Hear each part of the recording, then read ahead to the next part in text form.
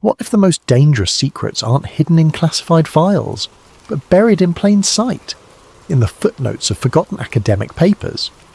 What if the government's most classified unit wasn't studying aliens at all, but something far more terrifying? Something that's been manipulating human belief since the dawn of civilization itself? Before we dive into tonight's story, I want to give a shout out to Jeffernan 1772 for suggesting this incredible topic. Your video ideas keep sleep theories going, so please drop your suggestions in the comments below, and if you're enjoying these deep dives into the unknown, make sure to hit that like button and subscribe. Trust me, you won't want to miss what's coming next. Now let's talk about the Collins Elite, and why they might be the most important government program you've never heard of. I wasn't looking for UFOs, I was looking for a way to pay rent. The gig economy had chewed me up and spit me out more times than I cared to count. Web design, freelance writing, even a brief stint delivering food, nothing stuck. But when Dr. Martinelli at the university offered me work as a research assistant, scanning old theological dissertations for the digital archive, I jumped at it. $25 an hour to sit in a quiet library basement, copying dusty Latin passages and obscure biblical references that nobody had touched in decades. It wasn't glamorous, but it paid the bills. The work was mind-numbing mostly. Endless pages of theological debates from the 1950s and 60s, written by seminary students who were probably dead by now. The Augustinian interpretation of angelic hierarchies, post-war perspectives on demonic manifestation, scriptural analysis of divine intervention in modern context. Heavy stuff, but about as exciting as watching paint dry. I'd been at it for 3 months when I found the reference that changed everything. It was October, around 2 a.m. I was halfway through a 1963 thesis titled Angelic Manifestations in Modern Times, 324 pages of dense theological argumentation by a seminarian named Marcus Whitmore. The kind of paper that made me question every life choice that had led me to that basement. I was scanning page 187, a particularly dry section about contemporary witness testimony, when a footnote caught my eye. It wasn't the content that stopped me, it was the context. The main text was discussing reports of luminous beings witnessed by various clergy members throughout the 1950s. Standard religious stuff, the kind of mystical experiences that show up in seminary papers all the time. But the footnote read, "For governmental perspective on similar phenomena, see Collins Elite Memorandum 1957, classification status unknown." I stared at that line for a full minute. It was cited like a real source, with the matter-of-fact tone of academic reference. No explanation, no context, just there. The problem was, this wasn't a section about government or politics. It was about angels. And the thesis was written by a seminary student, not a political science major. So why was he referencing what sounded like a classified government document in the middle of a paper about divine manifestations? I made a note and kept scanning, but the reference nagged at me. Collins Elite. It sounded official, maybe military. But why would a religious scholar in 1963 have access to classified material? And why would he cite it so casually, as if his readers would know what he was talking about? The next day, I couldn't concentrate on my assigned documents. Instead, I found myself searching the university's digital catalogue for any mention of Collins Elite. Nothing came up in the main database, but I had access to some of the restricted theological archives through Dr. Martinelli's login credentials. That's where I found the second reference. It was in a 1959 lecture transcript from a Catholic seminary in Maryland. The speaker was Father Benedict Toretti, discussing unusual spiritual encounters in the post-war era. Most of the lecture was standard theological fare, but near the end, during what appeared to be an informal Q&A session, someone asked about government interest in religious phenomena. Father Toretti's response was brief but loaded. There are those in Washington who understand that not all mysteries can be solved with science. The Collins Elite represents a different approach to certain questions, but we must be careful not to mistake understanding for wisdom or documentation for truth. The transcript noted uncomfortable silence after this comment, and the lecture ended shortly thereafter.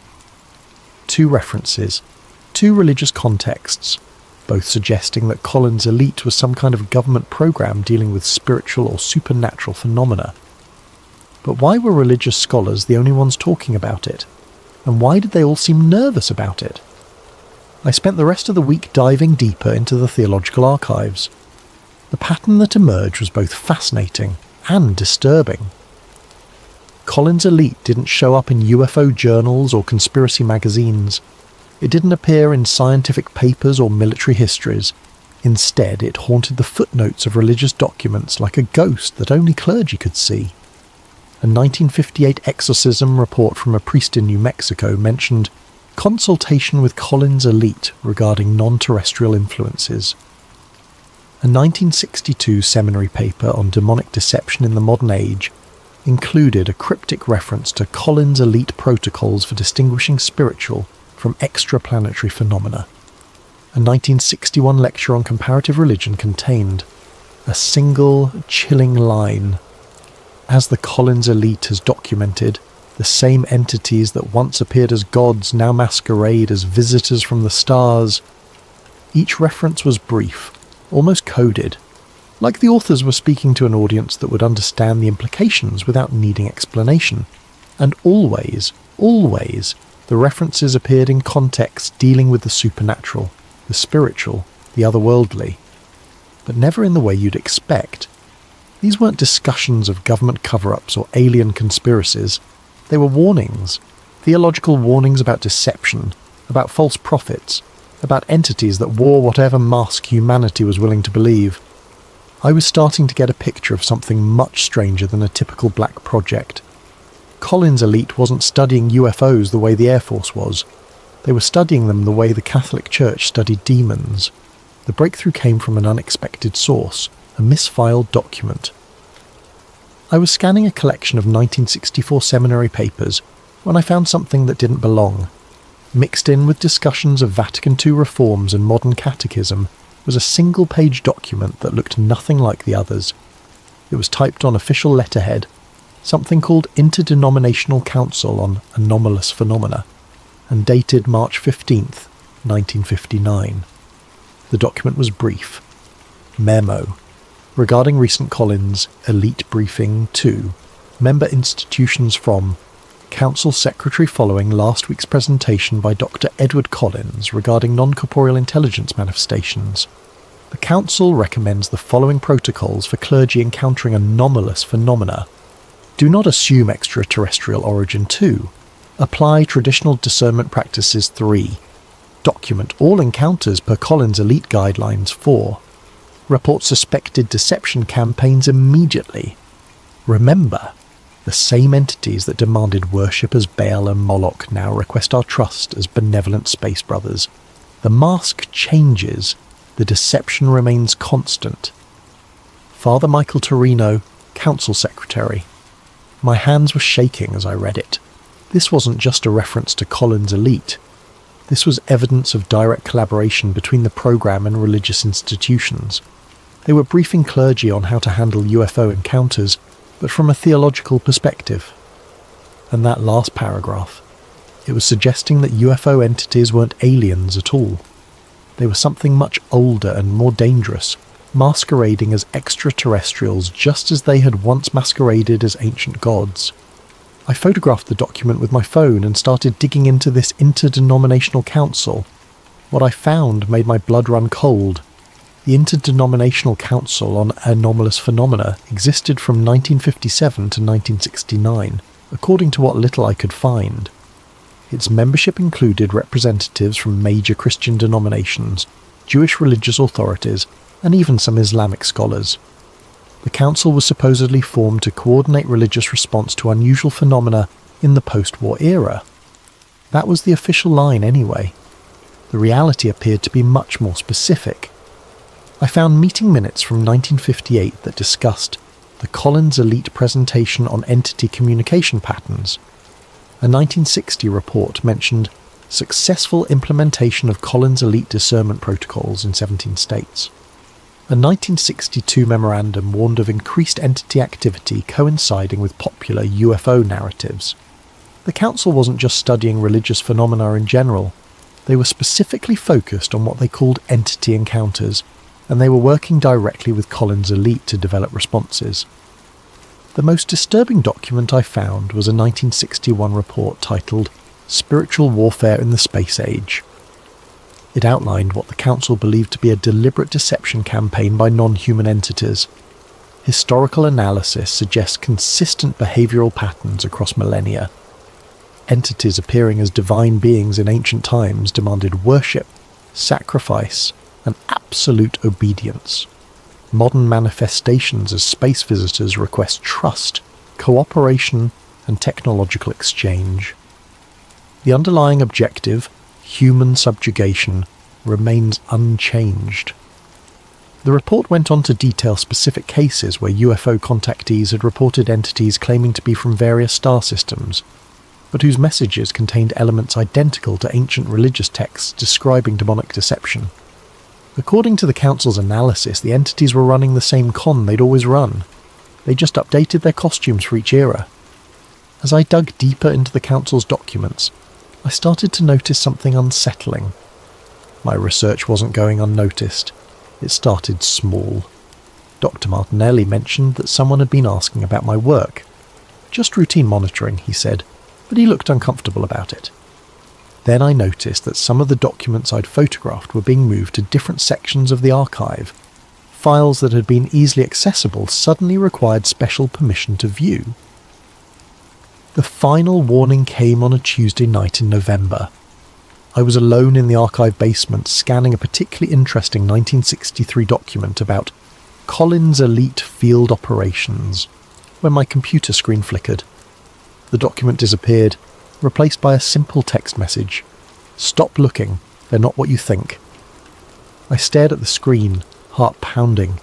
Someone was monitoring my research in real time. Someone with access to the university's network, and probably a lot more than that. I should have stopped then. Any reasonable person would have backed off, found a different job, maybe moved to a different city. But I wasn't reasonable anymore. I was obsessed, and besides, whoever was watching had just confirmed that I was onto something real. I replied by typing into the same text box that had appeared on my screen. "Then what are they?" The response came immediately. "They've worn every mask we've ever worshipped." The screen flickered again, and the message disappeared. But the implication was crystal clear. Collins' elite wasn't just studying UFO entities. They'd concluded that these entities were the same beings that had manipulated human religious belief throughout history. Ancient gods, modern aliens, same entities, different costumes. After the warning, access to documents became nearly impossible. Files went missing. Archives were suddenly under renovation. Dr. Martinelli stopped returning my emails. It was clear that my research had triggered some kind of response from whoever wanted Collins' elite to remain buried. But I'd already seen enough to piece together the broad outline of their doctrine. Collins' elite appeared to be a small classified unit within the US government that approached the UFO phenomenon from a religious rather than scientific perspective. Based on the scattered evidence I'd found, their core beliefs seemed to be UFO entities were not extraterrestrial visitors. They were the same non-corporeal beings that had interacted with humans throughout history. These entities had consistently masqueraded as whatever humans were most likely to worship or trust. Their ultimate goal was the spiritual subjugation of humanity. The modern UFO phenomenon was simply their latest deception campaign. The unit apparently worked closely with religious leaders to develop protocols for identifying and resisting entity influence. They studied religious texts not for historical interest, but for tactical intelligence about entity behaviour patterns. They viewed exorcists and clergy as frontline personnel in a spiritual war that most people didn't even know was happening. Most disturbing of all, they seemed to believe they were losing. My research into Collins' elite had taken nearly 6 months, and by December I was running out of leads. The documents had dried up, my access was severely restricted, and I was starting to wonder if I'd ever find anything more concrete than footnotes and oblique references. That's when I decided to look at modern UFO phenomena through the Collins Elite lens. What I found was terrifying in its consistency.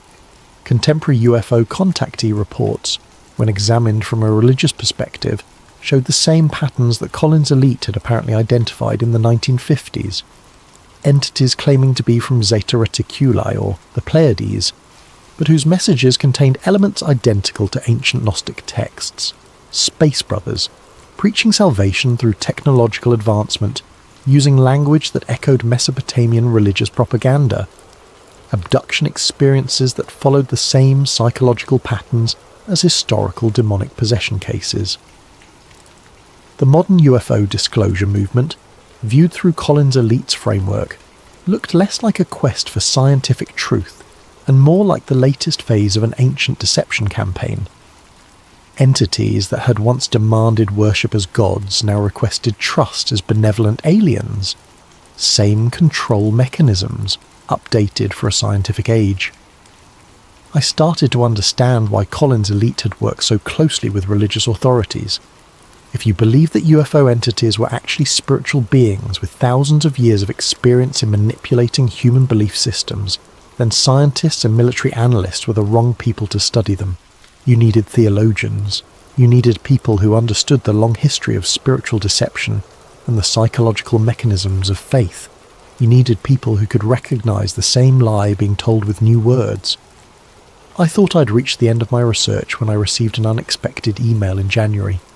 The sender was listed as archive.recovery@gmail.com, obviously a throwaway account. The message was brief. You've been asking the right questions. Room 847, basement level, manuscript collection.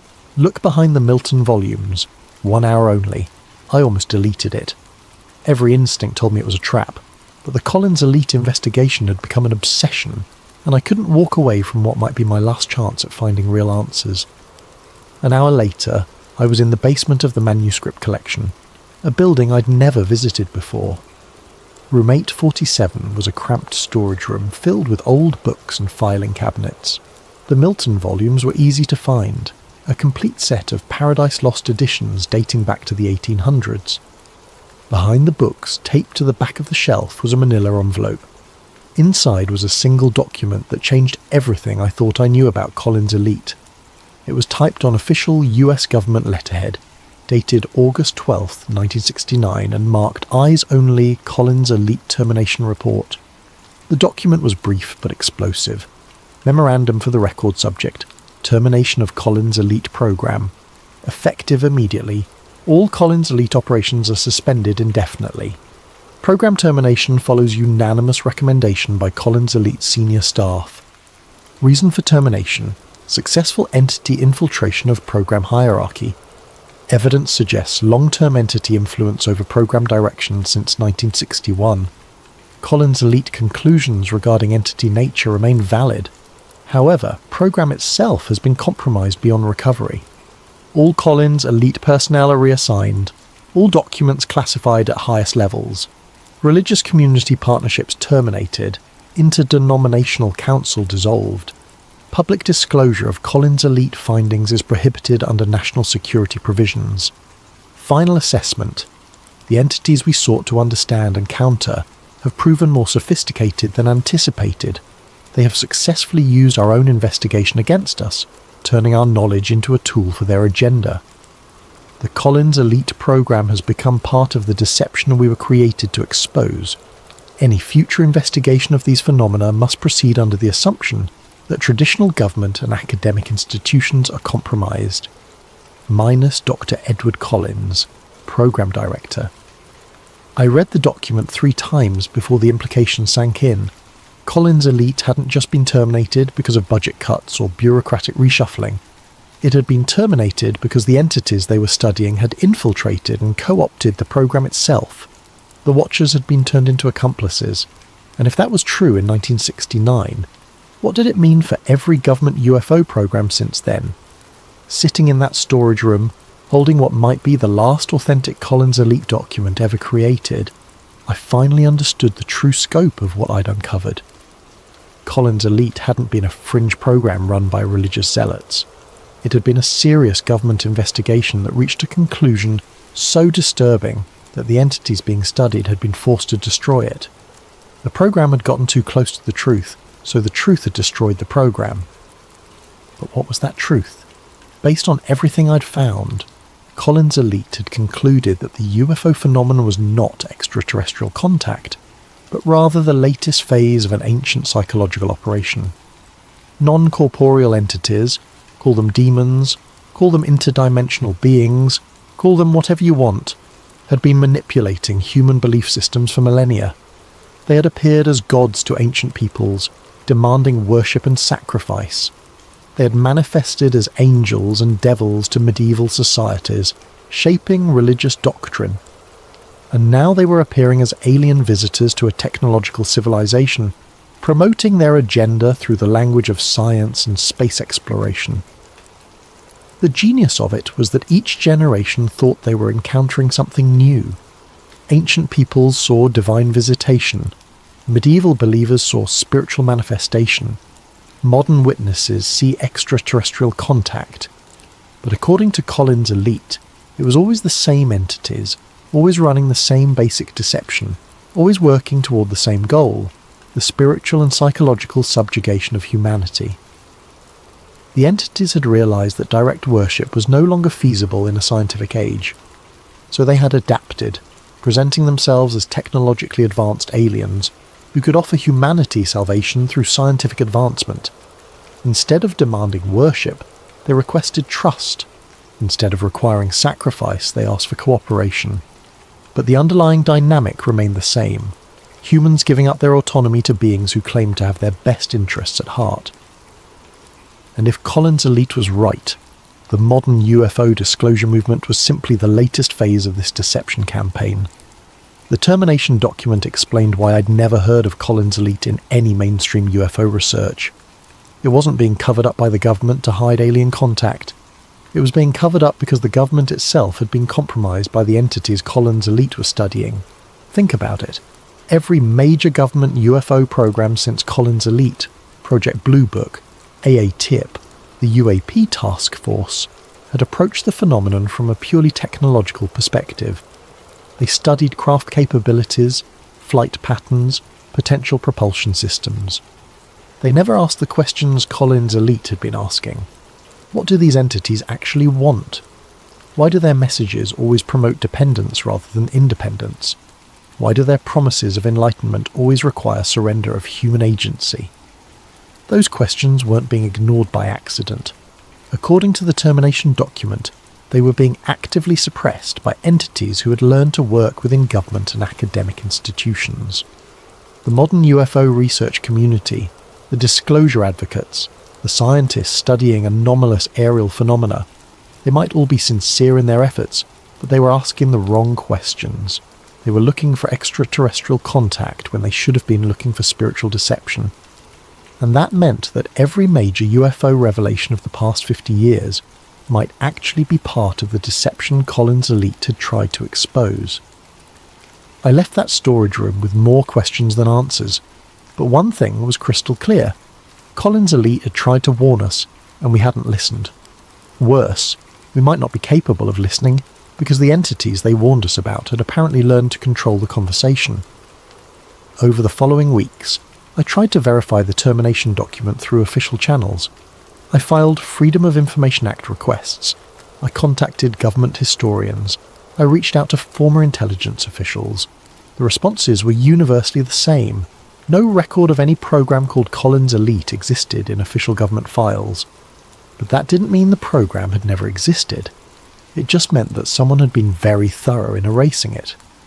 The more I thought about it, the more the Collins' Elite scenario made sense of things that had always bothered me about the UFO phenomenon. Why did entity messages always promote technological dependence rather than spiritual development? Why did alien contact always require humans to abandon their traditional belief systems? Why did every promised revelation turn out to be just another layer of mystery? According to Collins' Elite, it was because the entities weren't trying to enlighten us. They were trying to control us. and the best way to control a technologically advanced species was to convince them that salvation could only come through higher technology, provided by beings who claimed to have humanity's best interests at heart, the ancient formula updated for a scientific age.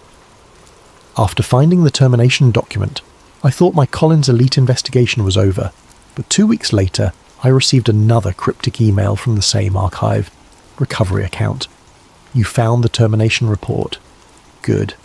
Now find the real archive. Dr. Elena Rodriguez, Georgetown University Theology Department. Tell her Marcus sent you. I almost ignored it.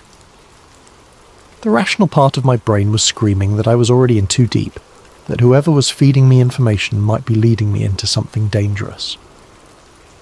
But the name Marcus rang a bell. Marcus Whitmore, the author of that first 1963 thesis where I'd found the Collins Elite reference. Could he still be alive? Dr. Rodriguez's office was in a converted Victorian house on the Georgetown campus, tucked between the main theology building and an old chapel. When I mentioned that Marcus had sent me, her reaction was immediate and alarming. She locked her office door, closed the blinds, and pulled out a device I later learned was a radio frequency detector. 62 years, she said quietly, sweeping the device around the room. 62 years Marcus has been waiting for someone to follow the trail far enough to find him. He's 91 years old and still afraid they're listening. Dr. Rodriguez led me through a maze of basement corridors beneath the theology building to a climate-controlled storage room I never could have found on my own. Inside, Marcus Whitmore sat surrounded by filing cabinets that looked like they'd been moved there decades ago. He was ancient, but his eyes were sharp and alert. "You're the one asking about Collins Elite," he said. It wasn't a question. "Eleanor tells me you found the termination report. That means they decided you were ready." They? The survivors, the ones who got out before the infiltration was complete. He gestured to the filing cabinets around us. "We've been maintaining our own archive for over 50 years. Everything the government tried to bury, we preserved. What Marcus showed me over the next 6 hours changed everything I thought I knew about Collins Elite, and about the scope of the deception they had uncovered. Collins Elite hadn't begun as a government program at all. It had started in 1947 as an informal network of military officers, intelligence analysts and religious scholars who were disturbed by early UFO reports. What bothered them wasn't the craft themselves, but the messages being delivered by the entities inside them. The contactee movement was just getting started, Marcus explained, pulling out files from the late 1940s. George Adamski, Daniel Fry, Truman Bethurum, all these people claiming contact with benevolent space brothers. But when you analysed their messages from a theological perspective, they weren't promoting human spiritual development. They were promoting dependence. The early Collins Elite had conducted detailed analyses of contactee messages and found disturbing patterns. The entities consistently promoted several key themes: the inadequacy of human religion, the necessity of technological advancement, the benefits of surrendering human decision-making to superior beings, and the dangers of independent spiritual development. It was the same psychological framework used by every cult in history, Dr. Rodriguez added. Isolate the subject from their support systems, convince them that traditional sources of guidance are inadequate, then position yourself as the only reliable source of truth. But Collins Elite's analysis went deeper than simple cult mechanics. They had identified specific linguistic and conceptual patterns that appeared across different contactee cases, patterns that matched historical accounts of demonic deception dating back thousands of years. Marcus showed me a 1952 analysis comparing Adamski's alleged conversations with Venusian beings to transcripts from 16th century witch trials. The parallels were undeniable: the same promises of secret knowledge, the same dismissal of conventional morality, the same emphasis on the chosen status of the contactee. That's when we knew we were dealing with something ancient, Marcus said. These weren't aliens from space. They were the same entities that had been manipulating human belief systems since the beginning of recorded history. By 1957, Collins Elite had attracted official government attention. The CIA and military intelligence were struggling to understand the UFO phenomenon from a technological perspective, but Collins Elite was approaching it from an entirely different angle. and getting results. We could predict contactee behaviour patterns, Dr. Rodriguez explained.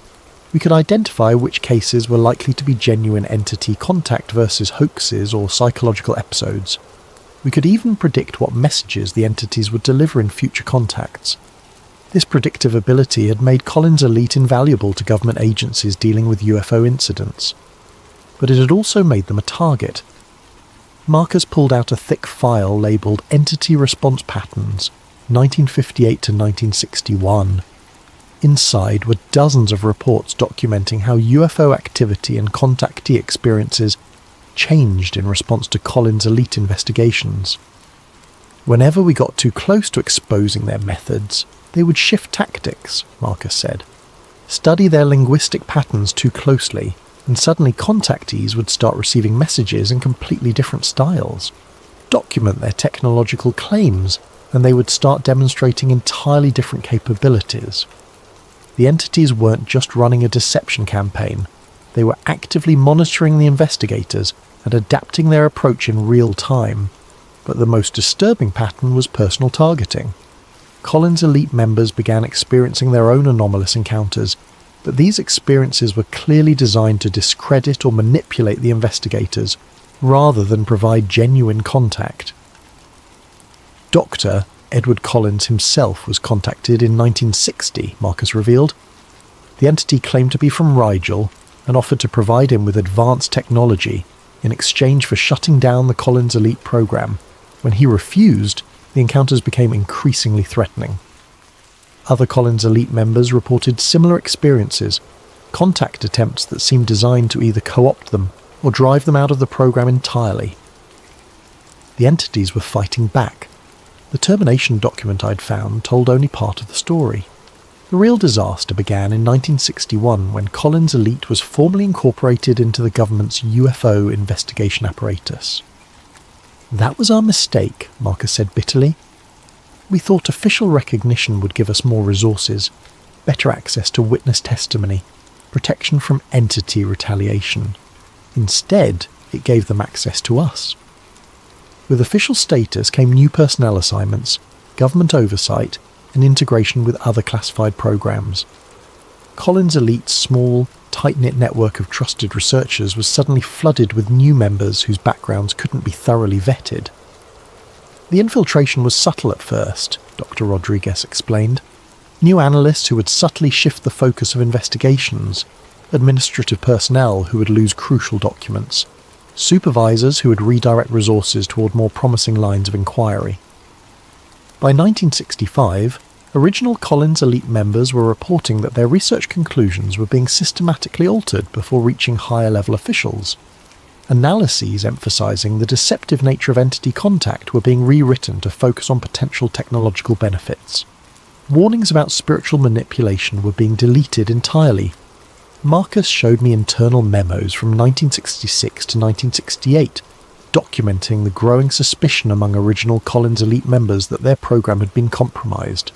They began conducting parallel investigations using secure channels, trying to determine whether the infiltration was the result of foreign intelligence operations, bureaucratic incompetence, or something more sinister. By 1968, we had our answer, Marcus said grimly. It was the entities themselves. They had learned to work through human intermediaries, people who might not even be consciously aware that they were being influenced. The evidence was subtle but damning. New Collins Elite personnel consistently made decisions that served entity interests, redirecting investigations away from deception analysis, promoting contactees who delivered pro-entity messages, suppressing research that exposed manipulation tactics. The final proof came when Dr. Collins tried to present his findings to the Defense Intelligence Agency in 1969, Dr. Rodriguez said. His presentation was completely rewritten between the time he submitted it and the time it was delivered. Instead of warning about entity deception, it recommended increased cooperation with UFO intelligences. That was when the original Collins Elite members realized their program had been completely subverted. The Watchers had become the Watched, and the Watched had become the Watchers. Rather than fight a battle they couldn't win within government channels, the original Collins Elite members made a radical decision. They would fake the program's termination while secretly continuing their research through private channels. The termination report you found was genuine, Marcus explained, but it wasn't the end of Collins' elite. It was the beginning of the real investigation. Using their existing contacts within religious institutions, academia and government, the Collins elite survivors established a covert network for continuing their research. They couldn't publish their findings or seek official recognition, but they could continue gathering evidence and developing their understanding of the entity deception campaign. "We've been operating continuously for over 50 years, Dr. Rodriguez said, documenting entity activity, analysing their evolving strategies, tracking their infiltration of various institutions. The underground Collins elite had identified several key developments since 1969. The entities had largely abandoned individual contactee operations in favour of influencing institutions directly. Rather than delivering messages through isolated individuals who could be easily dismissed, they were now working through respected scientists, government officials and religious leaders. They had also shifted their primary narrative from spiritual enlightenment to technological salvation. Instead of promising cosmic consciousness or spiritual advancement, they were now focusing on environmental solutions, clean energy, and space exploration. Most significantly, they had begun preparing for mass disclosure rather than gradual revelation. The underground Collins elite believed this represented the final phase of a deception campaign that had been in development for decades. Marcus and Dr. Rodriguez walked me through 50 years of documented entity influence on human institutions. The pattern was consistent but sophisticated. Entities never directly controlled human behaviour, but they influenced it through carefully orchestrated synchronicities, technological inspirations, and strategic information releases. "Look at the development of computer technology," Dr. Rodriguez said, showing me files documenting unusual technological leaps in electronics and computing since the 1960s. Every major breakthrough happened shortly after UFO encounters involving personnel who were in positions to influence research directions. The entities weren't providing blueprints or direct technological assistance. Instead, they were inspiring specific lines of research, guiding human scientists toward discoveries that served long-term entity interests.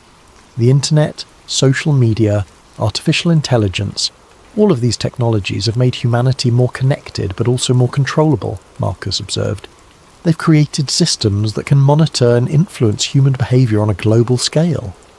According to underground Collins elite analysis, the entities had been systematically encouraging the development of technologies that would make mass psychological manipulation easier, while simultaneously making individual privacy and independence more difficult. But the most disturbing revelation was their analysis of the modern UFO disclosure movement itself. Every major disclosure advocate, every government whistleblower, every scientist calling for serious UFO research, we've documented anomalous encounters in their backgrounds, Dr. Rodriguez said. They're not consciously working for the entities, but they're all promoting the same basic narrative, that UFO contact is inevitable, beneficial, and should be embraced rather than resisted.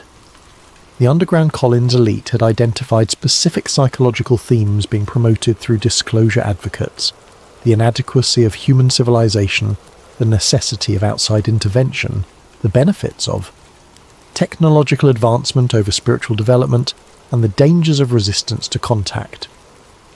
It's the same message the contactees were delivering in the 1950s, Marcus said, just delivered through more credible sources and backed by more sophisticated evidence. According to the underground Collins elite's analysis, the current disclosure campaign was preparation for something unprecedented: open entity contact with humanity as a whole, rather than selected individuals. They've spent 70 years testing human responses, refining their approach, identifying the most effective manipulation strategies, Dr. Rodriguez explained. Now they're ready to scale up. The evidence they showed me was circumstantial but compelling. Government UFO programs consistently focused on technological aspects while ignoring behavioral and psychological elements. Scientific studies of anomalous phenomena emphasized physical measurements, while dismissing witness testimony about entity motivations. Media coverage promoted wonder and excitement about potential contact, while discouraging analysis of entity intentions. They're engineering consent, Marcus said, creating a cultural context where open contact will be seen as humanity's graduation to a higher level of existence rather than submission to a superior intelligence. The underground Collins elite believed that formal contact would be presented as humanity's invitation to join a galactic community, with entities offering technological solutions to environmental problems, social conflicts, and resource limitations. The offer would seem generous, beneficial, and desperately needed. But according to their analysis, acceptance would come with costs that wouldn't become apparent until it was too late. The gradual replacement of human decision-making systems with entity-guided alternatives, the erosion of individual agency in favour of collective efficiency, and the redefinition of human spiritual development to align with entity objectives. It won't feel like conquest, Dr. Rodriguez said. It will feel like salvation, right up until the moment humans realise they've traded their freedom for security, and they're no longer capable of making that trade in reverse. After hours of reviewing evidence and analysis, I asked the obvious question. If the underground Collins elite was right about entity intentions, what could be done to counter them? Marcus and Dr. Rodriguez exchanged glances before Marcus answered carefully. Individual resistance is possible but difficult, he said. The entities rely on collective consent and institutional cooperation.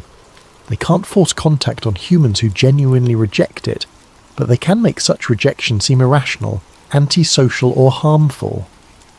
The underground Collins elite had developed what they called spiritual inoculation, techniques for recognizing and resisting entity influence. These included traditional religious practices like prayer and meditation, but also more analytical approaches, questioning the source and motivation behind any message promoting dependence, examining whether proposed solutions increased or decreased human agency, and maintaining strong connections to human community and traditional wisdom. The entities are masters of isolation and dependency, Dr. Rodriguez explained. Their influence is weakest when humans are connected to each other and to their own spiritual traditions, and strongest when individuals feel cut off from community and traditional sources of guidance. But individual resistance wouldn't be enough if the entities succeeded in achieving mass consent for contact. The underground Collins elite believed that their most important function was preserving and disseminating knowledge about entity deception methods, so that future generations would have the tools needed to recognize and resist manipulation. That's why we've maintained this archive, Marcus said, and why we're sharing it with you now. The disclosure campaign is accelerating, and we may not have much time left to prepare people for what's coming. As I write this, the UFO disclosure movement is reaching a crescendo. Government officials are admitting that anomalous aerial phenomena are real. Military personnel are testifying about encounters with craft displaying impossible capabilities. Scientists are calling for serious study of the phenomenon. The public is being prepared for some kind of revelation. But if Collins' elite was right, that revelation might be the culmination of a deception campaign that began thousands of years ago. Think about how perfectly the current disclosure narrative fits the Collins elite framework. We're being told that non-human intelligence has been monitoring humanity, that these beings possess technology that could solve our energy and environmental problems, that contact is inevitable and potentially beneficial. We're being encouraged to view disclosure as a positive development, a step forward in human evolution. But what if it's actually the final step in a plan that began when the first human looked at the sky and wondered if the gods were watching? The entities Collins' elite studied had thousands of years to perfect their understanding of human psychology. They knew that direct domination would eventually fail, that humans would rebel against obvious tyranny, but they also knew that humans could be convinced to surrender their autonomy willingly, if the surrender was framed as enlightenment or advancement. The promise of godhood had worked for ancient peoples. The promise of salvation had worked for medieval societies. And the promise of technological transcendence might be working on us right now.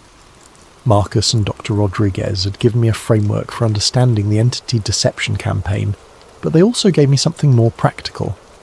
A list of specific indicators that the final phase was beginning. We've been tracking these markers for decades, Dr. Rodriguez explained, showing me a comprehensive timeline of predicted developments. When all of them align, it means the entities believe humanity is ready for open contact. The first indicator was mainstream media normalization of UFO phenomena, not just reporting on UFO incidents, but actively promoting the idea that contact would be beneficial. According to their analysis, this phase had begun in earnest around 2017 and was accelerating rapidly. The second indicator was government disclosure of UAP reality without disclosure of government conclusions about entity intentions. They're admitting the phenomena are real, while carefully avoiding any discussion of what the entities actually want, Marcus noted. This creates public curiosity without public wariness. The third indicator was increased entity activity designed to demonstrate technological superiority while maintaining plausible deniability. The recent UAP videos released by the Pentagon fit this pattern perfectly. Clear evidence of advanced technology, but no direct communication or obvious threat.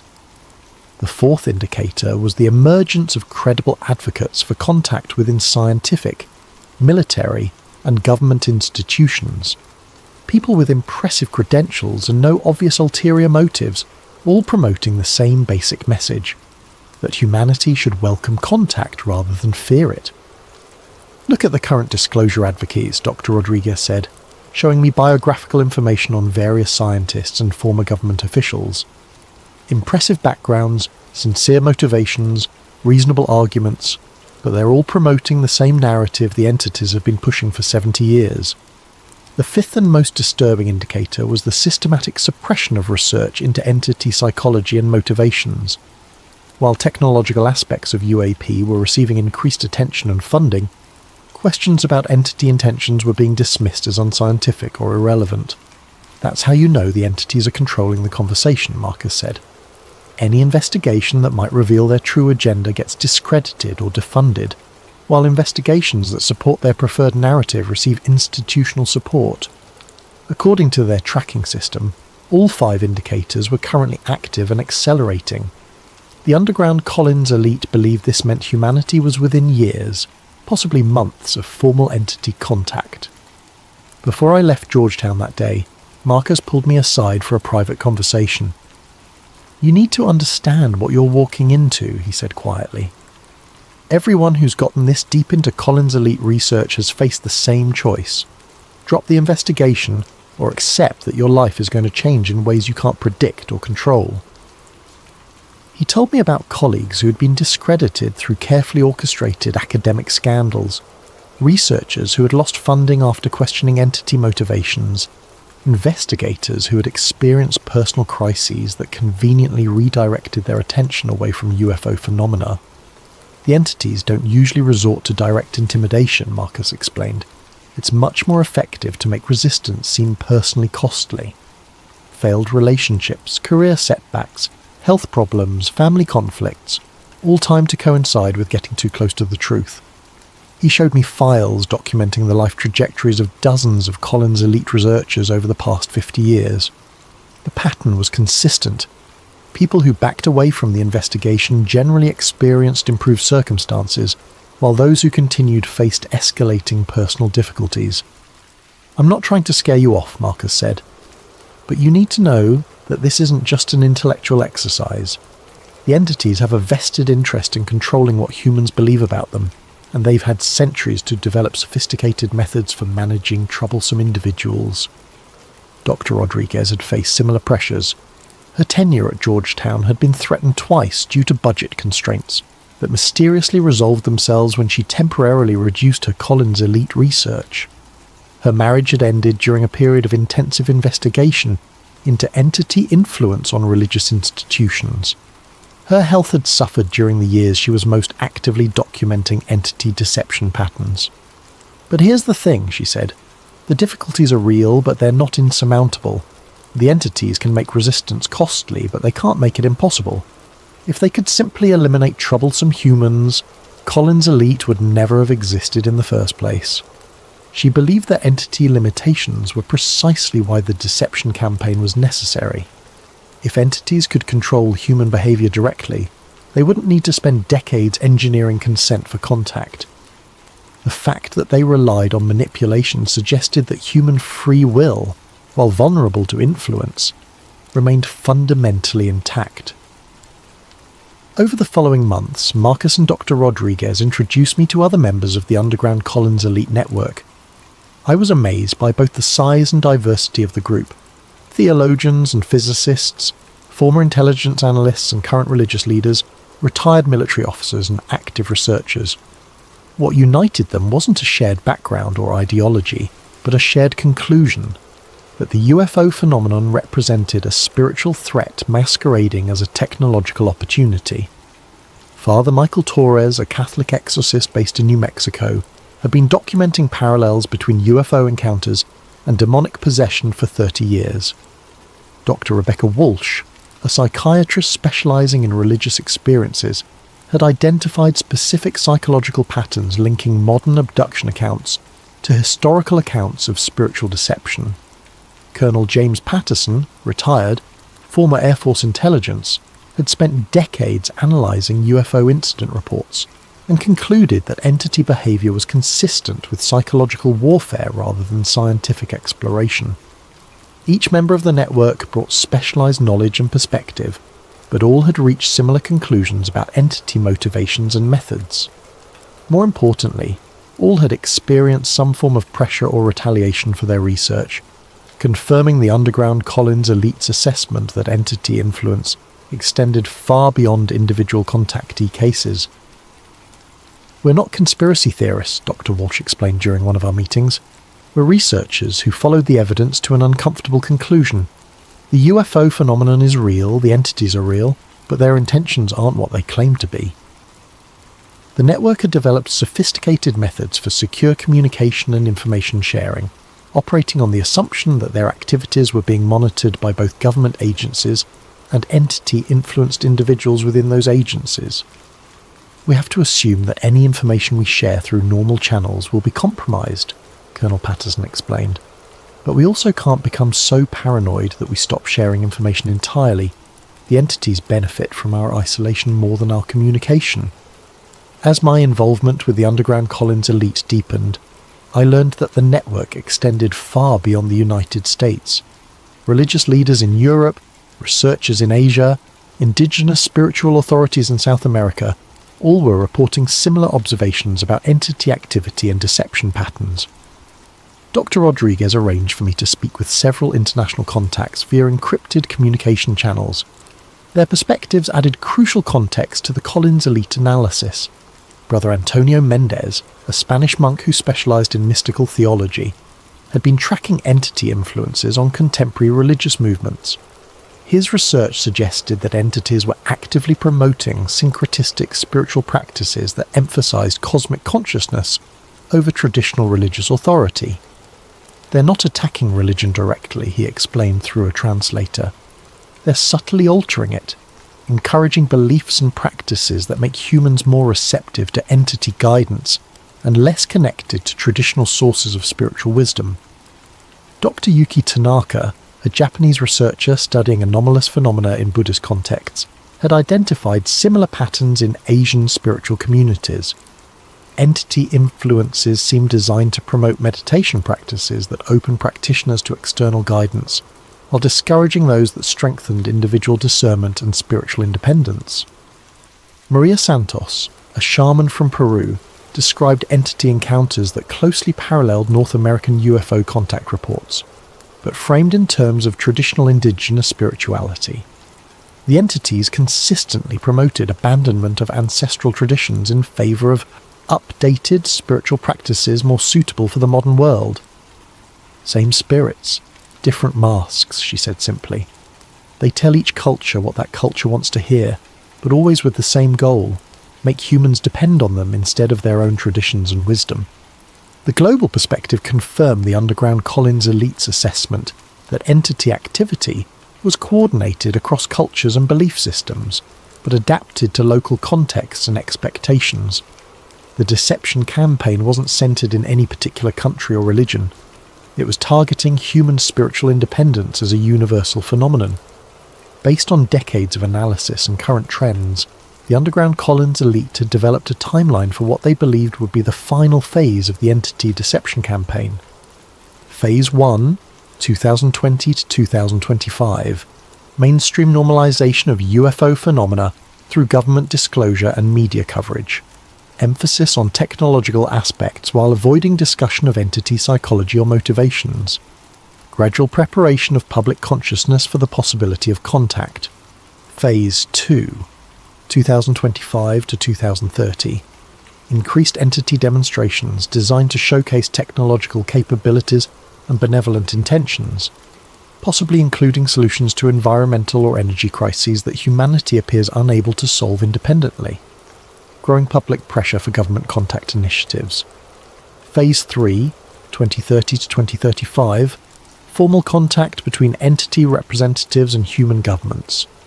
Presentation of comprehensive assistance packages addressing climate change, resource depletion, social conflicts and technological limitations. Initial agreements for limited cooperation and information exchange. Phase 4, 2035 to 2040. Gradual integration of entity guidance into human decision-making systems. Replacement of traditional political, economic and social structures with entity-recommended alternatives.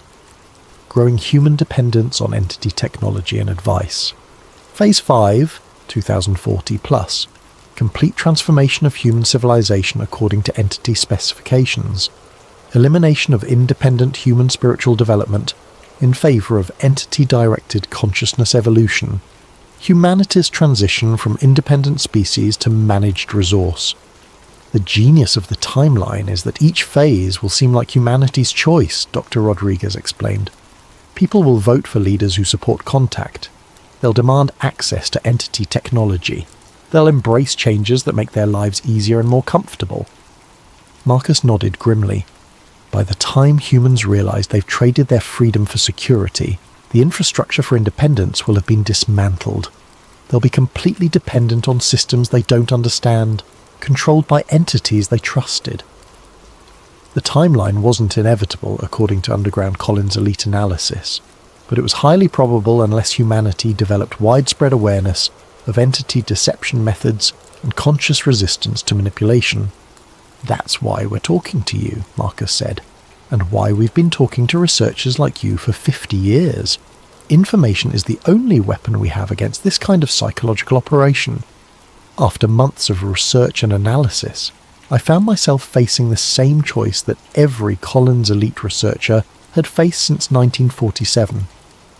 Accept the implications of what I'd learned, or find a way to dismiss it as paranoid speculation. The evidence was circumstantial but extensive. The pattern was consistent but complex. The implications were staggering but difficult to prove conclusively, and the personal costs of continued investigation were becoming increasingly apparent. My freelance work had dried up mysteriously. Dr. Martinelli had stopped returning my calls after someone complained about my misuse of university resources. My relationship was suffering under the strain of the long hours spent on research I couldn't fully explain. My sleep was disrupted by dreams that felt more like memories of conversations I'd never had. But I also couldn't ignore what I'd learned. If Collins' elite was even partially correct, then humanity was walking into the most sophisticated trap in recorded history. And if that trap succeeded, future generations would live in a world where human independence was not just restricted, but literally unthinkable. The choice, ultimately, was between personal comfort and collective responsibility, between individual security and species survival, between the easy path of accepting official narratives and the difficult path of questioning everything I thought I knew about humanity's place in the universe. I chose to continue the investigation. It's been 6 months since my first meeting with Marcus and Dr. Rodriguez, and I'm no longer the same person who stumbled across that footnote in a theological dissertation. The evidence I've gathered has convinced me that Collins' elite was not only real, but correct in their fundamental assessment of the UFO phenomenon. We are not being visited by benevolent space brothers seeking to help humanity evolve to a higher level of consciousness. We are being manipulated by entities that have been perfecting deception techniques for millennia, entities that view humanity as a resource to be managed rather than a species to be assisted. The current UFO disclosure movement, whatever the sincere intentions of its individual advocates, is serving entity interests by preparing humanity to welcome contact rather than question it. The technological solutions being offered through various contact scenarios are not gifts, but baits in an elaborate trap that will close once humanity becomes dependent on entity guidance. And the most terrifying aspect is that it's working exactly as planned. Public opinion is shifting in favour of contact. Government agencies are admitting UFO reality while avoiding UFO psychology. Scientific institutions are studying technological aspects while ignoring behavioural patterns. Religious leaders are embracing cosmic spirituality while abandoning traditional discernment practices. We are being prepared for our own subjugation, and we are enthusiastically participating in the preparation process. But knowledge of a deception campaign, even a sophisticated one, provides power to resist it. The entities Collins' elite studied were powerful and cunning, but they were not omnipotent. Their influence depended on human ignorance, isolation, and consent. When humans understood their methods and refused to cooperate, entity influence diminished significantly. The underground Collins elite has spent 50 years documenting entity weaknesses as well as their strengths. They've developed techniques for recognizing and resisting manipulation. They've maintained networks of communication and support that entity influence cannot completely penetrate, and most importantly, they've preserved knowledge that would otherwise have been lost or corrupted. That knowledge is now available to anyone willing to look for it, question official narratives, and think independently about humanity's future. The choice between freedom and security, between independence and dependence, between human agency and entity guidance remains open. But that choice won't remain open forever. According to every timeline the underground Collins elite has developed, we are rapidly approaching the point where collective consent for entity contact will make individual resistance increasingly difficult and ultimately ineffective. The time for choosing is now. The information needed to choose wisely exists, but it requires effort to find and courage to accept. The consequences of choosing poorly may be irreversible. 60 years ago, Collins' elite tried to warn us. Today, their successors are still trying. Whether humanity listens and whether we choose wisely remains to be seen, but the warning has been delivered. The evidence has been presented, the choice is ours. Maybe that's why you never hear their name in congressional hearings or disclosure reports, because Collins' elite wasn't warning us about aliens. They were warning us about faith in the wrong thing, and how easily it can damn us. The question isn't whether Collins' elite really existed. The question is whether they were right. And if they were right, then everything we think we know about the UFO phenomenon might be part of the very deception they tried to expose. The entities they described have had 60 years to perfect their strategy since Collins' elite was terminated. 60 years to learn how to work within our institutions, shape our research, and guide our conclusions. 60 years to make sure that when disclosure finally comes, we'll welcome it with open arms. Because that's what good servants do, they welcome their masters home. But servants can choose to be free. The question is whether they will make that choice while they still can. That's tonight's deep dive into the Collins elite, a story that challenges everything we think we know about the UFO phenomenon and asks uncomfortable questions about the nature of contact itself. What do you think? Was Collins' elite a real government program, or just an elaborate piece of disinformation? And either way, are the questions they were asking the ones we should be asking now? Drop your thoughts in the comments below, and don't forget to suggest topics for future episodes. Your ideas keep sleep theories going, and trust me, we've only scratched the surface of what's hidden in the footnotes of history. Until next time, sleep well and question everything.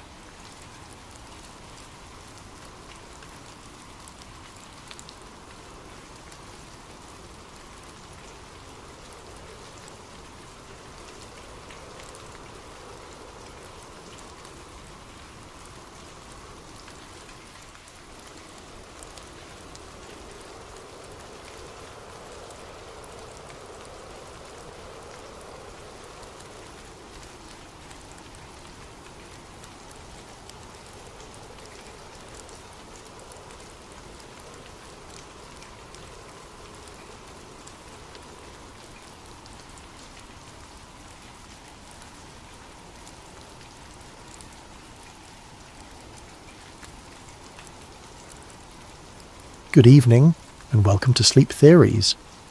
Before we dive into tonight's story, I'm curious about you, our listeners. How has your day been treating you? Are you winding down after a long day? Or perhaps you're on the other side of the world, just beginning your morning routine. What time is it where you are right now? And what corner of our vast planet are you calling home tonight? Whether you're listening from a bustling city apartment, a quiet countryside home, or somewhere in between, you're part of our global community of truth seekers and story lovers. If you're new to Sleep Theories, welcome aboard. And if you're a returning listener, thank you for coming back. Don't forget to subscribe if you haven't already. We have so many more mysteries to uncover together, and your subscription helps us bring these stories to light. Now, settle in, get comfortable, and prepare yourself for a tale that will make you question everything you thought you knew about one of history's most famous disasters. Tonight, we're going beneath the surface of the North Atlantic, not just to explore the wreckage of a legendary ship, but to uncover a conspiracy so massive, so carefully orchestrated, that it may have shaped the course of world history. This is the story of the Titanic switch, the theory that suggests the ship that sank on that fateful April night in 1912 was never the Titanic at all. April 14th, 1912. Picture this night in your mind. The North Atlantic stretches endlessly in every direction, a black mirror reflecting nothing but stars. There is no moon to illuminate the waters, leaving the ocean in an almost supernatural darkness. The temperature has dropped to just below freezing, and the sea is unusually calm, so still that veterans of these waters would later describe it as eerily unnatural. Cutting through this obsidian expanse is the largest moving object ever created by human hands. The RMS Titanic, all 882 feet of her, pushes through the water at nearly 23 knots. Her 4 massive smokestacks pierce the star-filled sky, sending columns of smoke and sparks into the night. From her decks, the warm glow of electric light spills out onto the water, creating the only source of illumination for miles in any direction. Inside this floating palace, over 2,000 souls are living what many believe to be their final hours, though they don't know it yet. In the first-class dining saloon, passengers in evening wear are finishing their 10-course dinner, completely unaware that they are dining aboard what will become history's most famous maritime disaster. The ship's orchestra plays ragtime melodies that drift through the corridors, mixing with the sound of laughter, conversation, and the ever-present thrumming of the engines deep below. Captain Edward Smith stands on the bridge, a veteran of the seas with 40 years of experience behind him. This is meant to be his final voyage before retirement, a triumphant capstone to a distinguished career. He has commanded ships for the White Star Line for decades, earning the nickname Millionaire's Captain for his skill in handling the luxury vessels that carry the world's elite across the Atlantic. Tonight he commands not just any ship, but the crown jewel of the White Star Line fleet, the unsinkable Titanic. But at 11:39 p.m. ship's time, everything changes in an instant. Frederick Fleet, the lookout stationed in the crow's nest, spots something emerging from the darkness ahead. Without the aid of binoculars, which, mysteriously, are locked away and unavailable to the lookouts that night, he strains his eyes against the blackness. What he sees sends ice through his veins. A massive iceberg, dark and silent, looms directly in the ship's path. "Iceberg right ahead," Fleet shouts into the telephone that connects him to the bridge. First Officer William Murdoch receives the warning and immediately orders hard a starboard and full astern. The helmsman spins the wheel, and the engine room receives the telegraph signal to reverse engines. For 37 seconds, the fate of over 2,000 people hangs in the balance as the massive ship begins to turn. But it's too late. The Titanic's starboard side scrapes along the iceberg with what survivors would later describe as a sound like thunder, though to many passengers it felt like nothing more than a slight shudder. Some passengers on the lower decks report chunks of ice falling onto the deck, and a few even gather pieces as souvenirs, joking about their close call with the ice. They have no idea that their ship is already doomed. Below the waterline, the iceberg has opened up the first 5 compartments of the ship's hull. The Titanic was designed to survive flooding in up to 4 compartments, but 5 is too many. Thomas Andrews, the ship's designer who was aboard for this maiden voyage, quickly calculates the mathematics of disaster. With 5 compartments flooding, the ship will inevitably sink by the bow, pulling the rest of the vessel down with her. "How long do we have?" Captain Smith asks Andrews. "An hour, 2 at most." And so begins one of the most studied, documented and debated disasters in human history. Over the next 2 hours and 40 minutes, the unsinkable ship will break apart and slip beneath the waves, taking with her over 1,500 souls. The survivors will tell stories of heroism and cowardice, of the band playing hymns as the ship tilted toward her grave, of the insufficient lifeboats and the icy water that killed most victims within minutes. This is the story we all know. This is the official narrative that has been told and retold for over a century. But what if everything we think we know about that night is wrong?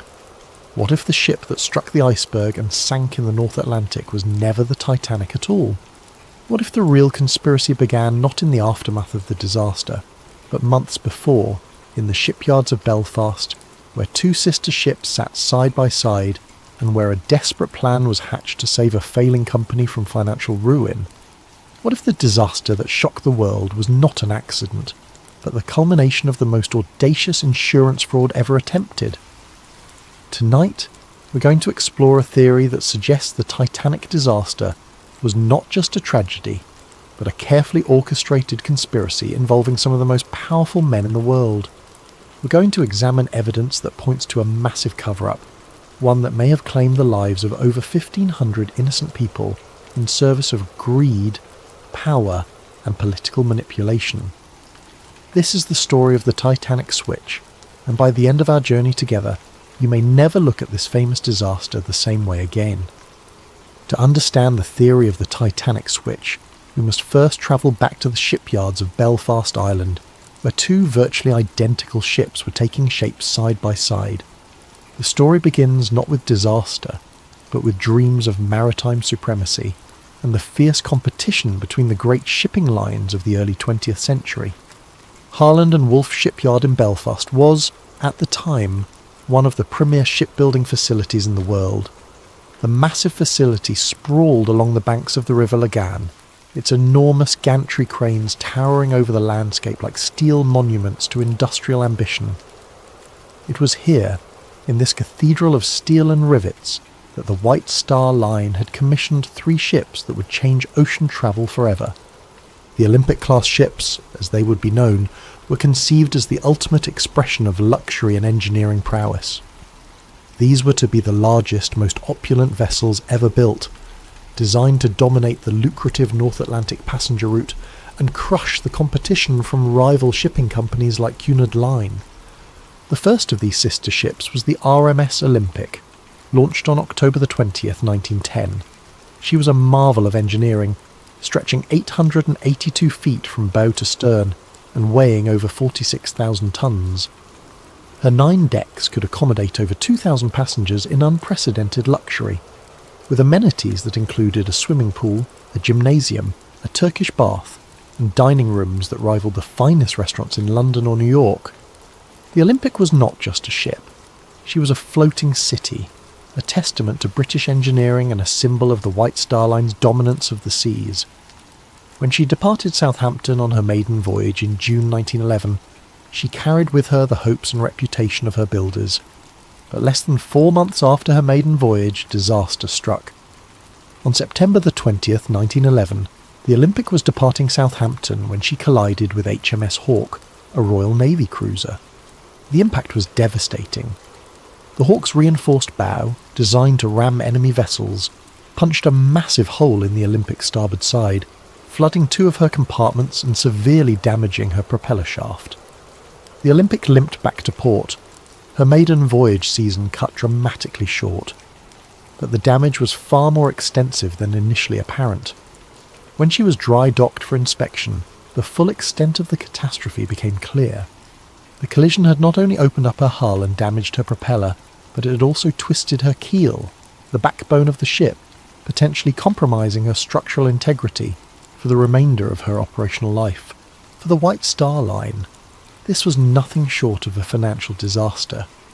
The The Olympic had cost over $7.5 million to build, an astronomical sum in 1911. Now she faced months of expensive repairs, and even after those repairs, questions would remain about her seaworthiness and insurability. But the problems went deeper than just the cost of repairs. The collision with HMS Hawke had occurred under circumstances that placed the Olympic at fault. Captain Edward Smith, yes, the same Captain Smith who would later command the Titanic on her fatal voyage, had been in charge of the Olympic when the accident occurred. The subsequent Admiralty Court inquiry found the Olympic to blame for the collision, meaning that the White Star Line would receive no insurance compensation for the damage. This left the company facing a nightmare scenario. They had an expensive ship that needed costly repairs, no insurance money to pay for those repairs, and serious questions about whether insurance companies would be willing to fully cover the vessel in the future. The Olympic had gone from being the crown jewel of the White Star Line fleet to a massive financial liability virtually overnight. Meanwhile, in the same Belfast shipyard where the Olympic was undergoing her repairs, work was proceeding on her sister ship, the RMS Titanic. The Titanic was planned to be virtually identical to her older sister, with only minor modifications and improvements. From a distance, even expert ship observers would have difficulty telling the two vessels apart.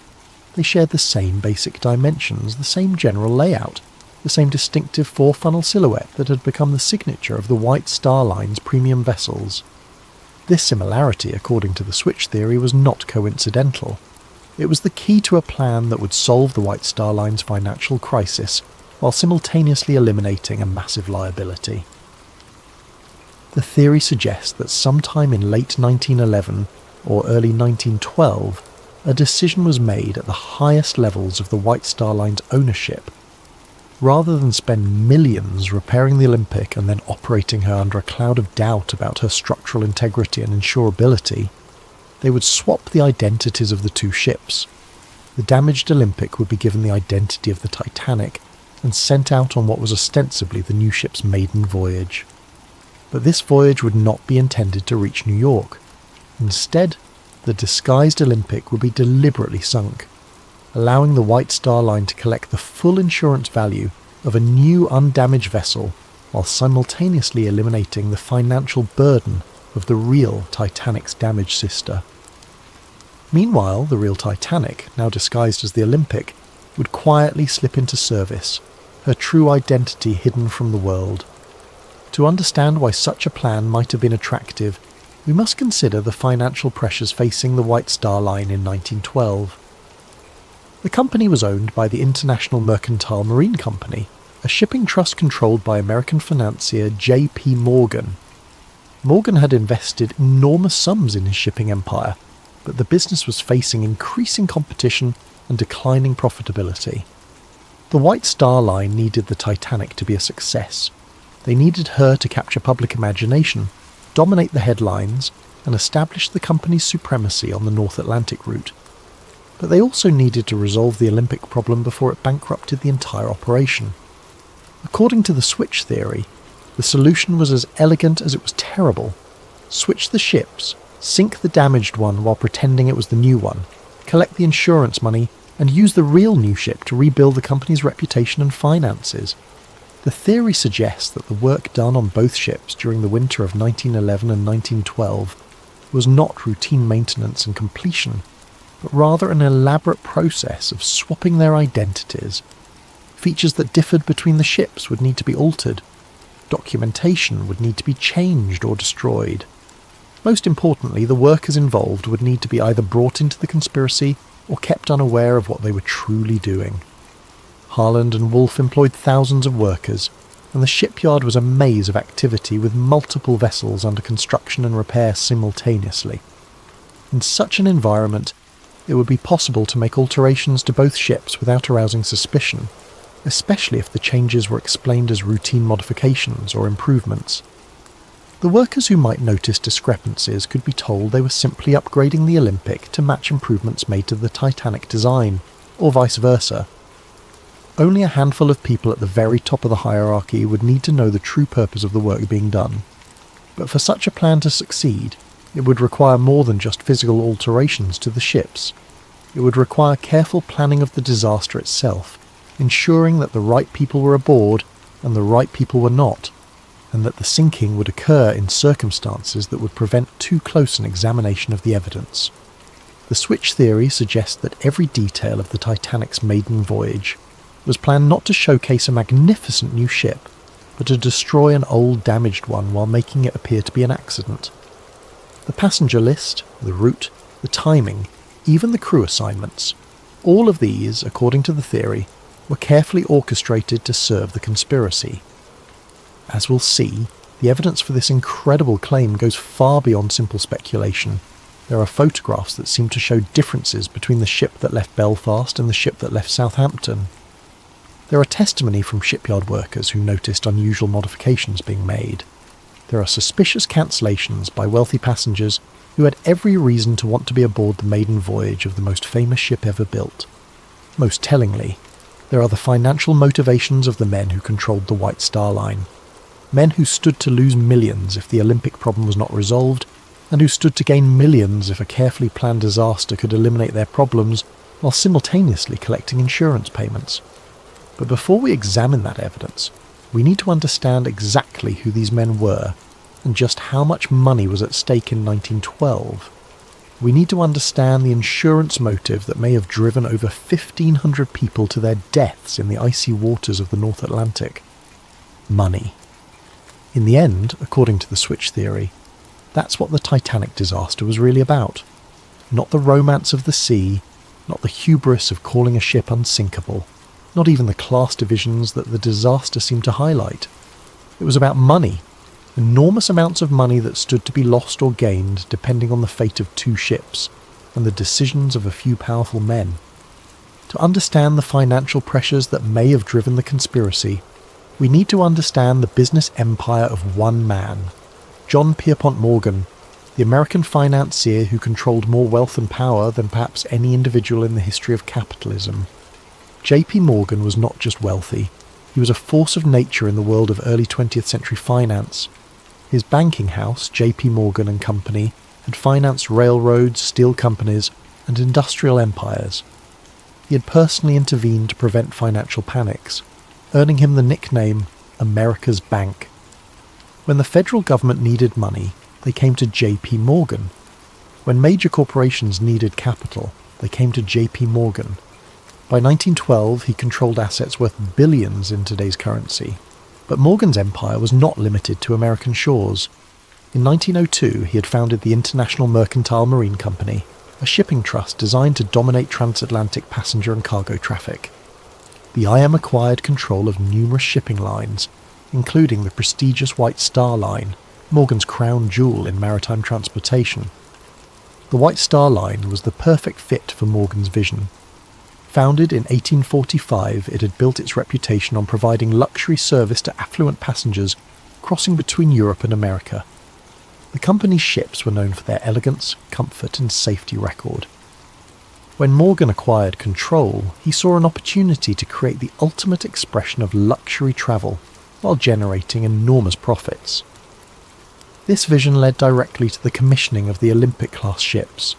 Morgan intended these vessels to be more than just transportation. They would be floating advertisements for the supremacy of his shipping empire. The Olympic, Titanic, and the planned third sister ship Britannic would capture the public imagination and establish IMM as the unquestioned leader in North Atlantic travel. The financial investment was staggering. Each ship cost approximately $7.5 million to build, roughly $200 million in today's currency. The Olympic alone represented an investment larger than the annual budget of many small nations. For the three ships combined, Morgan was risking an amount of money that could have funded a small war. But the potential profits were equally enormous. The North Atlantic passenger route was one of the most lucrative transportation businesses in the world. Wealthy Americans travelling to Europe for business or pleasure were willing to pay premium prices for luxury accommodations. European aristocrats and businessmen crossing to America represented another steady stream of high-paying customers. Immigrants seeking new lives in America provided volume traffic that, while individually less profitable, generated substantial revenue in aggregate. Morgan calculated that the Olympic-class ships would not only dominate this market but expand it. By offering unprecedented luxury and reliability, he could charge premium prices while attracting new customers who had never before considered ocean travel. The ships would pay for themselves within a few years and then generate enormous profits for decades to come. This was the dream. The reality, as we've seen, was somewhat different. When the Olympic collided with HMS Hawke in September 1911, Morgan's carefully calculated investment began to unravel. The ship that was supposed to be generating revenue was instead sitting in dry dock, requiring expensive repairs. Worse, the legal finding that the Olympic was at fault for the collision meant that insurance would not cover the costs of those repairs. But the problems went beyond just the immediate cost of fixing the damage. The Olympic's accident raised serious questions about the ship's design and safety. If one of these supposedly superior vessels could be so easily damaged in a collision with a smaller ship, what did that say about their construction? More importantly for Morgan's business model, what did it say about their insurability? Insurance was critical to the economics of ship operation. No shipping company could afford to operate vessels worth millions of dollars without comprehensive insurance coverage.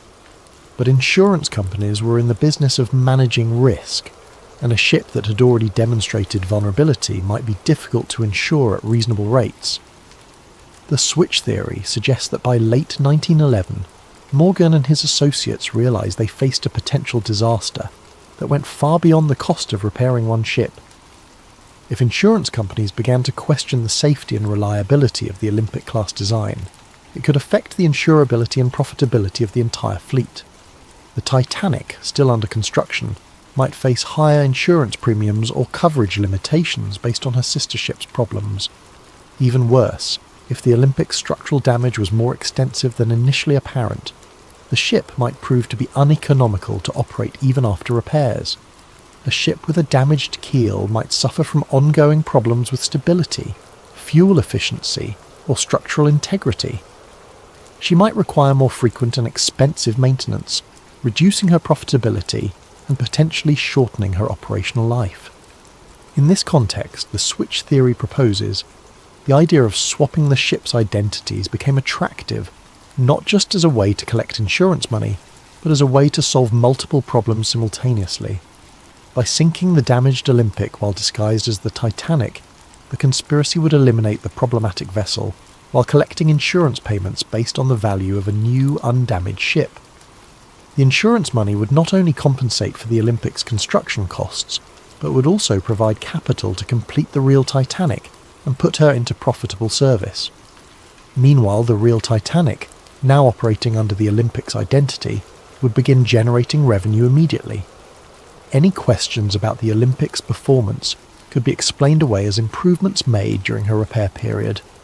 The beauty of the plan, from a financial standpoint, was that it transformed a major liability into a substantial asset.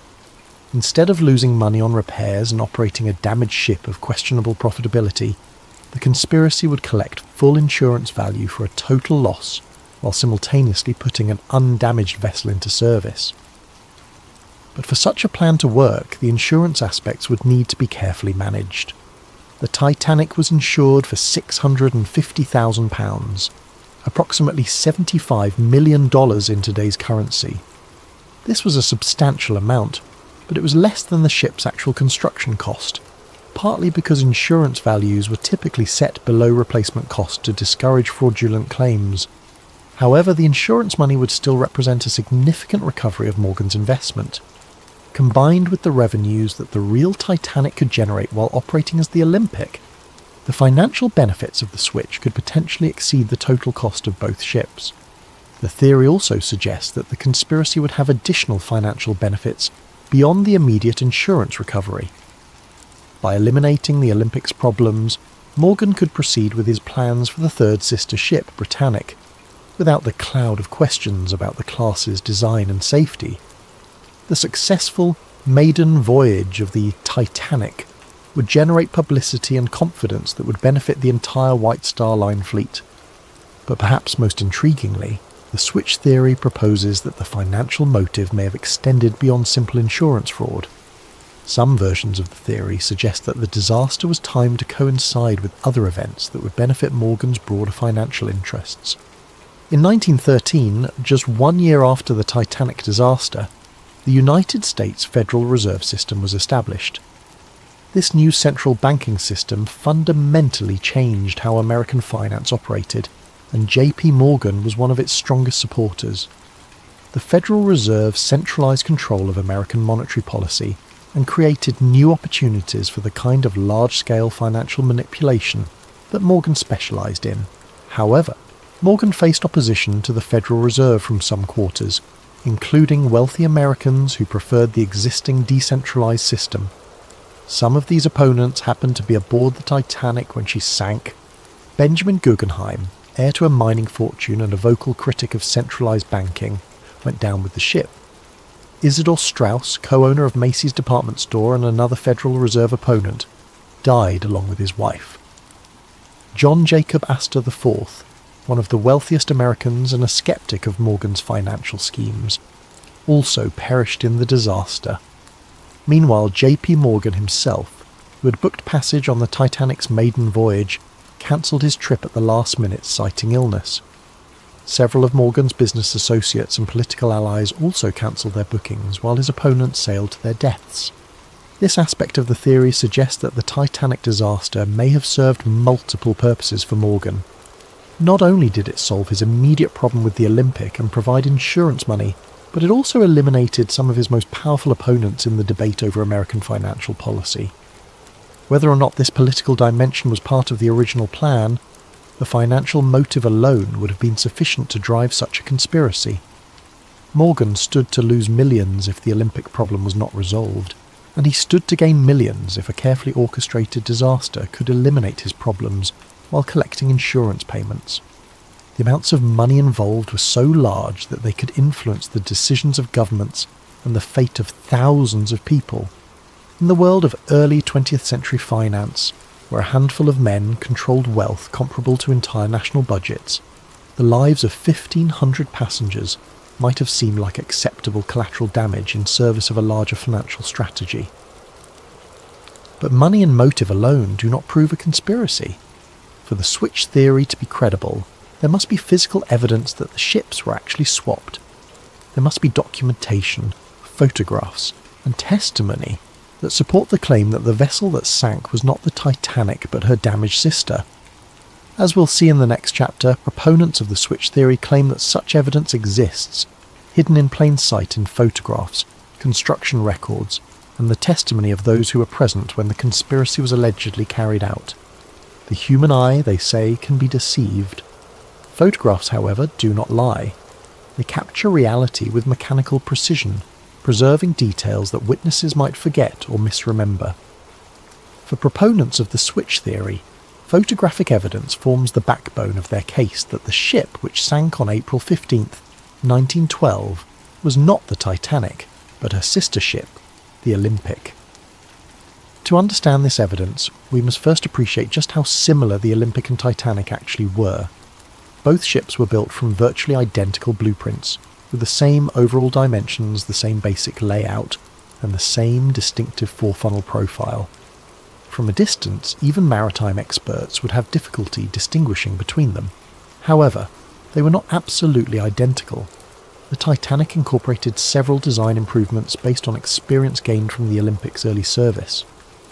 More importantly, she included modifications specifically requested by passengers and crew who had sailed on the Olympic and identified areas for improvement. These differences, while minor, were distinctive enough that they could be identified by careful observers. And according to switch theory proponents, photographs of the ship that left Southampton on April 10, 1912, show features that match the Olympic rather than the Titanic. The most frequently cited difference involves the porthole arrangements on a deck, the ship's uppermost passenger deck. The original Titanic plans showed 16 portholes along the forward section of this deck. The Olympic, however, had been built with only 15 portholes in the same area. When the Olympic was being repaired after her collision with HMS Hawke, the damaged area included part of this porthole arrangement. Photographs taken of the Olympic during her repair period show workmen modifying the porthole configuration in this section. Switch theory proponents claim that these modifications were made to match the Titanic's 16 porthole design as part of the process of disguising the Olympic as her sister ship. However, photographs of the ship that departed Southampton on the Titanic's supposed maiden voyage show only 15 portholes in the critical area, matching the Olympic's original configuration rather than the Titanic's planned design. This discrepancy might seem minor, but it's precisely the kind of detail that would be difficult to alter quickly and completely. Changing porthole arrangements required cutting through the ship's steel hull and then reinforcing and refinishing the area. It was exactly the sort of modification that might be overlooked in a hasty effort to swap the ship's identities. Another frequently cited difference involves the arrangement of the ship's lifeboats.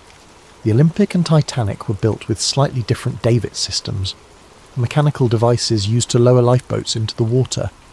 The Titanic was designed with a newer, more efficient davit arrangement that allowed for quicker deployment of the boats. Photographs of the ship at Southampton show what appear to be the older style davits consistent with the Olympic's original configuration. Switch theory proponents argue that the newer davits planned for the Titanic were never installed because the ship that sailed was actually the disguised Olympic. This detail takes on additional significance when considered alongside survivor testimony about the difficulty experienced in launching lifeboats during the disaster. Several witnesses reported problems with the davit mechanisms, delays in getting boats into the water, and confusion about the operation of the launching equipment. If the ship was actually the Olympic with her old davit systems, such problems might explain some of the difficulties experienced during the evacuation. More controversial is evidence related to the ship's propeller systems. The Olympic suffered significant damage to her centre propeller shaft during the collision with HMS Hawke. Repairs to this system were complex and expensive, requiring removal and replacement of major components. Some switch theory proponents claim that rather than properly repairing the Olympic's propeller system, the damaged components were simply patched or temporarily fixed. They argue that the ship that sailed from Southampton had a compromised propulsion system that would have affected her handling and manoeuvrability. This claim is supported, they suggest, by testimony from passengers who noted that the ship seemed to vibrate unusually during the voyage, and by reports that the ship was not achieving her expected speed.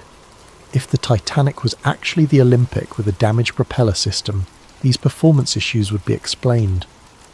Perhaps more significant than these technical details are the human testimonies from those who worked on the ships. Several workers at Harland and Wolff reported unusual activity during the winter months when both ships were in the shipyard together.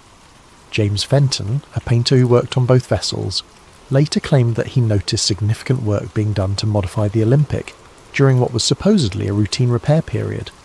According to Fenton, workers were making changes that seemed to go far beyond fixing collision damage. They were altering features of the ship that had nothing to do with the areas damaged in the Hawke incident. Fenton specifically mentioned work being done on the Olympic's passenger accommodations, including modifications to cabin layouts and public room configurations. He claimed that these changes seemed designed to make the Olympic more closely resemble the Titanic's interior arrangements. Even more intriguingly, Fenton reported that workers were instructed to swap various brass fittings and fixtures between the two ships. Nameplates, cabin numbers, and other identifying features were removed from both vessels and apparently switched.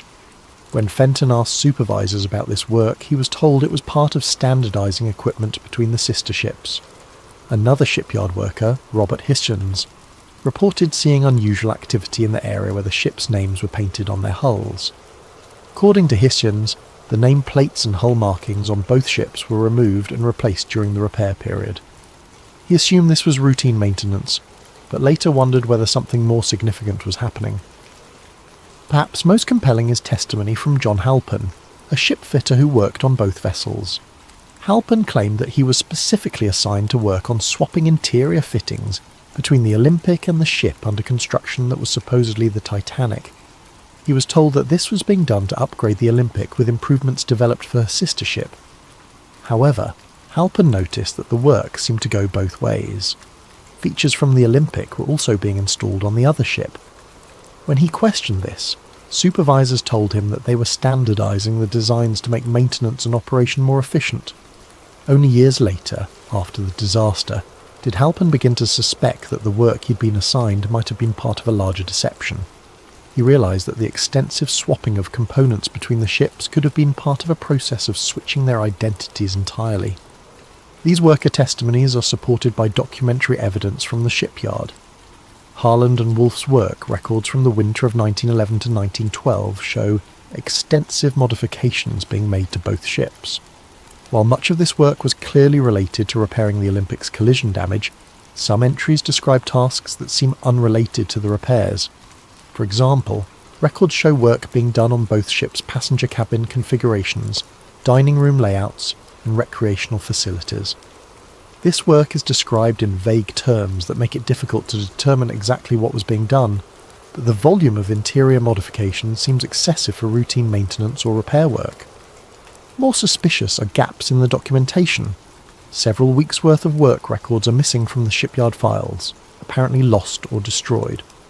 The missing records cover precisely the period when the most extensive work was being done on both ships.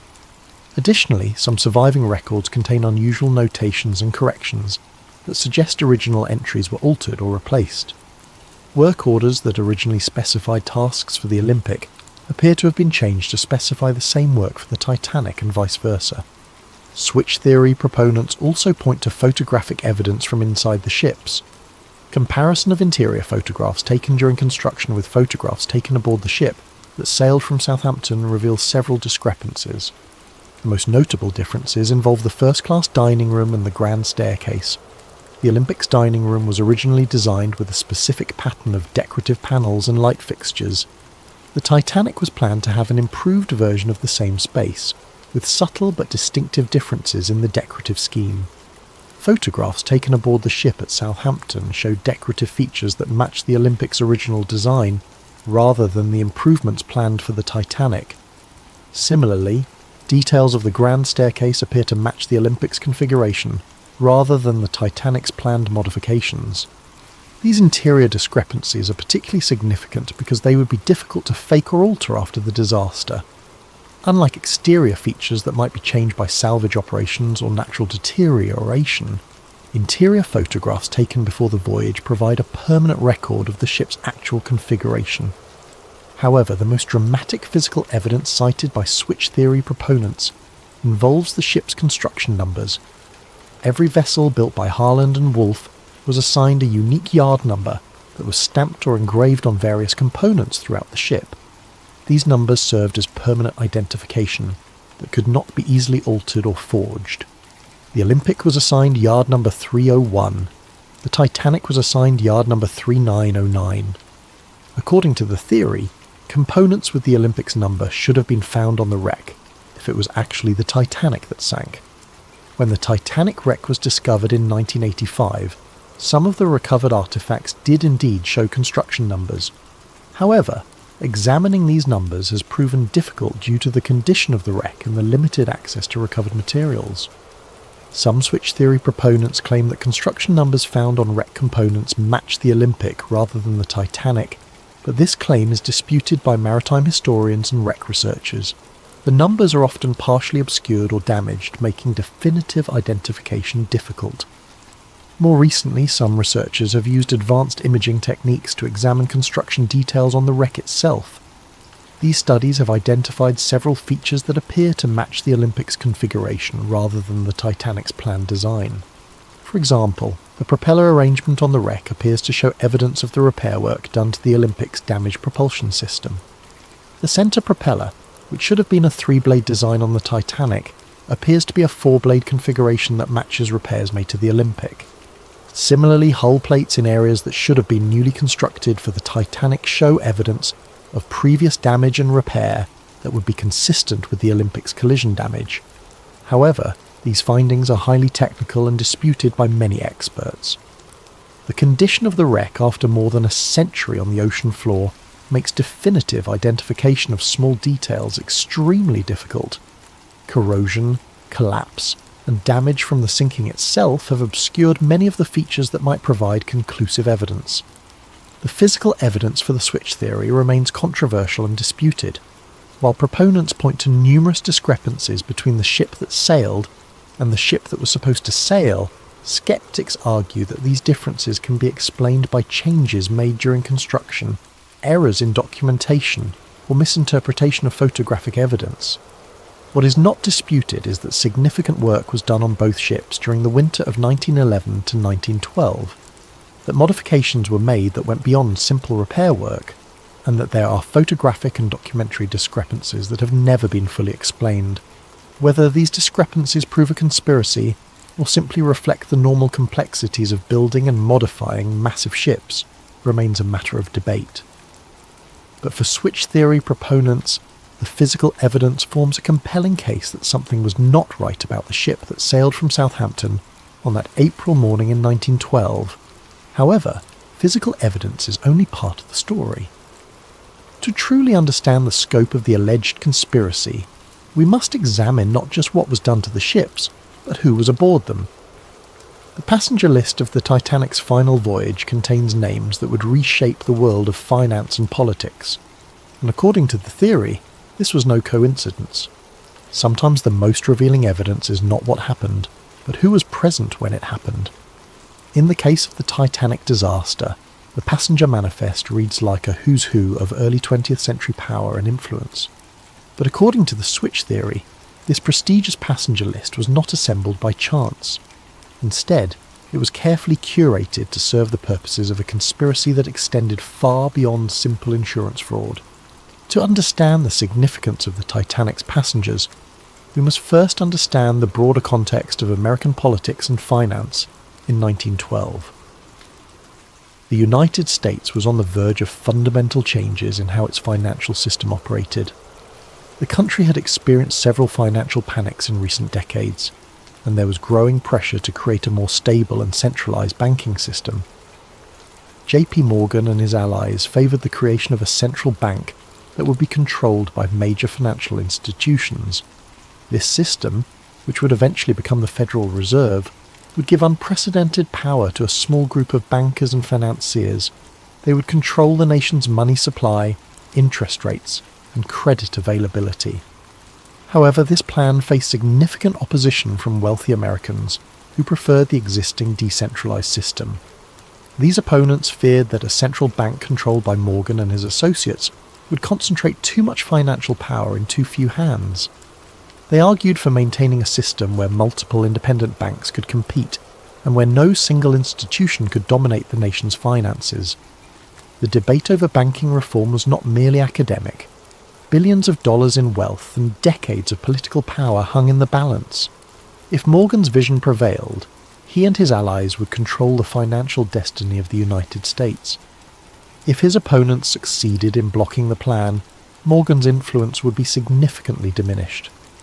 Into this high-stakes political battle sailed the Titanic, carrying some of the most influential participants in the banking debate. And remarkably, almost all of the Federal Reserve's most powerful opponents happened to be aboard, while Morgan and his supporters were conspicuously absent. The most prominent opponent aboard was Benjamin Guggenheim, heir to one of America's great mining fortunes. The Guggenheim family controlled vast mineral resources and had accumulated enormous wealth through copper, silver, and gold mining operations around the world. Benjamin was not just wealthy but politically influential, serving on the boards of multiple corporations and maintaining extensive connections in Washington. Guggenheim had been a vocal critic of Morgan's banking proposals. He argued that a centralized system would stifle competition and innovation in American finance. He favored maintaining the existing system of independent banks and opposed giving any single institution the power to control the nation's money supply. On the night of April 14th, as the Titanic began to sink, Benjamin Guggenheim reportedly dressed in his finest evening clothes and told fellow passengers, "We are prepared to go down like gentlemen." His body was never recovered. Also aboard was Isidor Straus, co-owner of Macy's department store and another influential voice in American business. Straus had built his retail empire through careful management and conservative financial practices. He distrusted the kind of financial manipulation that Morgan specialized in and opposed the creation of a central bank that would facilitate such practices. Straus was particularly concerned about the impact of centralized banking on smaller businesses. He argued that a Morgan-controlled central bank would favour large corporations at the expense of independent merchants and entrepreneurs. His opposition to the Federal Reserve Plan was well known in political circles. When the Titanic began to sink, Isidore and his wife Ida were offered places in a lifeboat. According to witnesses, Ada refused to leave her husband, saying, "We have lived together for 40 years. Where you go, I go." They were last seen sitting together on deck chairs as the ship tilted toward her final plunge. Neither body was ever found. Perhaps most significant was the presence of John Jacob Astor IV, one of the wealthiest Americans and a man whose financial influence rivaled Morgan's own. Astor had inherited a vast real estate empire and had expanded it into hotels, railroads, and other investments. His personal fortune was estimated at over $87 million, roughly $2 billion in today's currency. Astor was not merely wealthy, but politically sophisticated. He understood the implications of Morgan's banking proposals and opposed them on both economic and political grounds. He argued that giving Morgan's group control over the nation's banking system would create a financial oligarchy that would undermine American democratic institutions. More than any other individual, Astor had the wealth and influence to effectively oppose Morgan's plans. His opposition carried weight in Congress and in the financial community. If anyone could have blocked the creation of the Federal Reserve, it was John Jacob Astor IV. Astor was travelling on the Titanic with his pregnant young wife, Madeline. When the ship began to sink, he helped her into a lifeboat but was refused passage himself under the Women and Children First protocol. His body was recovered days later, reportedly with his gold watch still in his pocket and over $2,000 in cash. His death eliminated one of the most powerful obstacles to Morgan's banking ambitions. These three men, Guggenheim, Strauss and Astor, represented the core of wealthy American opposition to the Federal Reserve Plan. Their combined influence, both financial and political, posed a serious threat to Morgan's vision of centralized banking control. Their deaths removed major obstacles to the passage of Federal Reserve legislation. But the passenger list's significance extends beyond these three prominent figures. Several other Titanic passengers had connections to the banking debate or to Morgan's business interests. Some were allies who might have provided testimonial support that could have been problematic for the conspiracy. Others were neutral parties whose presence might have been seen as providing legitimacy to the voyage. The theory suggests that the passenger list was carefully managed to ensure that the right people were aboard and the wrong people were not. Key figures in the banking debate who opposed Morgan were encouraged or induced to sail, while those who might have interfered with the plan were kept away. This management allegedly extended to the crew assignments as well. Captain Edward Smith, who commanded the ship, was nearing retirement, and may have been chosen partly because his career was ending anyway. If he survived the disaster, he would soon be out of the shipping business and less likely to cause problems. If he didn't survive, his death would be seen as a heroic sacrifice, rather than evidence of conspiracy. Other key crew members were reportedly chosen for their loyalty to the White Star Line or their lack of detailed knowledge about the ship's construction. Engineers and officers who might have been able to identify discrepancies between the Olympic and Titanic were either not assigned to the voyage or were placed in positions where they would be unlikely to survive if something went wrong. Perhaps most tellingly, J.P. Morgan himself had originally booked passage on the Titanic's maiden voyage. As the owner of the shipping line and the man whose vision the voyage was meant to showcase, Morgan's presence would have been expected and appropriate. His cabin had been reserved, his passage confirmed, and his attendance at various social events planned. But at the last minute, Morgan cancelled his trip, citing illness. He claimed to be suffering from a minor ailment that prevented him from travelling, and he remained in France where he had been vacationing. Remarkably, several of Morgan's close business associates also cancelled their bookings at the last minute, citing various personal and business reasons. The pattern of cancellations was so notable that it attracted attention even at the time. Several newspapers commented on the unusual number of prominent businessmen who had changed their travel plans. Some observers wondered whether there might have been advance warning of problems with the ship or the voyage. Morgan's cancellation is particularly suspicious because he was photographed in apparently good health at a French resort just days after the disaster. He showed no signs of the illness that had supposedly prevented him from travelling, and he resumed his normal activities immediately after learning of the Titanic's fate. Even more suspicious were the cancellations by Morgan's business partners. Henry Clay Frick, the steel magnate and longtime Morgan ally, had booked passage but cancelled, citing his wife's health. George Washington Vanderbilt II, another Morgan associate, also cancelled his booking at the last minute. Milton Hershey, the chocolate manufacturer who had business relationships with Morgan's interests, similarly changed his travel plans. The pattern suggests that Morgan and his inner circle knew something that the general passengers did not. Whether they had advanced knowledge of the planned disaster, or simply knew that the ship was not safe due to the identity switch, they took steps to avoid being aboard when the conspiracy was carried out. Meanwhile, Morgan's opponents in the banking debates sailed to their deaths, apparently unaware of the danger they faced. The convenient elimination of the Federal Reserve's most powerful critics cleared the way for the legislation that Morgan had been promoting. Indeed, the Federal Reserve Act was passed by Congress in December 1913, less than 2 years after the Titanic disaster. The legislation created the central banking system that Morgan had long advocated, giving him and his associates unprecedented control over American finance.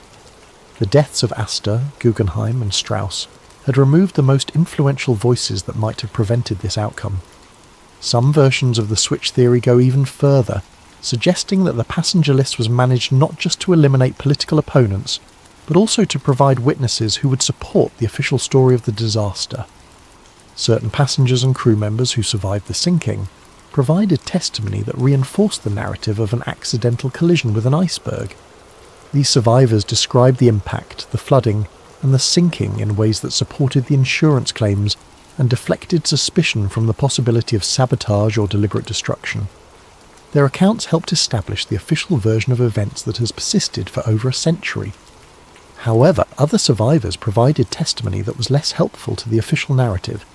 Some reported hearing explosions before the ship began to sink, suggesting possible sabotage. Others described unusual behaviour by crew members or problems with the ship's equipment that might have indicated advanced planning of the disaster. These problematic testimonies were reportedly suppressed or discredited during the official investigations. Survivors who told inconvenient stories found their credibility questioned, or their testimony excluded from the final reports.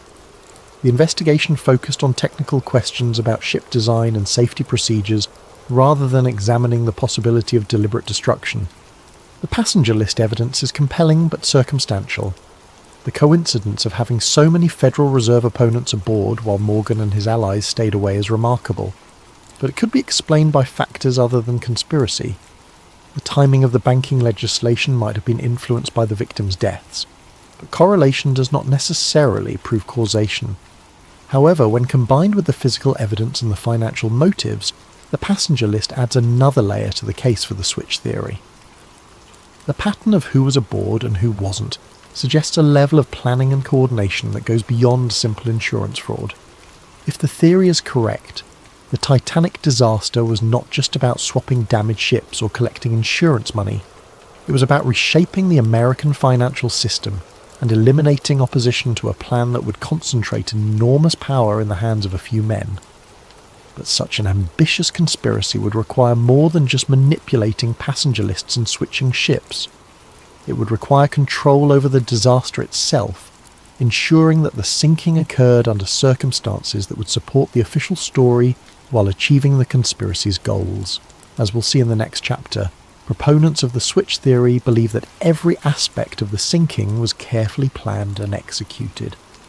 The final act of any great conspiracy must be the most carefully orchestrated. If the switch theory is correct, then the night of April 14th to 15th, 1912 represented not a tragic accident, but the culmination of months of planning designed to create the appearance of disaster while achieving very specific goals.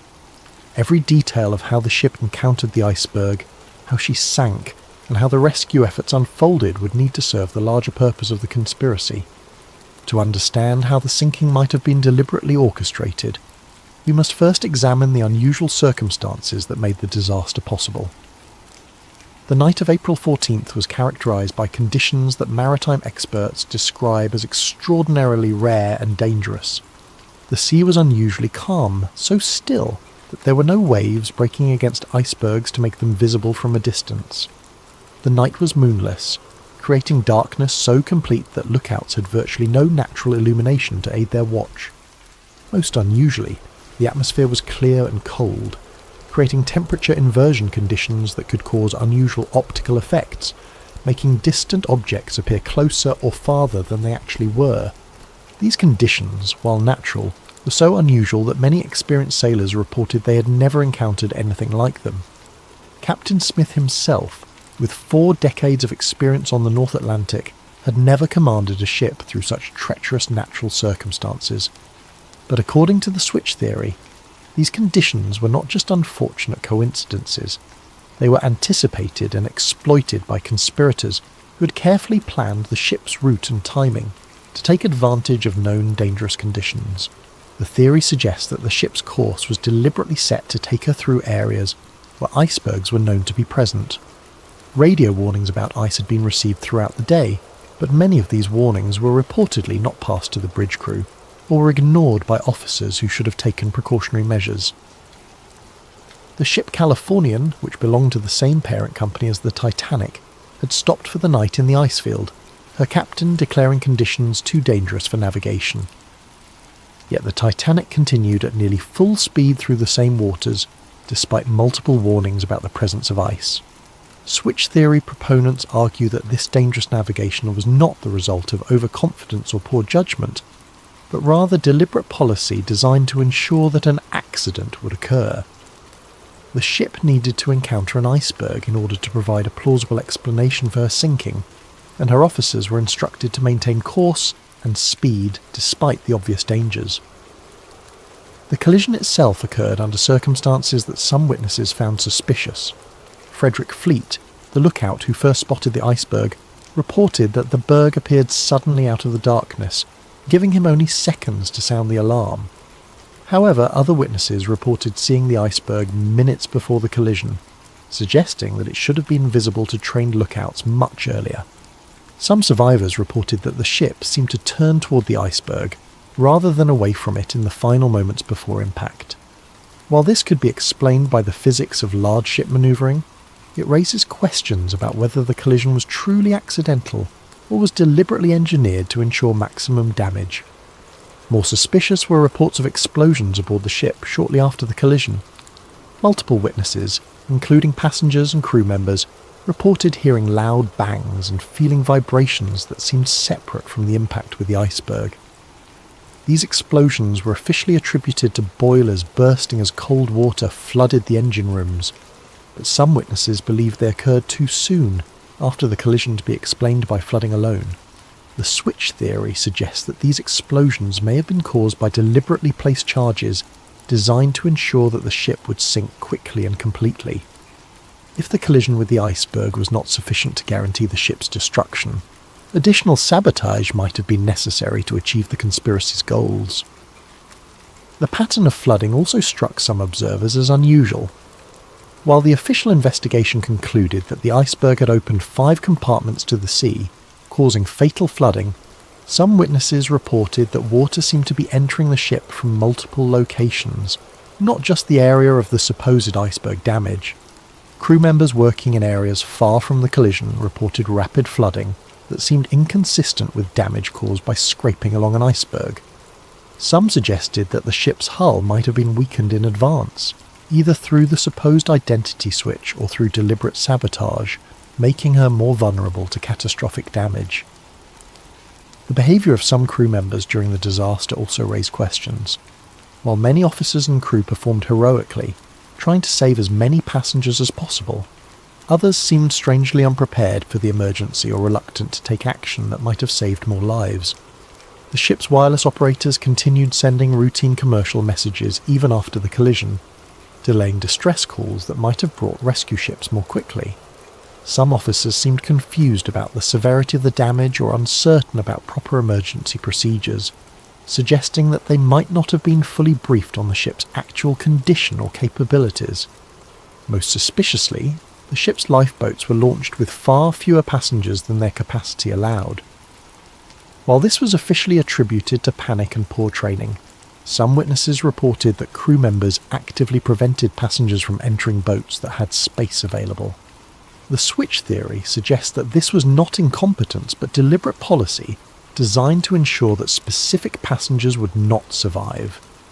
If the conspiracy's goal was to eliminate certain individuals while allowing others to live, controlling access to lifeboats would be an effective method of determining who lived and who died. The nearby ship Californian adds another layer of suspicion to the night's events. This vessel, owned by the same International Mercantile Marine Company that controlled the White Star Line, had stopped for the night approximately 20 miles from the Titanic's position. Her captain, Stanley Lord, claimed that conditions were too dangerous for navigation and that his ship would remain stationary until dawn. However, the Californian's crew reported seeing rockets and distress signals from the direction of the Titanic throughout the night. Despite these obvious signs of a ship in distress, Captain Lord chose not to investigate or offer assistance. He claimed that he believed the signals were routine communications or celebrations, not emergency distress calls. This explanation seems implausible given that the Californian's crew were experienced sailors who should have recognized distress rockets when they saw them.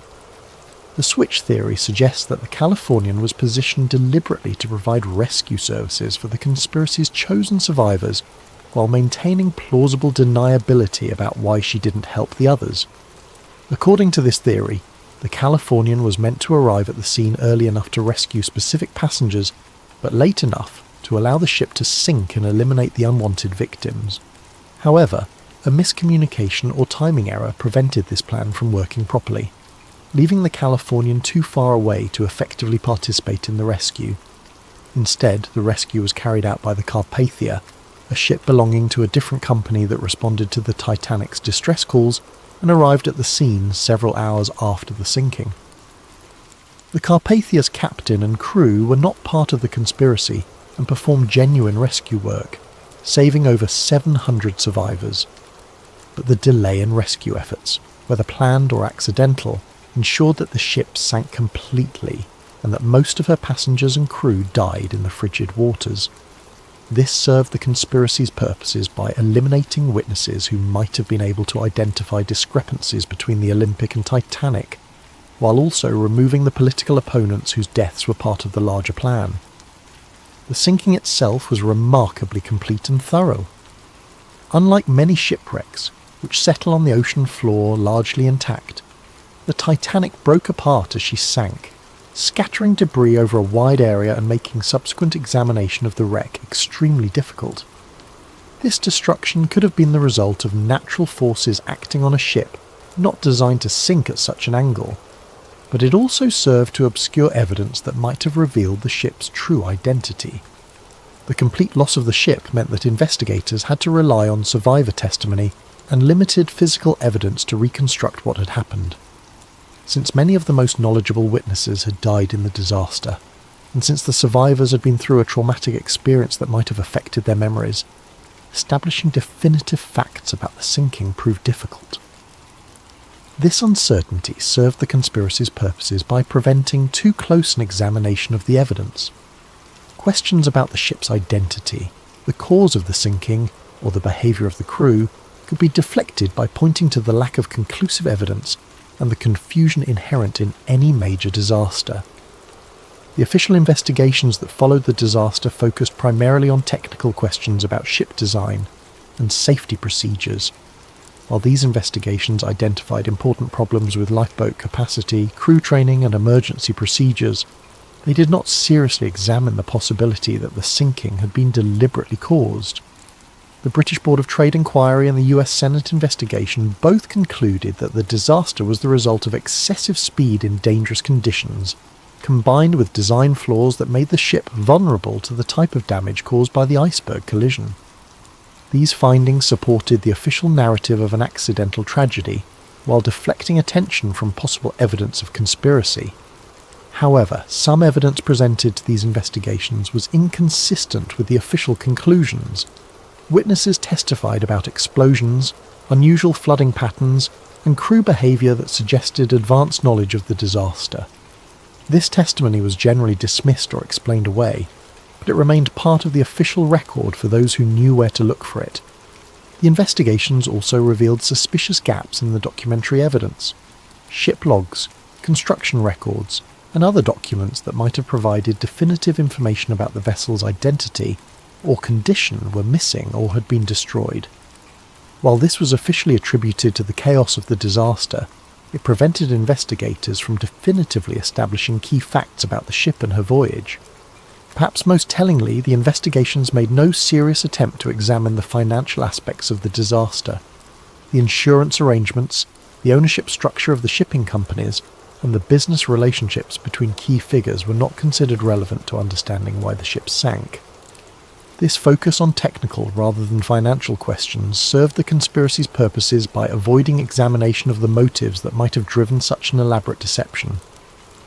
The investigations treated the disaster as a tragic accident rather than a possible crime, and their conclusions reinforced the official narrative that has persisted for over a century.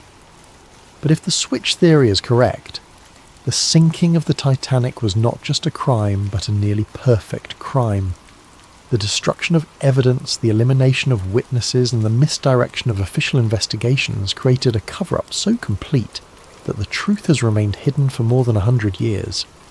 As we'll see in the next chapter, maintaining this cover-up required ongoing efforts by powerful interests to suppress evidence, discredit investigators, and control the historical narrative of the disaster.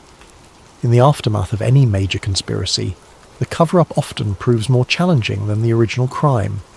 Evidence must be suppressed, witnesses must be silenced or discredited, and investigators must be misdirected away from uncomfortable truths.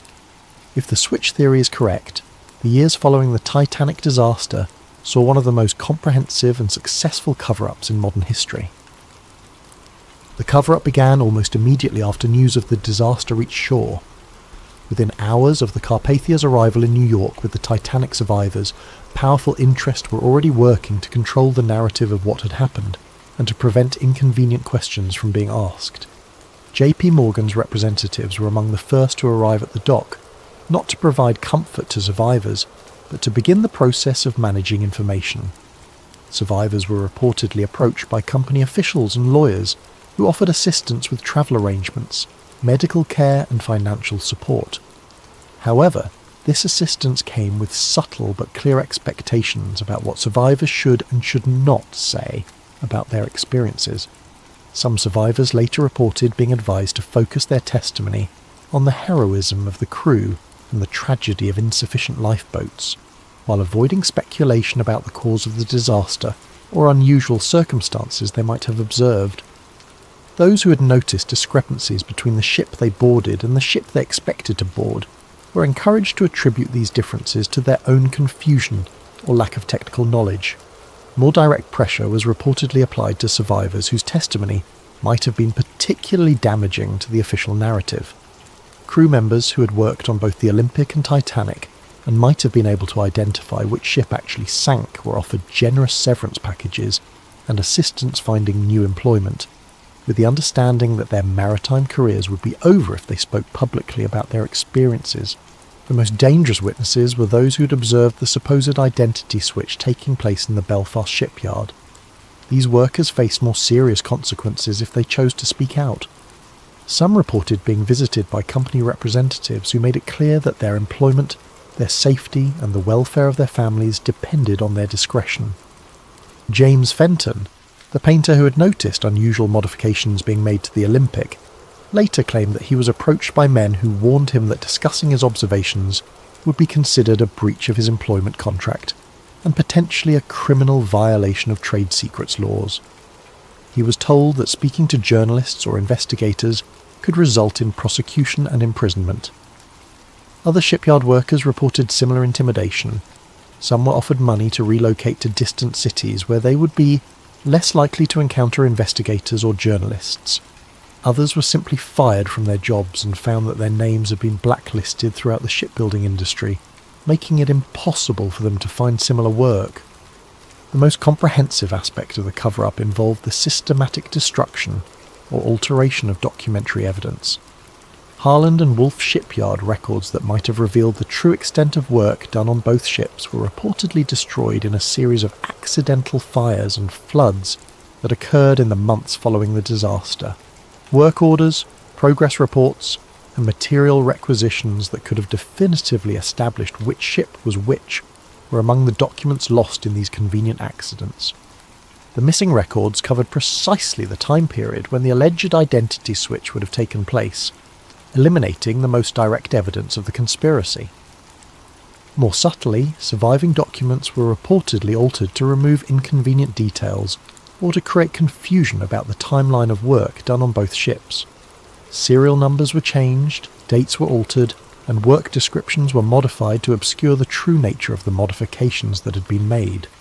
The British Board of Trade investigation, which was the primary official inquiry into the disaster, showed unusual patterns in how it gathered and evaluated evidence.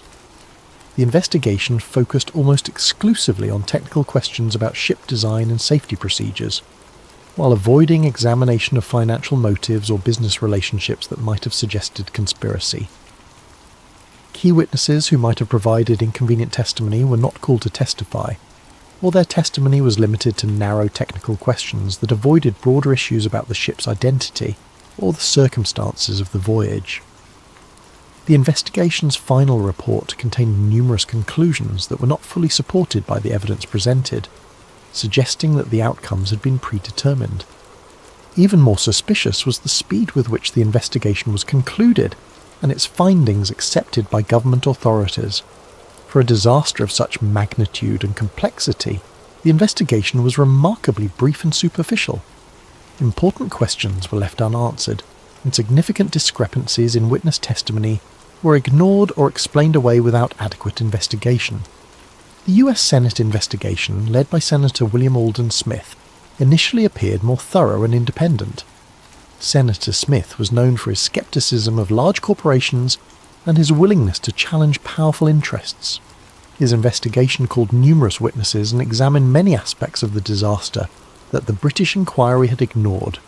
However, as the investigation proceeded, it became apparent that Senator Smith was facing pressure from influential sources to limit the scope of his inquiry. Key witnesses were suddenly unavailable or changed their testimony between preliminary interviews and formal hearings. Documentary evidence that had been promised to the investigation failed to materialize or was found to be incomplete. Most tellingly, the investigation avoided examining the financial aspects of the disaster. Despite the enormous insurance claims involved and the clear financial benefits that accrued to certain parties, the investigation treated these as irrelevant side issues rather than potential motives for conspiracy. The final report of the Senate investigation contained strong criticisms of White Star Line's safety procedures and British maritime regulations, but it concluded that the disaster was fundamentally accidental. Like the British inquiry, it avoided any suggestion that the sinking might have been deliberately caused, or that there might have been financial motives behind the tragedy. In the years following the official investigations, efforts to independently examine the disaster faced systematic obstruction. Journalists who attempted to investigate discrepancies in the official story found their sources drying up and their access to information restricted. Maritime historians who raised questions about the disaster's circumstances found their work discredited or their employment threatened. Perhaps most remarkably, several independent investigators who had begun to uncover evidence supporting the switch theory died under suspicious circumstances. Some died in apparent accidents, others from sudden illnesses, and still others simply disappeared while pursuing their research. Robert Hitchens, the shipyard worker who had observed unusual activity around the ship's nameplates, died in a fall from scaffolding while working on another project less than a year after the disaster.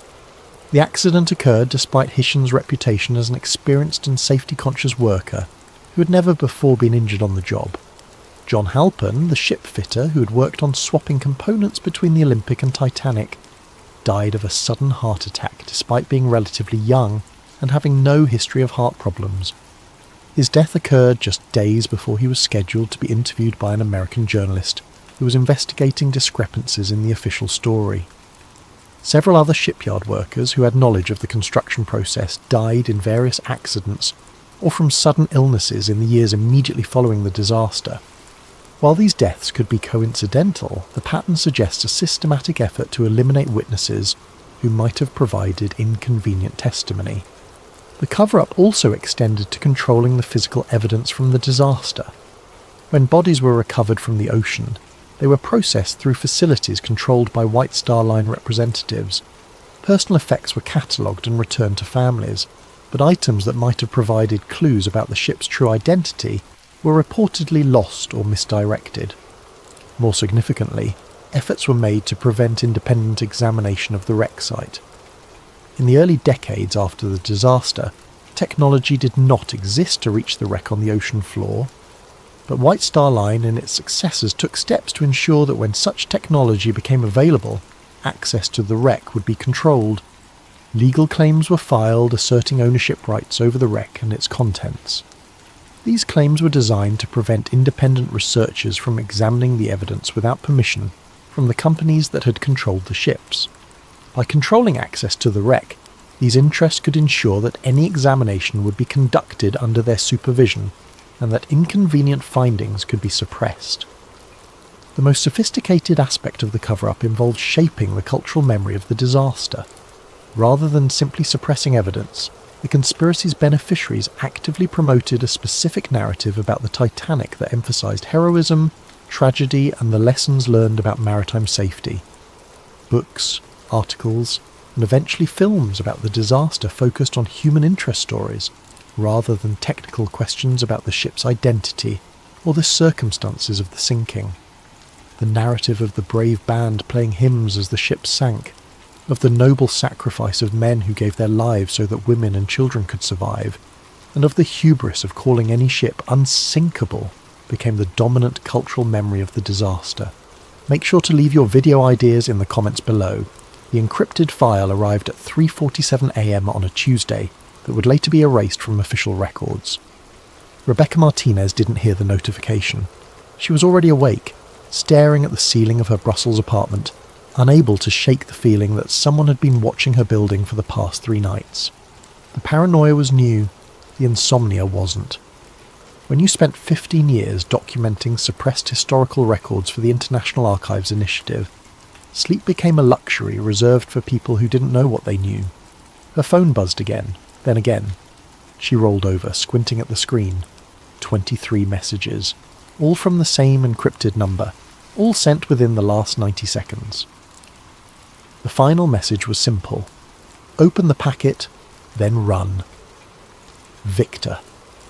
Rebecca's hands trembled as she sat up. Victor Molnar, Hungarian intelligence defector. She'd met him exactly once 6 months ago at a cafe in Vienna, where he'd passed her a napkin with a single word written in barely visible pencil. Seraphim. She'd researched the term obsessively after that meeting, found nothing conclusive. Historical references to angels, to divine beings, to mythological guardians. Nothing that explained why a career intelligence officer would risk his life to whisper it to her. Now he was telling her to run. Rebecca pulled on jeans and a sweater, her heart hammering. The packet sat on her kitchen counter, where the courier had left it the previous evening. Plain manila envelope, no return address. She'd been too exhausted to open it, planning to examine it properly in the morning with coffee and her recording equipment. She didn't have that luxury anymore. Inside the envelope was a USB drive and a single sheet of aged paper, protected by archival plastic. The document appeared to be a photocopy of a diplomatic memorandum, dated 1952, bearing the seal of the Belgian royal household. Most of it was in French, but one phrase had been highlighted in yellow, the ink faded but still legible. Préserver la lignée des Séraphins à tout prix. Preserve the Seraphim bloodline at all costs. Beneath it, in Victor's handwriting, it was never about religion, it was about species. Rebecca heard footsteps in the hallway outside her apartment. Slow, deliberate, stopping directly in front of her door. She grabbed her laptop bag, shoved the USB drive into her pocket, and went out the window. The train to Amsterdam gave Rebecca 4 hours to examine the contents of Victor's USB drive, without worrying about being cornered in a confined space. She'd chosen a middle car, positioned herself where she could watch both entrances, and created 3 separate cloud backups before the train even left Brussels. The drive contained 47 files, medical records, genetic sequencing reports, internal memos from private genetics companies spanning 2 decades, and one 70-page white paper that made her hands shake so badly she had to set down her coffee. The title page read, S-Helix Variant Analysis, Preliminary Findings and Containment Protocol, authored by Helix Genomics SA, Zurich. Date, September 2019. Classification, internal review only. Rebecca began reading. The document described a genetic anomaly first identified in 2003 during routine ancestry testing conducted by a California-based consumer genetics company. A wealthy client, name redacted, had submitted their DNA for analysis and received results that triggered automatic flagging within the company's quality control systems. The anomaly wasn't a mutation. It was a structural variant in what geneticists typically classified as junk DNA, the 98% of the human genome that doesn't code for proteins. Except this particular sequence wasn't junk. It was organised, intentional, and it appeared in exactly the same location across multiple unrelated individuals who submitted samples over the following months. By 2008, private genetics companies had identified the variant in 14 distinct family lineages, some European aristocracy, some Middle Eastern royal families, a handful embedded in American banking dynasties and political families. The pattern was impossible to ignore. They called it the S-Helix variant. Publicly, it was dismissed as a benign evolutionary remnant, a footnote in genetic diversity studies. But the internal communications told a different story. Rebecca scrolled through email chains between geneticists who'd stumbled onto the variant. The earliest exchanges were cautious, professional, scientists sharing anomalous data, requesting peer review. But as months turned into years, the tone shifted. Confusion gave way to concern. Concern gave way to something that looked a lot like fear. One email from 2006, sent by a lead researcher at the California company to her supervisor. I've been running the S-Helix sequence through every comparative analysis tool we have. It doesn't match any known primate DNA. I expanded the search to all mammalian genomes in our database. Nothing. I even ran it against our limited reptilian and avian samples. The structure is completely novel. But here's what's keeping me up at night. It's not random. Random junk DNA has statistical markers we can identify. This sequence has intentional structure. It's like finding a paragraph of Shakespeare in the middle of random letter sequences. Someone wrote this, something wrote this, and it's sitting in the genome of some of the most powerful families in the world. The supervisor's response had been brief. Delete this email. We'll discuss in person. But the emails continued, routed through personal accounts, encrypted services, back channels. Rebecca found a thread from 2009 where 3 geneticists from different companies, competitors technically, were sharing data in secret. I've confirmed the variant in 7 of my flagged samples, one wrote, all from families with documented lineages going back at least 5 centuries. Old money, old power. This isn't random distribution. Same here, another replied. But here's what I can't explain. Why is it only expressing in some family members? I've got siblings where one carries active S-Helix and the other shows no trace. It's not following Mendelian inheritance patterns. The third geneticist's response was the most unsettling. Because it's not being inherited. It's being activated. I think we're looking at dormant code that switches on under specific conditions. Like a program waiting for the right input. Rebecca sat back, watching Belgian countryside blur into Dutch flatlands through the train window. Dormant code, waiting for input. She kept reading. One memo, dated March 2011, from the Chief Science Officer of Helix Genomics to an unnamed recipient. We've run the S-Helix through every comparative database available. Primate, mammalian, vertebrate. The sequence doesn't match anything in the known biological record. More concerning, When exposed to specific electromagnetic frequencies in laboratory conditions, the variant exhibits responsive behaviour. It's not just sitting there, it's listening. Rebecca read the sentence 3 times. It's listening. The memo continued with technical details that made her head spin, frequency ranges, resonance patterns. But the conclusion was clear. When synthetic S-helix sequences were exposed to electromagnetic radiation in specific frequency bands, particularly those used in cellular communications and Wi-Fi networks, the DNA structure changed configuration. Not degraded, changed, unfolded, like it was receiving a signal. Another memo from 2015 referenced a consultation with a retired geneticist named Emil Voss, formerly of the Max Planck Institute. His assessment had been suppressed within hours of submission. The S-helix is not random genetic drift. It's architecture. Whoever designed it understood genetics at a level we're only beginning to approach. This isn't human DNA contamination. This isn't viral integration. This is something else. Something not entirely human, but not random. I've spent 40 years studying genetic mutations and evolutionary biology. Nothing in my experience prepared me for this. The S-helix isn't evolving toward anything. It's already complete. It's been complete for thousands of years, just waiting. The question isn't what it is. The question is what happens when it fully activates. The white paper included appendices with case studies. Rebecca read through them with growing unease. Case study A7. Female, age 34, investment banker, New York. Submitted DNA for ancestry testing in 2014. S-helix variant confirmed. Follow-up interview, conducted under guise of routine customer service, revealed subject had recently begun experiencing unusual clarity in pattern recognition. Subject reported ability to see market trends before they manifested in data. Subject attributed this to years of experience.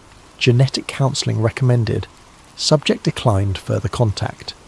Case study. B12. Male, age 41. Mid-level diplomat, Brussels. S-helix variant confirmed during routine security clearance medical screening. Subject demonstrated abnormal stress response during psychological evaluation. Decreased cortisol under pressure. Enhanced cognitive function during crisis simulation. When asked about this, subject stated, "I've always been good in emergencies. It's like everything slows down and becomes clear." Subject showed no awareness of physiological abnormality. Case study C3. Female, age 28, software engineer, Silicon Valley. S-helix variant confirmed. Subject sought genetic testing after experiencing what she described as feeling like I'm interfacing with code instead of reading it. Neurological evaluation showed unusual synchronization between visual cortex and pattern recognition centers. Subject was developing AI algorithms with efficiency that puzzled her supervisors. "It's not that I'm smarter," subject reported. "It's that I can see how the systems want to organize themselves." Case after case. People living normal lives, excelling in their fields, unaware that their DNA contained something impossible. The white paper concluded with a recommendation that made Rebecca's stomach turn. Given the potential implications for global security and social stability, we recommend indefinite classification of S-helix findings under existing national security protocols. Public disclosure could trigger widespread panic and destabilization of affected family structures, many of whom occupy positions of significant political and economic influence. Furthermore, preliminary psychological assessments suggest that informing S-helix carriers of their genetic status may trigger latent activation events. Recommend strict information containment and monitoring protocols. Translation: don't tell anyone, don't ask questions, pretend it doesn't exist, and whatever you do, don't tell the people who carry it. Rebecca leaned back in her seat, processing what she'd read. 14 bloodlines, positions of influence, a genetic marker that responded to electromagnetic signals. People who were getting better at their jobs, better at seeing patterns, at handling stress, at interfacing with complex systems, without understanding why. She pulled up her research notes on Victor's original message. Seraphim. She'd found references in ancient texts, beings described as divine messengers, often depicted with multiple wings and eyes of fire. But she dismissed it as metaphor, religious symbolism. What if it wasn't? What if the ancient texts were describing real beings? Not supernatural entities, but a different species, or a hybrid species, that had walked the earth and interbred with humans. What if their descendants were still here? Her phone buzzed. Unknown. Number. The message was brief. Victor is dead. You have what he died for. Use it. They're already watching you. Rebecca looked up sharply, scanning the train car. Business travellers, students, an elderly couple sharing a thermos of coffee. No one paying attention to her, but the message felt like ice water in her veins. The train suddenly felt very small. She went back to the files, pulling up a document she'd initially skipped over because it seemed like a bureaucratic personnel memo. Now she read it carefully. It was from Helix Genomics, dated 2018. A termination letter for one of the geneticists who'd been sharing information in those encrypted email chains.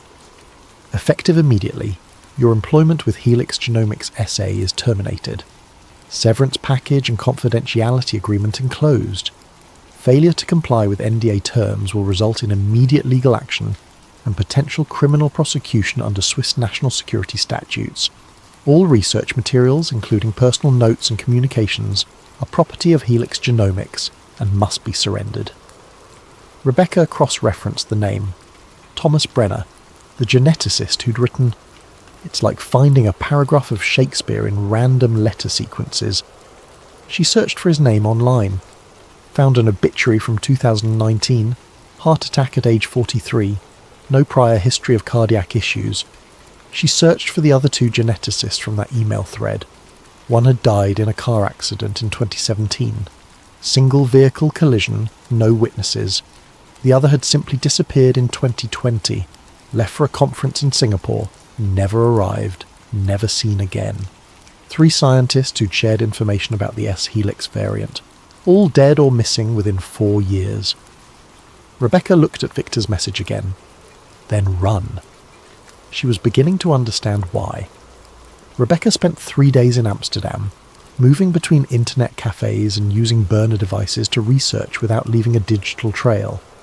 She needed to understand the historical context.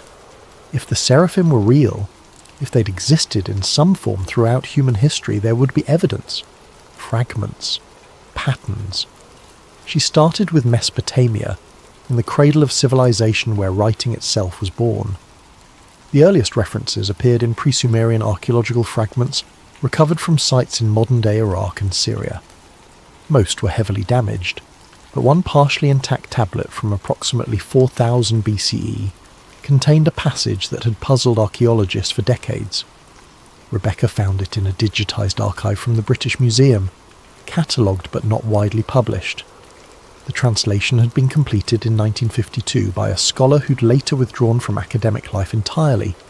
His notes, attached to the file, were illuminating. This text does not fit established Sumerian mythology. It predates the pantheon we associate with later Mesopotamian culture. The language is Proto-Sumerian, possibly older. What disturbs me most is the specificity. This is not myth. This reads like a historical account. The tablet itself, what remained of it. In the time before the great cities, the Seraphim ruled from the mountain places. They were flesh-born, not spirit-born, and their skin gleamed like beaten gold when seen in the light of the horizon sun. They taught the people to mark the stars and to divide the year. They showed the way of numbers and the growing of grain. They took mates from among the people, but only those of certain blood. Their children were mighty, and their children's children built the first walls. The Seraphim knew what was coming. They prepared chambers beneath the mountains. They said, "We go down into the deep earth, but our blood remains in you." When the sky speaks with lightning that is not lightning, when your children build towers that think, then our children's children will remember what they are. Their rule was law, until the fire came from the sky and the earth shook. The Seraphim went beneath. Some of the people went with them, most stayed above. The seraphim said, "We do not die, we wait. Keep the blood pure. When we wake, you will wake." Rebecca read it 3 times, each reading making her hand shake more. "When your children build towers that think." That was written 4,000 years before computers existed. She found corroborating references in fragments from other ancient cultures, each adding pieces to the same impossible story. The Nag Hammadi Library, a collection of early Christian and Gnostic texts discovered in Egypt in 1945, contained multiple references to beings called Watchers, or Seraphim, who descended to Earth and took human wives, producing offspring. But the Gnostic texts added details that mainstream religious scholarship often glossed over. Rebecca found a passage in the secret book of John that had been partially censored in most published translations. The Watchers were not of heaven, though they came from above the mountains. They were not spirit, though they lived longer than the generations of men. They were flesh, but flesh unlike ours. They saw what humanity would become and planted themselves in our lineage, so that when the time of great change arrived, some among us would be prepared for transformation. They did not come to judge or to save. They came to ensure the seed would survive what was coming. They mixed their essence with clay, and from this came those who could walk between worlds. These children appeared human, but carried within them the potential for something more. Egyptian records told similar stories, but with different emphasis. Rebecca found references in a doctoral thesis about the priest dynasties along the Nile that had never been widely distributed. The scholar had translated hieroglyphics from a tomb in Saqqara, dated to the early dynastic period around 3000 BCE. The Neteru came from the place where the 2 rivers meet the mountains. They were not gods, but the children of gods, and they taught the kingmakers how to preserve the divine blood through the generations. The Neteru could see in darkness. Their eyes reflected copper in lamplight. Their skin in certain seasons showed patterns like serpent scales beneath. They took only those of pure lineage as consorts. When the great death came from the sky, the Neteru went into the hidden places. They said, "Your children will not remember us as we are. They will make us into stories and paintings. This is as it should be. But some will carry our seed forward, sleeping in their flesh until the world is ready." The scholar's footnote on this passage was chilling. Note: the hieroglyphic for Neteru in this context does not match standard divine terminology. It appears to be a specific designation for a separate category of being. The literal translation might be closer to those who transform, or those who are both. The text is very clear. These are not supernatural entities, but physical beings with unusual biological characteristics. Rebecca found similar patterns in Sumerian king lists, ancient Hebrew texts, and even fragments from the Indus Valley civilization.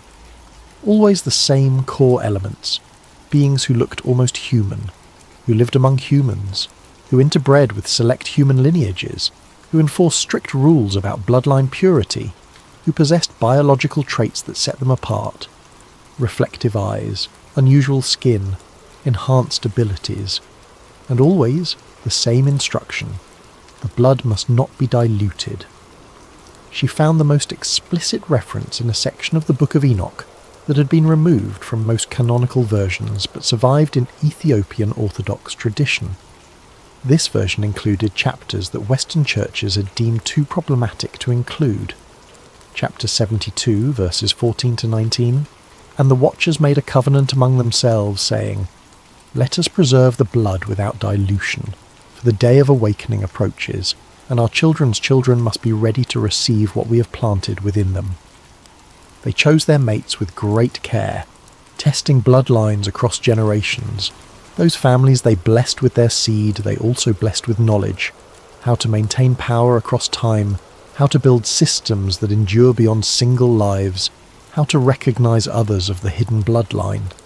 And they said, "When the world fills with invisible fire, when the air itself carries thought, and the machines of men begin to wake, then our children will begin to remember. They will not know why they are different, only that they are.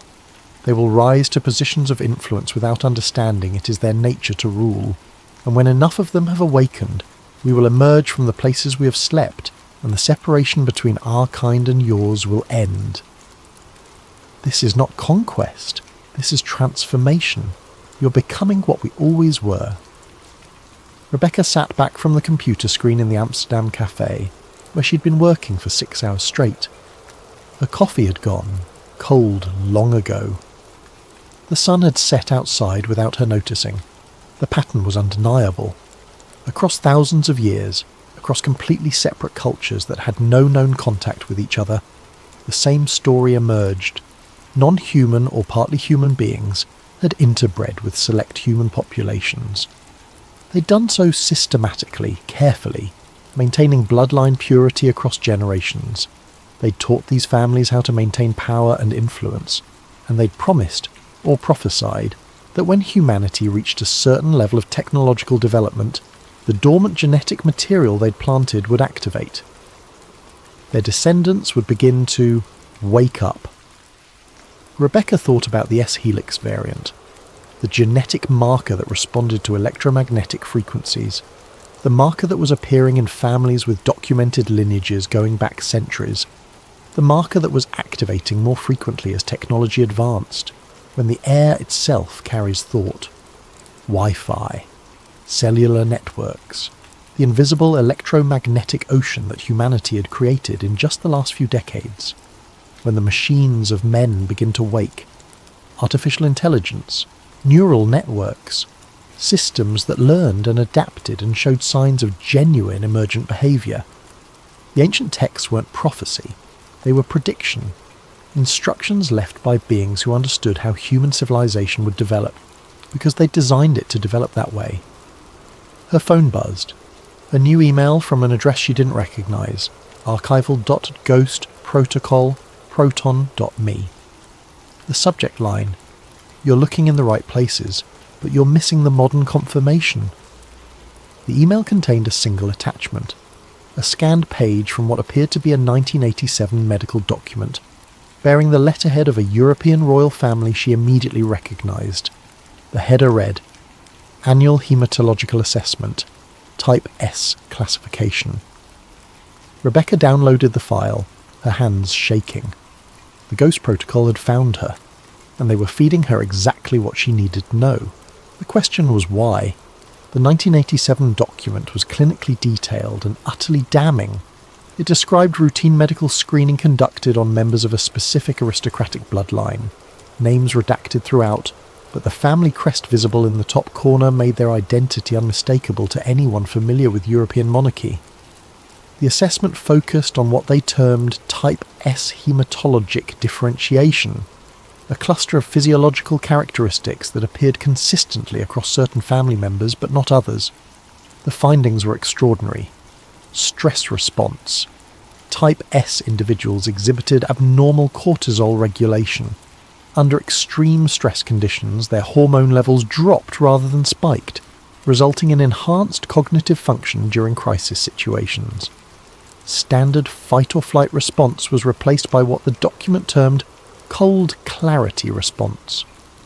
One annotation, handwritten in the margin, subject C7 exhibited near complete emotional detachment during simulated crisis. Heart rate decreased, pupil dilation reversed, described feeling perfectly calm, like watching from outside. This is not normal stress response. Cellular regeneration. Documented healing rates 40-60% faster than baseline human norms. Scarring minimal or absent in most cases. One subject had recovered from a compound fracture in half. The expected time with bone density measurements showing no evidence of prior injury. The medical examiner's note: "I've been practicing orthopaedic medicine for 30 years. This is not possible. The bone structure shows remodelling that would typically take months, but occurred in weeks. Either our dating methods are wrong, or something in this subject's biology is accelerating cellular repair at rates I cannot explain." Neurological profile. Near complete absence of degenerative brain disorders across 7 generations of tracking. No Alzheimer's, no Parkinson's, no dementia. Average lifespan exceeded regional norms by 12 years. Immune function. natural immunity to specific viral infections that should have no genetic basis for resistance. Several Type S individuals had been exposed to influenza outbreaks that sickened entire households, but never developed symptoms themselves. Temperature regulation. Baseline body temperature, Centon 1.2 degrees Celsius, lower than human average. Temperature variance under stress conditions exceeded normal human parameters. Ocular characteristics. Noted. Unusual reflective quality to iris under specific lighting conditions. 3 subjects exhibited what the examiner described as possible nictitating membrane reflex when startled by sudden stimuli. The examiner's note on this finding. I thought I was mistaken, but I have now observed this in 3 separate subjects. During startle response, there's a lateral movement across the eye that occurs too quickly for conscious control. It resembles the third eyelid found in reptiles and birds. This should not exist in human anatomy. The document concluded with a section titled Generational Transmission and Activation Patterns.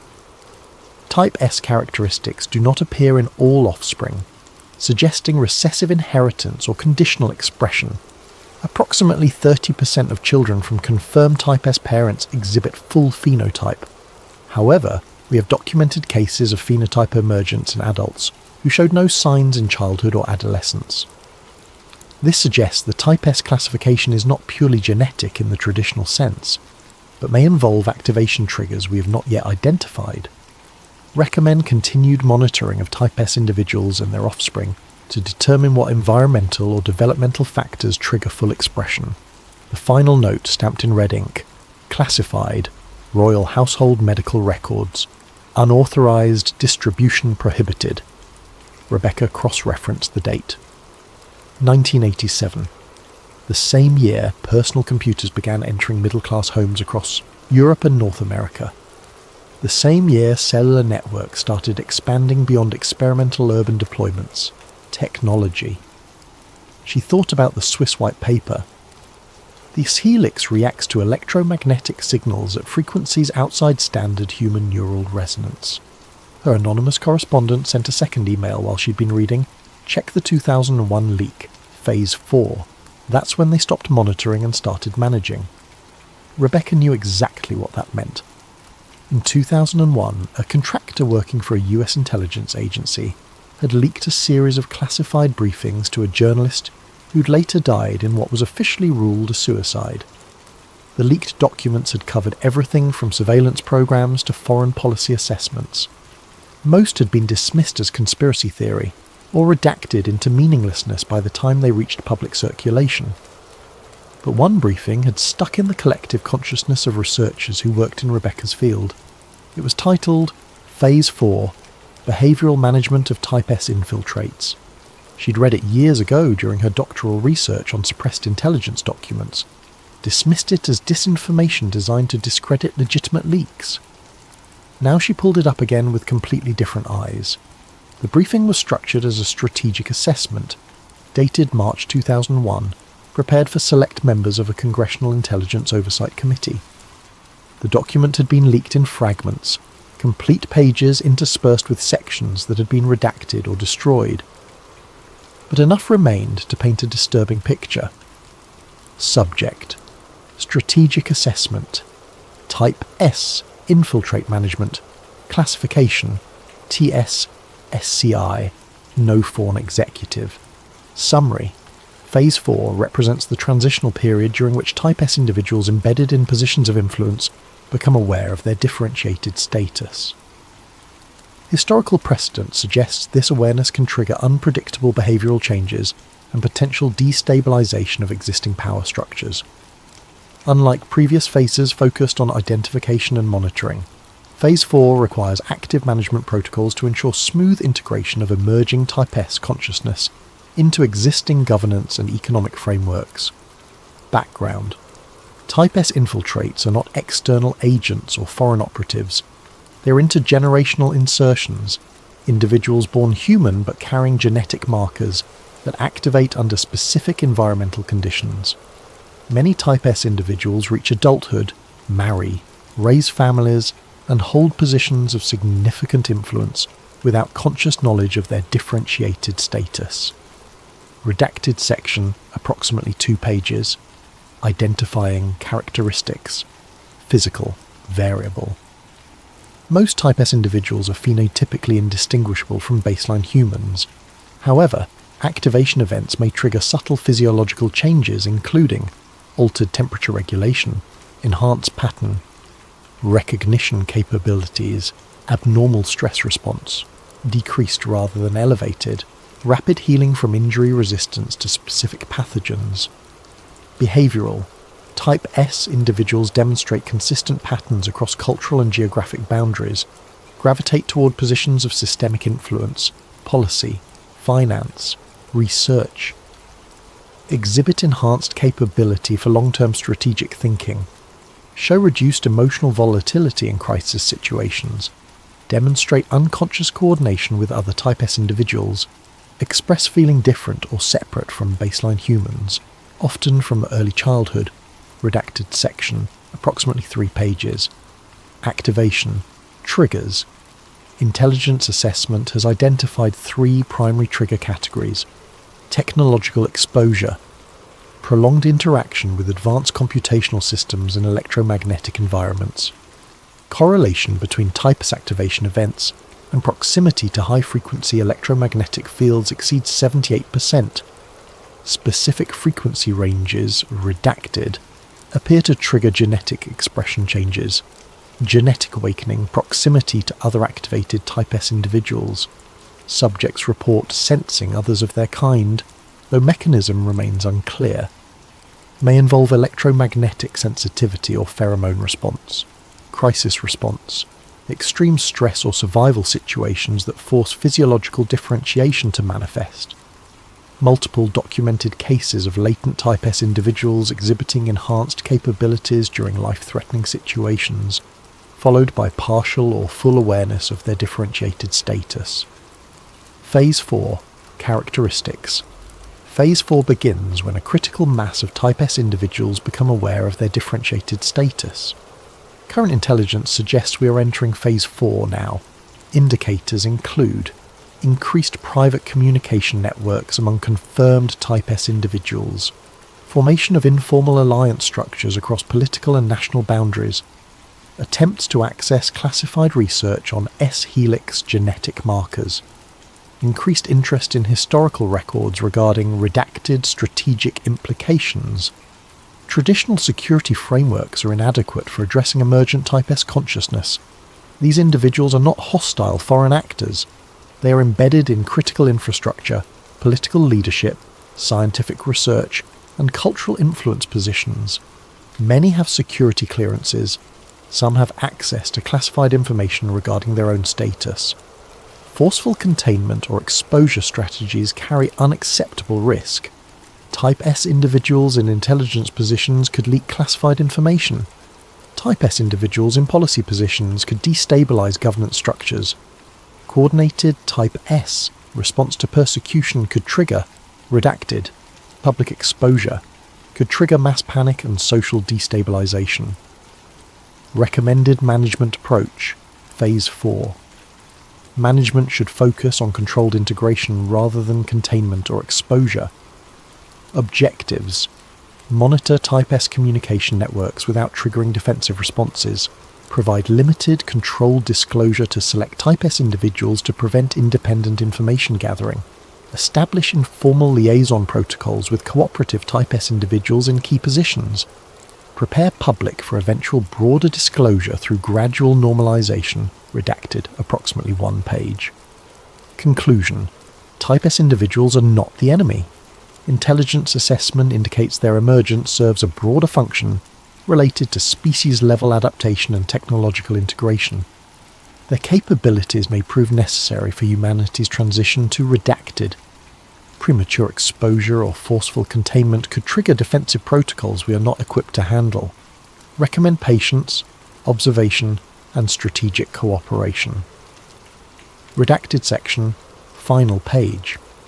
Rebecca read through the document twice, then cross-referenced it with the information she had gathered. The year the intelligence community officially acknowledged that people with the S-helix variant were starting to become aware of what they were. the year the strategy shifted from monitor to manage, 24 years ago, which meant that right now, in 2025, they were deep into Phase 4, possibly approaching Phase 5. She thought about the case studies in the genetic white paper, people who'd described unusual clarity and pattern recognition, people who'd said it felt like they were interfacing with code instead of just reading it, people who didn't know they were different, just knew they were unusually good at what they did. What happened when those people found out why? Rebecca opened her encrypted messaging app and sent a query to a contact she'd cultivated over years of archival work. A former intelligence analyst who'd left the NSA under circumstances that remained unclear, but who still maintained connections in the community. Her message: Phase 4, Type S. What's the current assessment? The response came back in under a minute. You're playing with fire, stop. Rebecca typed, I need to know. 3 minutes passed. Then, Phase 4 went operational in 2003. Phase 5 is already active. You don't want to know what Phase 6 looks like. Seriously, delete everything and walk away. What's Phase 5? Another long pause. Then, integration. They're not hiding anymore. Some of them know what they are, and they're starting to work together. I can't tell you more. I won't tell you more. This is me, as your friend, telling you to stop before you get disappeared like Victor. They killed him for giving you that USB drive. They'll kill you for using it. The chat went offline. Rebecca sat in the Amsterdam cafe, surrounded by ordinary people living ordinary lives, while the foundations of everything she thought she understood about human civilization crumbled beneath her. Phase 5 was active, integration. People with the S-helix variant, people who'd been living as humans their entire lives, were waking up, becoming aware and starting to coordinate. The question wasn't whether this was happening. The documents made that clear. The question was what they wanted, and what would happen when enough of them were awake. The security footage was never supposed to exist. Rebecca found it 3 days later, buried in the anonymous file dump that had been steadily growing in her inbox. Someone was feeding her information, someone with access to materials that should have been destroyed decades ago. Someone who wanted her to know the truth, or wanted someone to know, and she was the conduit. The footage was dated August 14th, 2016. Location: a private conference facility outside Caracas, Venezuela. The context was a high-level crisis meeting involving energy ministers, military leadership, and international advisors during Venezuela's economic collapse. The meeting had been recorded using standard security cameras for standard security reasons, but someone had also been running thermal imaging equipment, likely as an additional security measure to detect concealed weapons, unauthorized personnel, or unusual heat signatures that might indicate explosive devices. That thermal equipment had recorded something that defied explanation. The footage showed exactly what you'd expect for the first 90 minutes. Human-shaped heat signatures clustered around a long conference table. Body temperatures ranging from 36.5 to 37.2 degrees Celsius. Normal human variance. People sat, stood, gestured, argued, all perfectly ordinary through the thermal camera's lens. Then, at the 1:34 to 22 mark, something changed. One attendee, seated at the head of the table, identified in the accompanying file notes as a European financial advisor to the Venezuelan government, exhibited a sudden and dramatic temperature drop. Within 45 seconds, their surface temperature fell from 36.5 to 31.70, 5 degrees Celsius. The thermal camera clearly showed the change. The individual's heat signature shifted from warm orange-red to cool blue-green, not gradually, not the slow cooling that might occur if someone was in shock or hypothermic, rapidly, deliberately, like their body had simply decided to regulate temperature in a way that violated basic human physiology.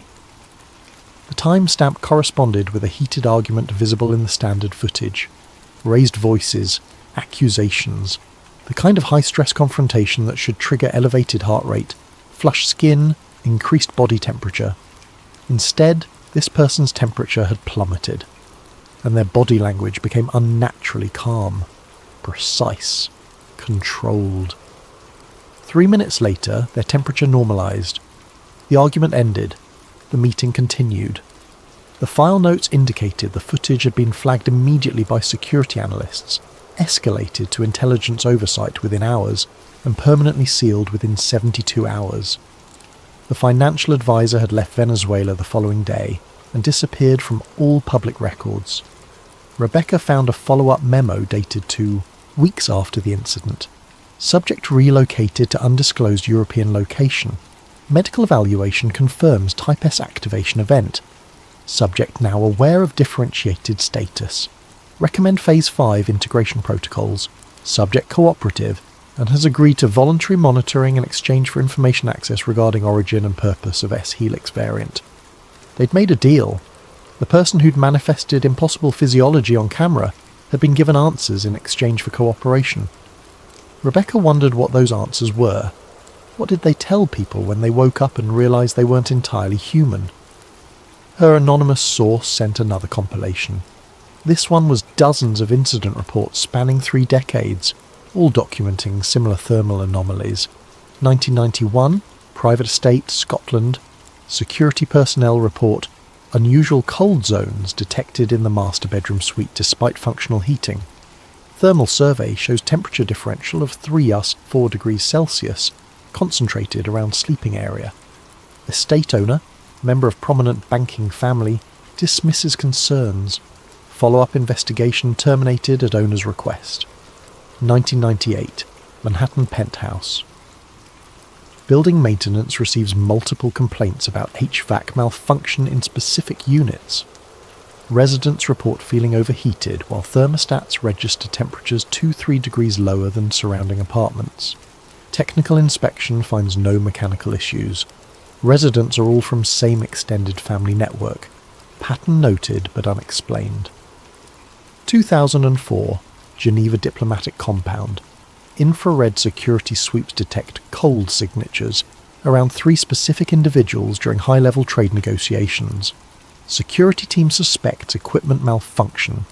Equipment tested and confirmed functional. Individuals show no signs of illness or distress. Incident classified. 2009, Dubai Financial Summit. Private security firm contracted for VIP protection reports. Unusual thermal readings on multiple attendees.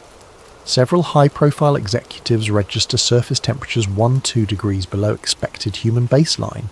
Firm's report submitted to clients, then immediately classified. Security team members sign expanded NDAs. 2012, London Banking District. Corporate security investigating potential industrial espionage uses thermal imaging during board meetings. Discovers 3 board members consistently register abnormally low surface temperatures during high-stress discussions. Investigation redirected by unknown authority. All thermal footage confiscated. 2016. Washington political fundraiser. Secret Service thermal scanning detects unusual temperature patterns in multiple attendees. Several prominent political figures show decreased surface temperature during public speaking and high-pressure social interactions. Anomalies noted in after-action report but not investigated further.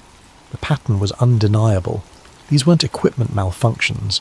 These were people whose bodies responded to stress and electromagnetic environments in ways that violated understood human biology. And then there were the eyes. Rebecca found a separate file containing compiled reports from security personnel, journalists, personal assistants, and even entertainment industry professionals. Dozens of observations, each dismissed individually, but forming an impossible pattern when viewed together. Subject's eyes reflected amber gold under camera flash, similar to animal eye shine, assumed to be lighting artifact. Photographer, 2008.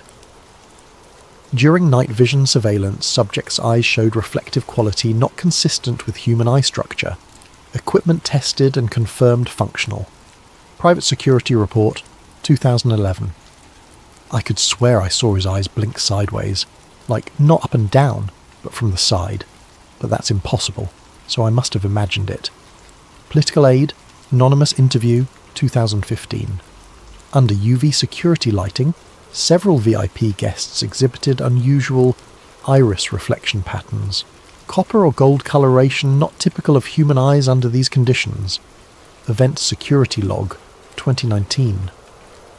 The senator's eyes. There was something wrong.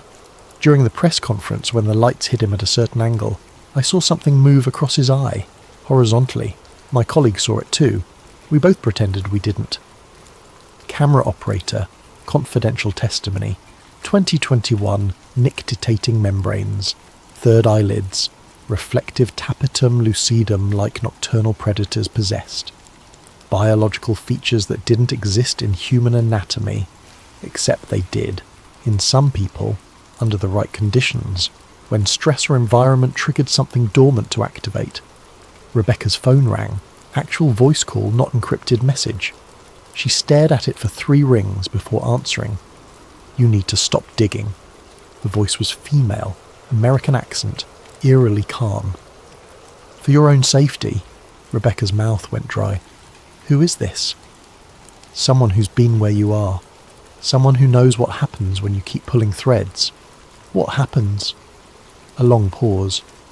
Background noise suggested the caller was outside, wind across the microphone, distant traffic. You start seeing patterns everywhere. You start questioning everyone around you. You start wondering if your boss, your neighbour, your lover, if any of them are carrying markers they don't even know about. The paranoia eats you alive, Rebecca. And the worst part... Rebecca waited, her heart hammering. The worst part is, you'll never know if you're paranoid or if you're right. Because they don't know either. Most of them live their whole lives without ever finding out what they are. They just know they're good at what they do. They just know they handle stress better than other people. They just know they see patterns others miss. And they never question it, because why would they? "Are you..." Rebecca started. "One of them? I don't know. That's what I'm trying to tell you. I had the test done. Private lab.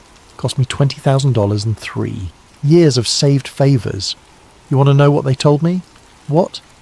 "They told me the test was inconclusive. They told me the markers were there but dormant. They told me I might be carrying a helix variant or I might not, and there was no way to know unless it activated. And you know what that means?" Rebecca did know. "You'll never know if your successes are yours or if there's something else driving you." "Exactly. I'm a federal judge, Rebecca. I make decisions that affect millions of lives. And now I'll spend the rest of my career wondering if my judgment is mine, or if there's something in my DNA pushing me toward outcomes I don't consciously understand. That's what this knowledge does. It poisons everything. But people deserve to know, do they? What happens when you publish your research? When you tell the world that 14 bloodlines carry non-human DNA? That some of the most powerful people in the world might be a different species and don't even know it? You think that ends well? The truth matters. The woman laughed, bitter and harsh. The truth is that whatever the seraphim were, they're woven so deep into human civilization that you can't separate us anymore. Their descendants are everywhere, in government, in corporations, in universities and hospitals and military command. And most of them are good people trying to do good work. What happens to them when you expose this? They get hunted, tested, quarantined, or worse, they get worshipped, turned into messiahs or demons. Either way, you tear society apart. Is that what you want? I want people to understand what's happening to them. Then you're naive. Victor died trying to get you this information. You think he wanted you to publish it?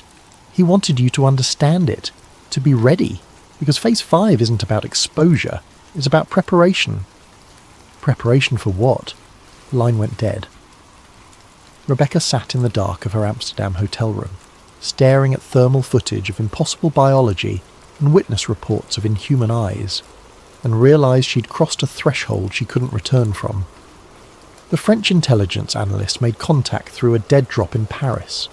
Rebecca travelled there following a coded message slipped under her hotel door.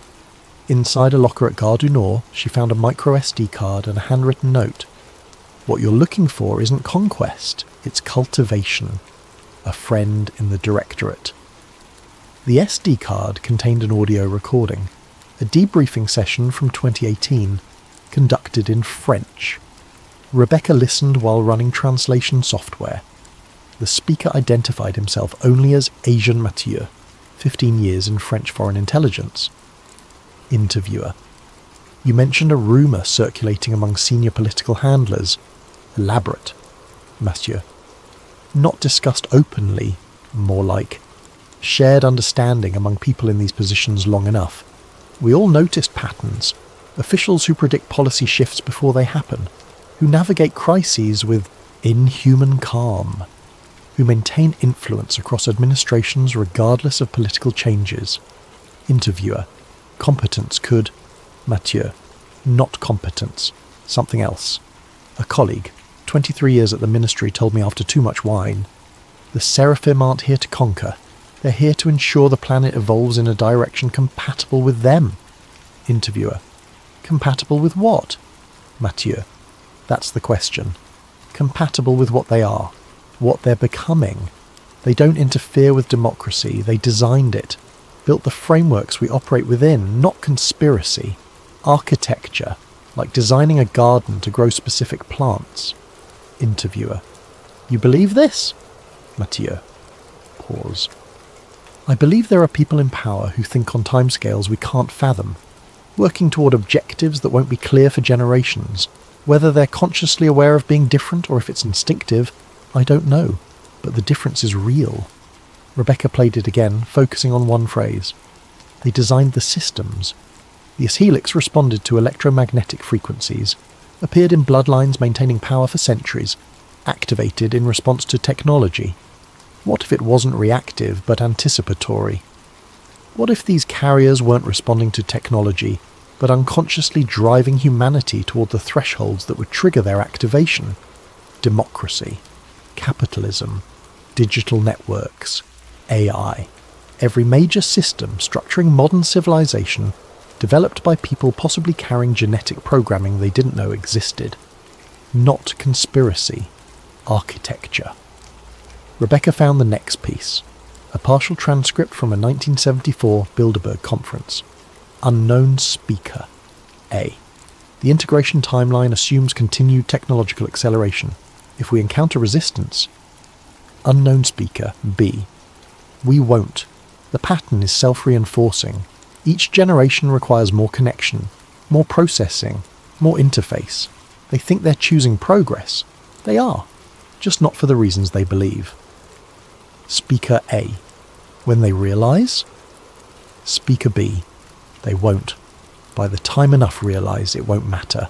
Systems too integrated, too essential. You can't unplug from infrastructure that keeps you alive. Speaker C. Some will resist. Speaker B. Resistance is part of the design.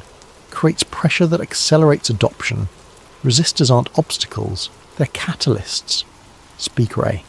Very confident. Speaker B. Very patient.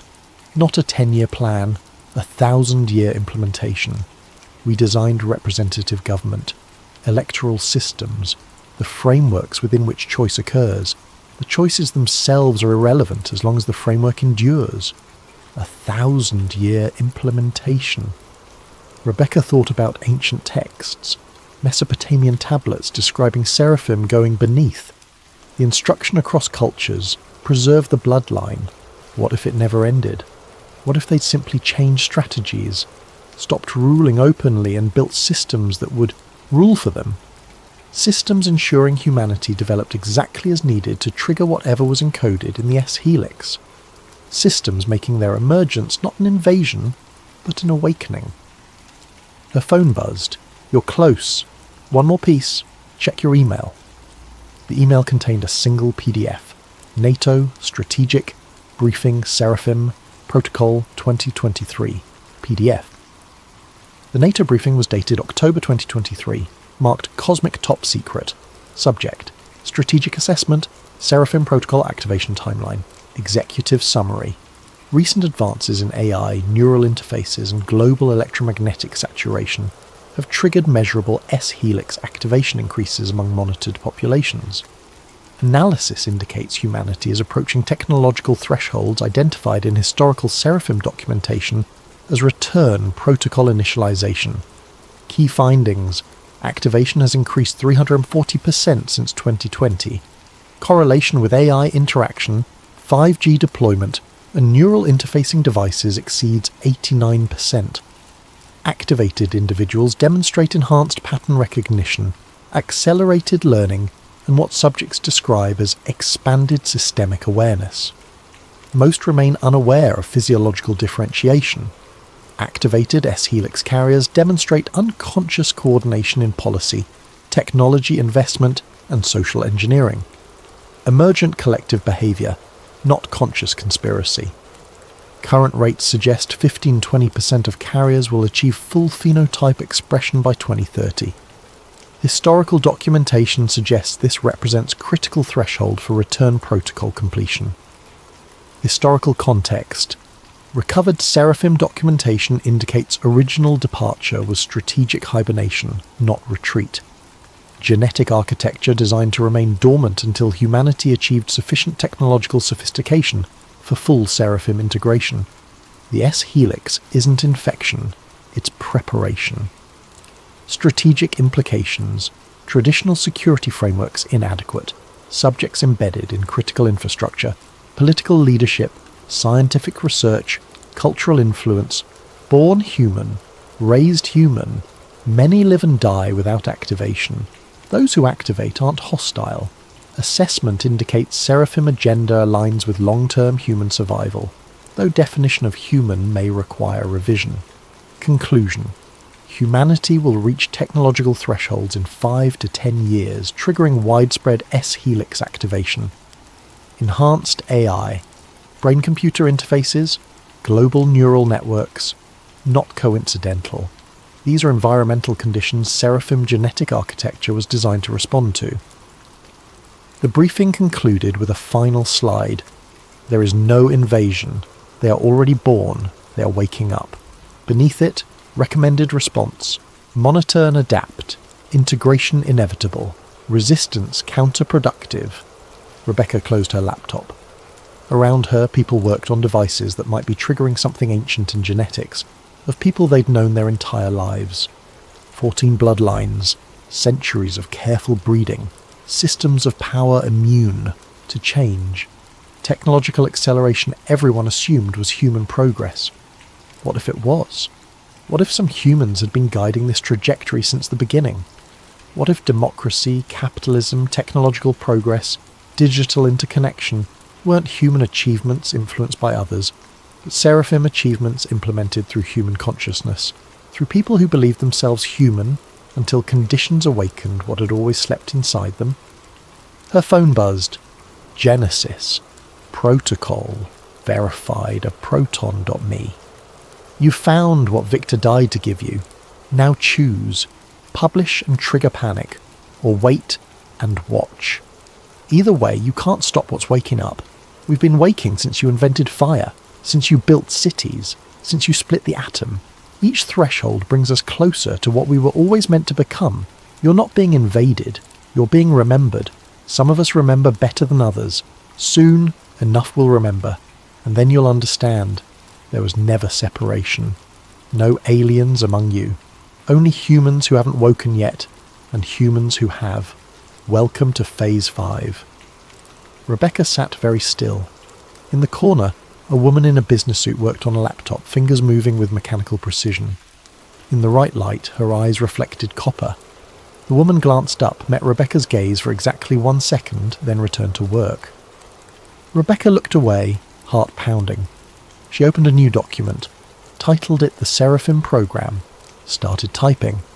She had no idea if anyone would believe her, no idea if publication would change anything, or if the systems were too embedded, too essential to resist. But she typed anyway, because somewhere in 14 bloodlines spread across the world, people were waking to what they'd always been. People in government, corporations, research labs. People who'd lived human lives never knowing they carried something older than civilization. People who were starting to remember, and if the briefing was correct, within a decade enough would be awake that the world would change in unpredictable ways. Maybe that's what evolution looked like. Not external invasion, but internal awakening. Not war between species, but recognition that categories were never as clear as humanity believed. Rebecca kept typing as the sun set over Paris, painting the sky copper and gold.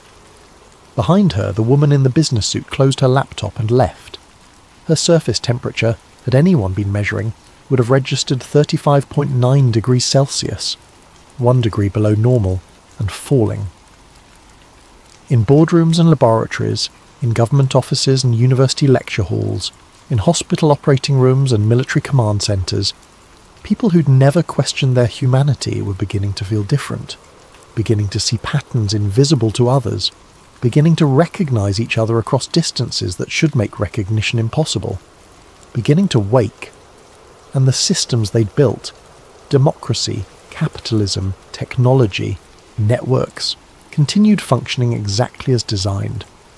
Not as human systems influenced by hidden forces, but as seraphim systems implemented through human hands, preparing the world for a transformation that had been set in motion 4,000 years ago. Rebecca typed the final line. They're already among us. They always have been, and they are us. She hit save, encrypted the file, sent copies to 3 separate secure servers. Then she walked out into the Paris night, knowing that nothing would ever look the same again. Above her, satellites circled the Earth, transmitting signals at frequencies that made the invisible visible. And in 14 bloodlines scattered across continents, DNA that had waited millennia began to unfold, listening, responding, waking. The Seraphim Protocol was entering its final phase, and humanity, all of humanity, was about to discover what that meant.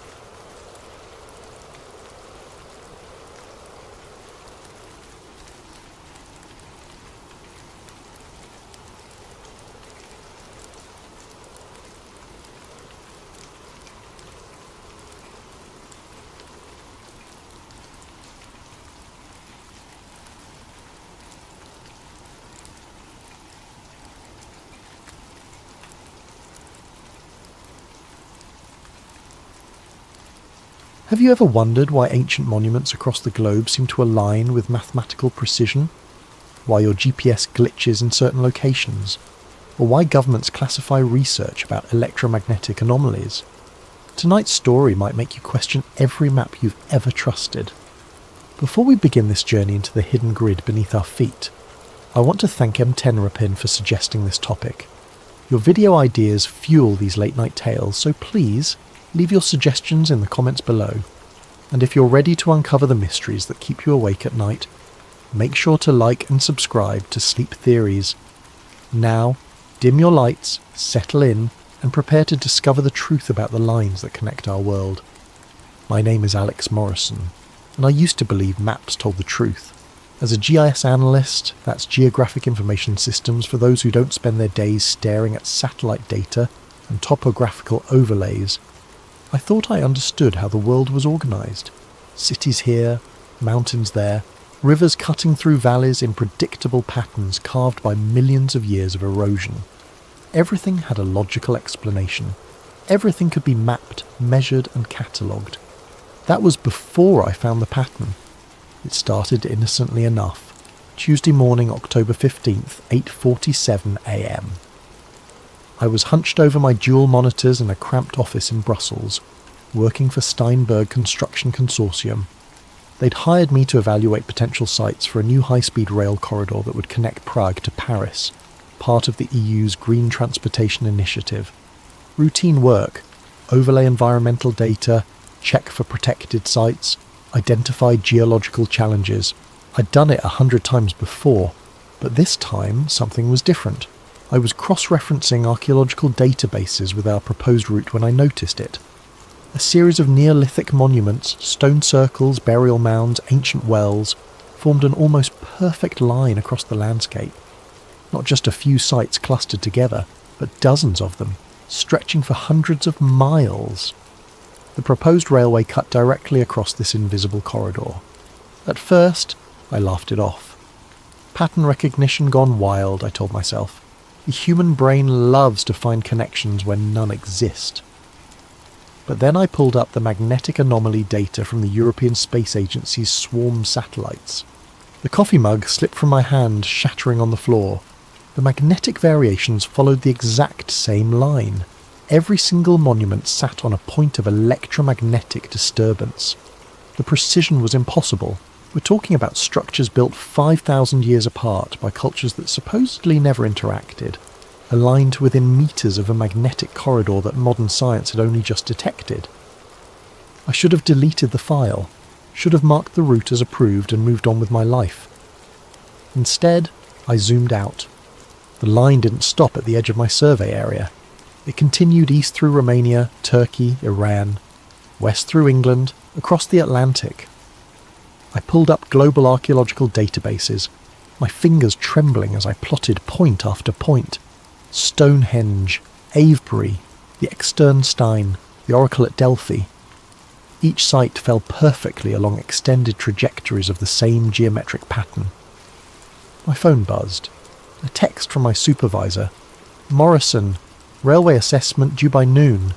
Stop whatever rabbit hole you're going down. But I couldn't stop. I'd found something that shouldn't exist. A planetary grid mapped by ancient peoples who supposedly thought the Earth was flat, following electromagnetic patterns we'd only discovered in the last century. Either I was losing my mind or I'd stumbled onto the greatest archaeological discovery of the millennium. I chose to believe the latter. That was my first mistake. 3 weeks later, I stood in a frost-covered field 40 kilometres outside Prague, watching my equipment fail in ways that defied every principle of engineering I knew. After discovering the alignment, I'd convinced Steinberg to let me conduct field surveys along the proposed route. Geological stability assessment, I'd called it.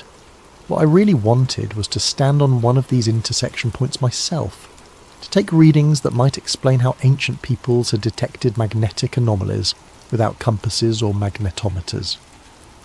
The morning had started normally enough.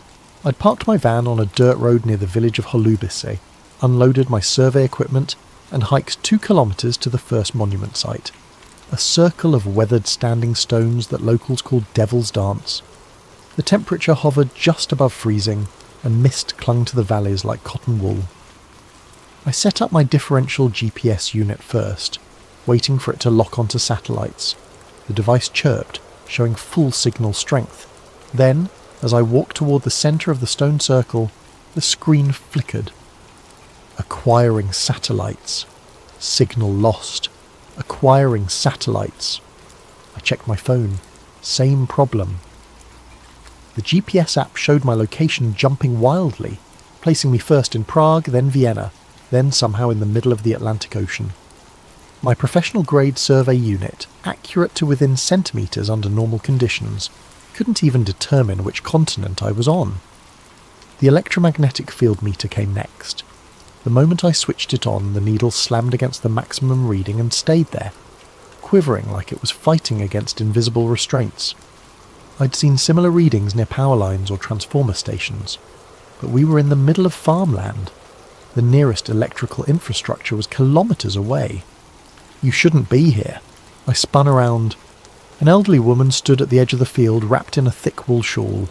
Her face was deeply lined, her eyes the pale blue of winter sky. "I'm sorry," I called out in my broken Czech. She switched to accented English. "This place. It's not for outsiders, not for their machines." She gestured at my equipment with a gnarled finger. "I'm just conducting surveys for the railway," I explained, walking toward her. "Making sure the ground is stable." She laughed, but there was no humour in it. "Stable? This line has been here since before the first stones were raised. Before your railways, before your cities. Our ancestors knew to respect it, to build their monuments as, jak se říká, anchors, to keep the energy flowing properly." "Energy?" I pulled out my tablet, showing her the magnetic anomaly map. "You mean this? You know about the electromagnetic patterns?" Her eyes widened. For a moment she looked genuinely frightened. "You've mapped it? The whole grid?" She grabbed my arm with surprising strength. "You must stop. Some knowledge isn't meant to be documented. They will come for you if you continue." "Who will come?"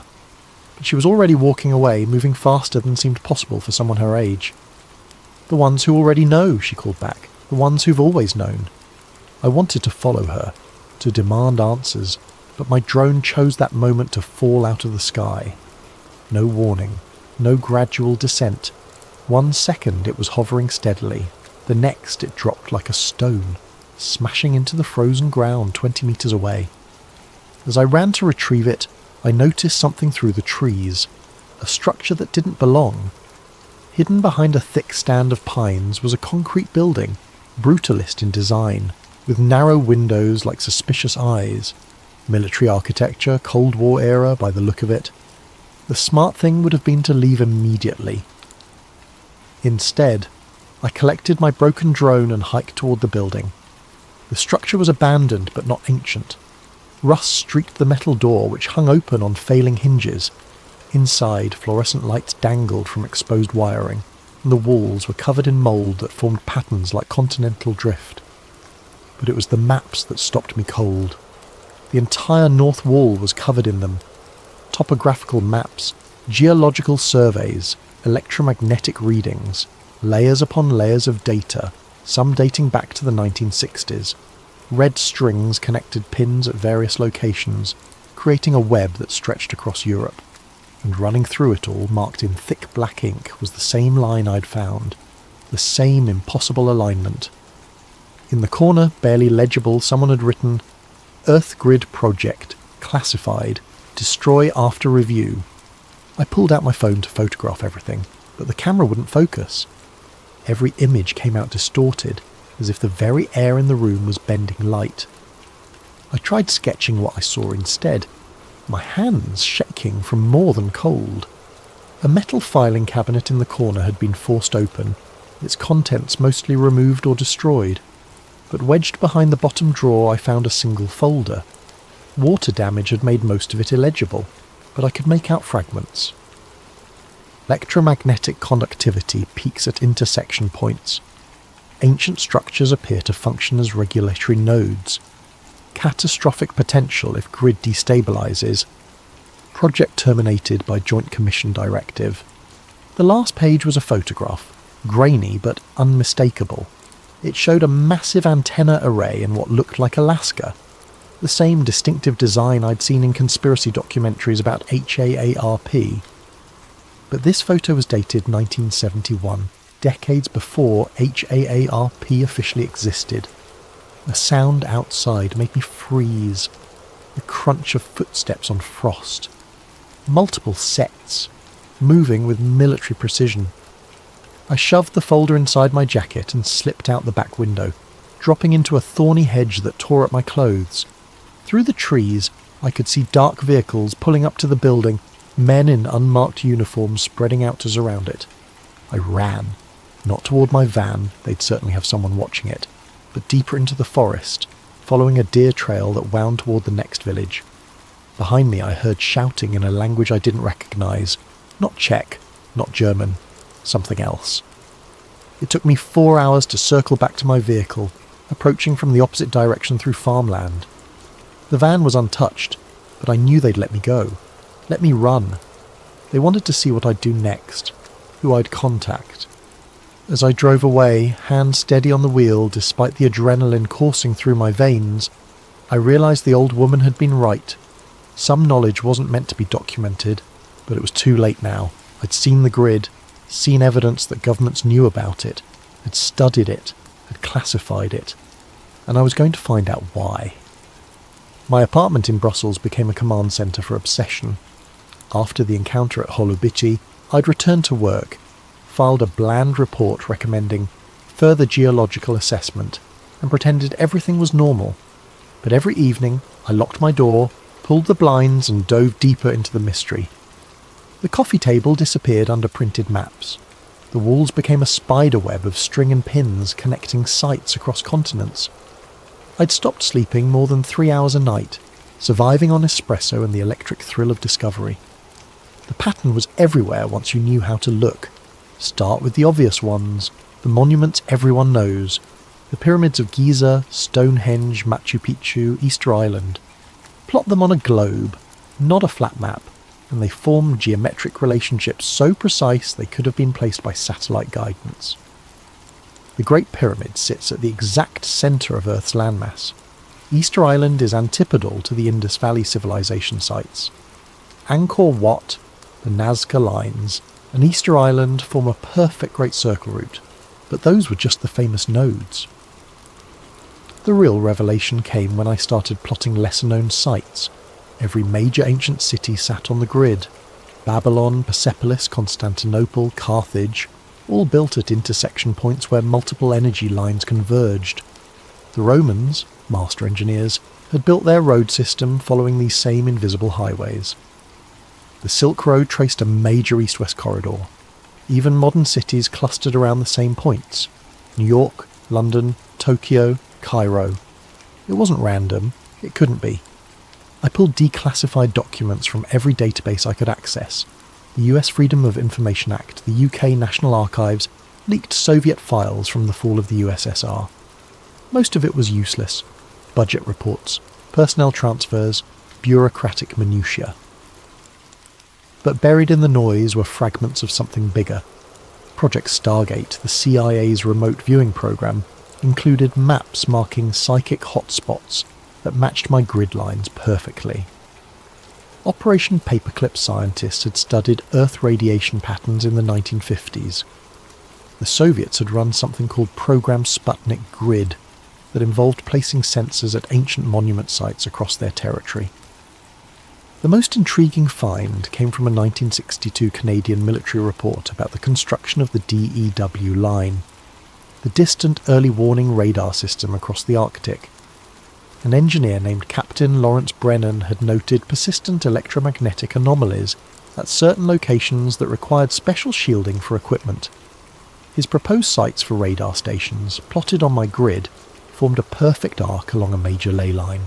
But the document that changed everything was a leaked memo from 1997, source unknown, that had circulated on conspiracy forums before being scrubbed from most of the internet. I found it cached on an obscure Russian server. 2. Joint Chiefs Special Projects Division Aura.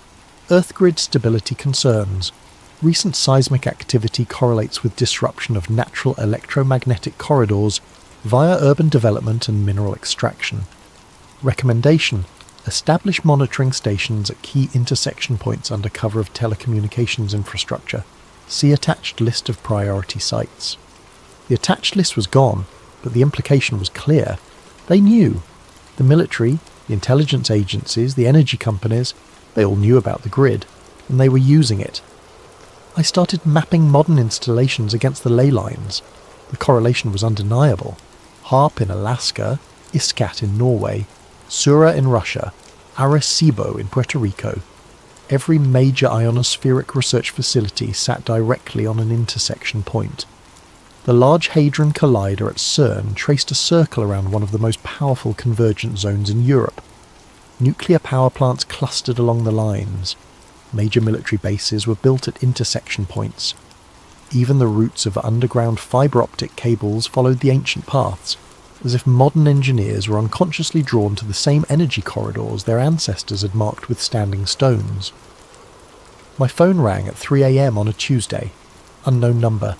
Stop digging. The voice was electronically distorted, genderless. Who is this? Someone trying to help you. You found the grid. Congratulations. Now forget about it before you end up like the others. What others? Bruce Cathy, John Michel, Ivan Sanderson, all the researchers who got too close to the truth. Heart attacks, car accidents, sudden illnesses. Very convenient. My blood chilled. I knew those names.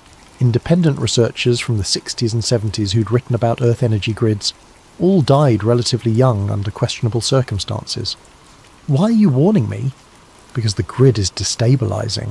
The ancients built monuments as regulators, keeping the energy in balance. Modern construction is disrupting the flow. Mumbai, 2006. Haiti, 2010. Fukushima, 2011. Those weren't random natural disasters. They were pressure releases along fractured ley lines. That's impossible. Electromagnetic fields don't cause earthquakes. The voice laughed, bitter and electronic. The electromagnetic fields are just what we can measure. The grid is deeper than that. It's the planet's nervous system, its circulation, and we're giving it a stroke, one skyscraper at a time. Then we need to warn people. With what evidence? Mystical energy lines, ancient wisdom. You'll be dismissed as a crackpot. Unless ... The voice paused. Unless you can prove the energy is real, measurable, usable. How? Return to the grid, not with standard equipment. That's designed to filter out the frequencies you need to detect. Build your own sensor. Copper coils, crystal oscillators, very specific specifications. I'm sending you the plans now. My laptop pinged with an encrypted file. One more thing, the voice said. When you record the surge, you'll have about 6 hours before they track the signature back to you. Use that time wisely. The line went dead. I opened the file. The schematic looked like something Tesla might have designed after a fever dream. Multiple copper coils in a complex geometric arrangement, connected to crystal oscillators and frequency analyzers. The materials list was surprisingly mundane, everything available from electronic suppliers. It took me 3 days to build it, working in secret in a rented storage unit outside the city. The device looked like abstract art more than scientific equipment, all gleaming copper spirals and crystal matrices. But when I powered it on, every LED lit up green. It was detecting something. Now I just had to be crazy enough to test it. The academic forum was my first mistake. Well, second, if you count building the sensor. But hubris makes fools of us all, and I needed someone, anyone, to verify I wasn't losing my mind.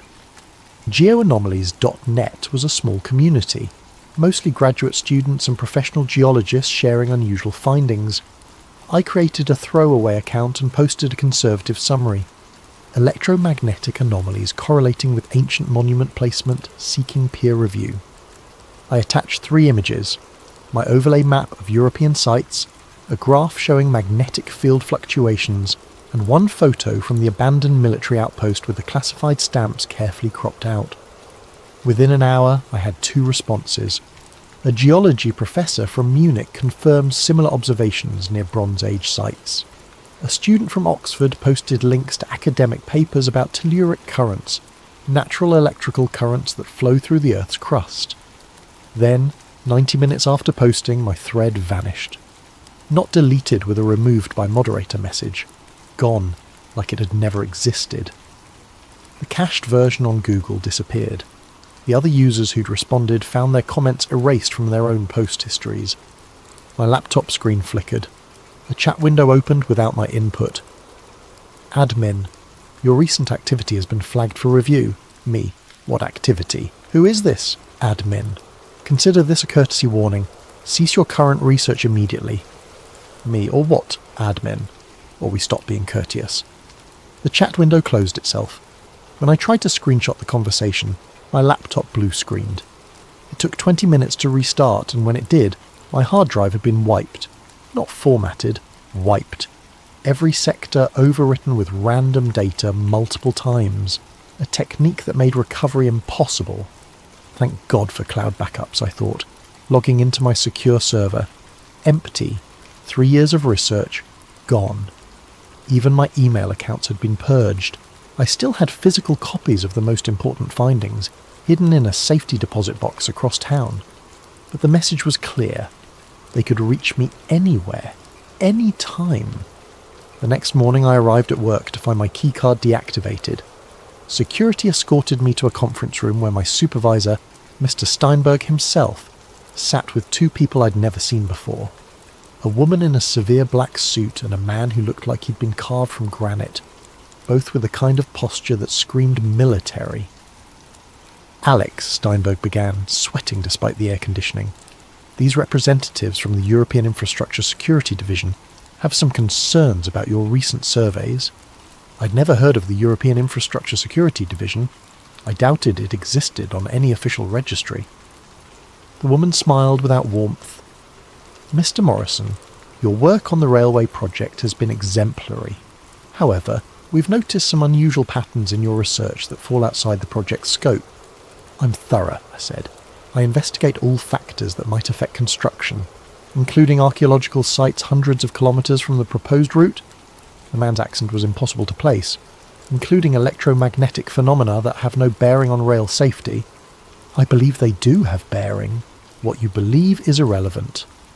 The woman pulled out a tablet showing my deleted forum post.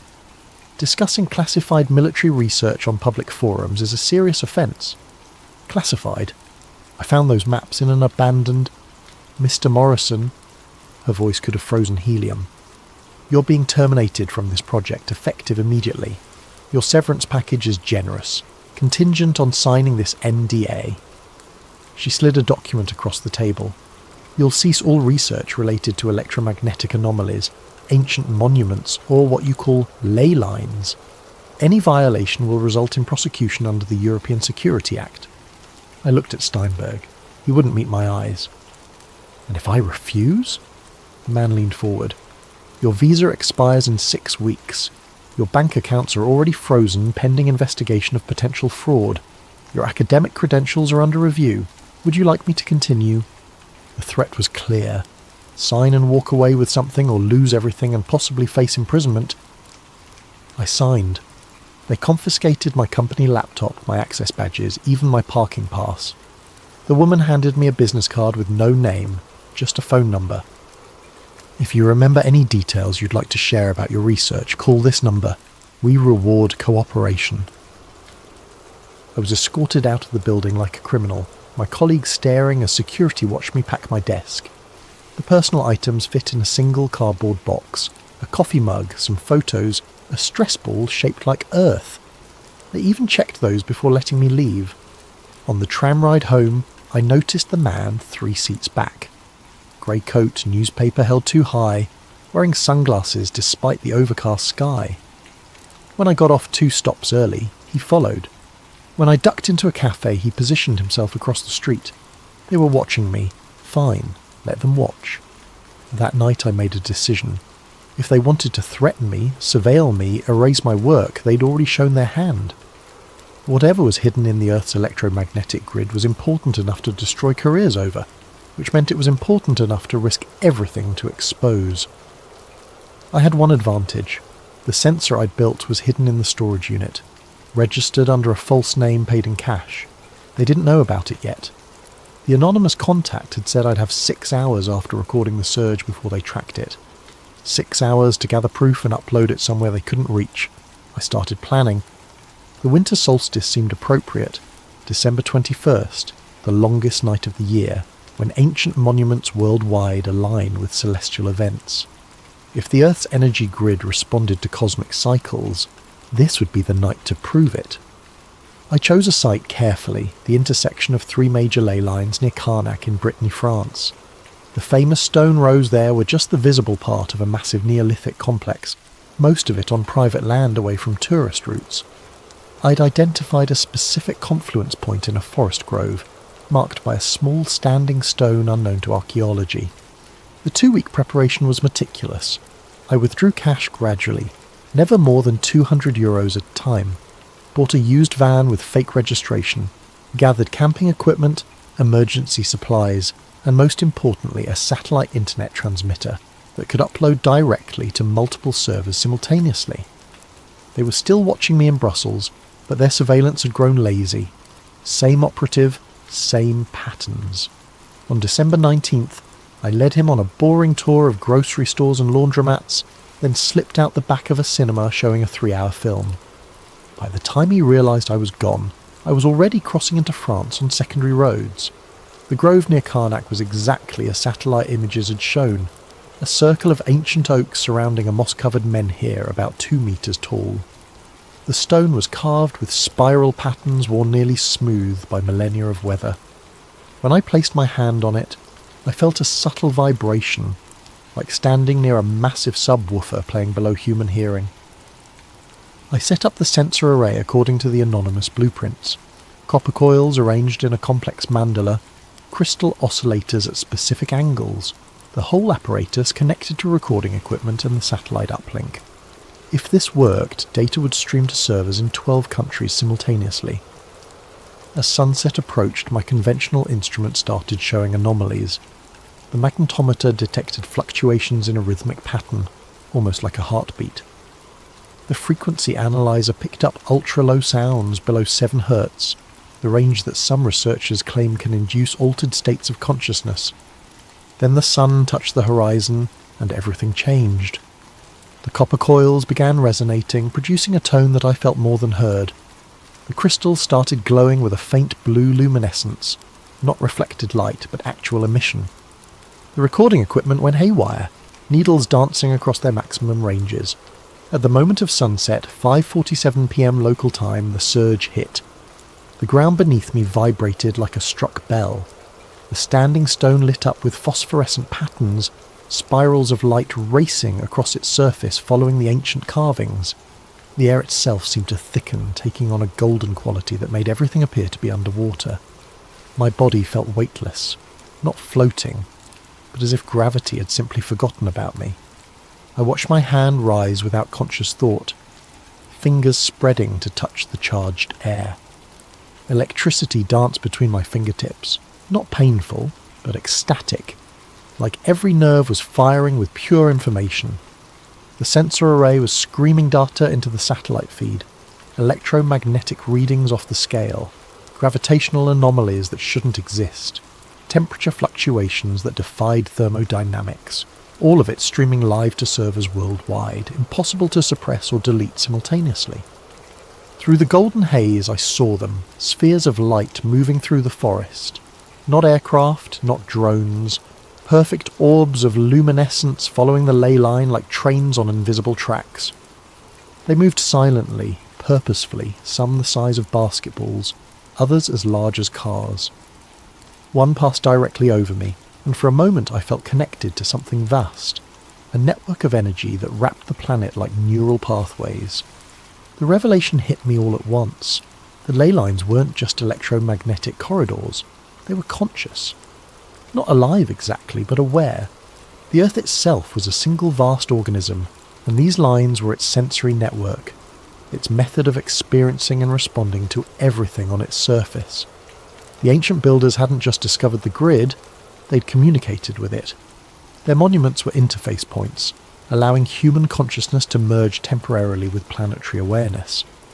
That's why sacred sites induced religious experiences. That's why people felt transformed at these locations. And now, modern civilization was damaging this network. Every skyscraper driven deep into the earth, every mine boring through the corridors, every electromagnetic broadcast interfering with the natural frequencies, we were giving the planet the equivalent of nerve damage. The surge peaked at 6:13 p.m, lasting exactly 26 minutes. Then, as suddenly as it began, everything stopped. The lights vanished. The stone went dark. My equipment powered down simultaneously, despite having hours of battery remaining. In the sudden silence, I heard vehicles approaching. Many vehicles. I grabbed the memory cards from the recording equipment and ran.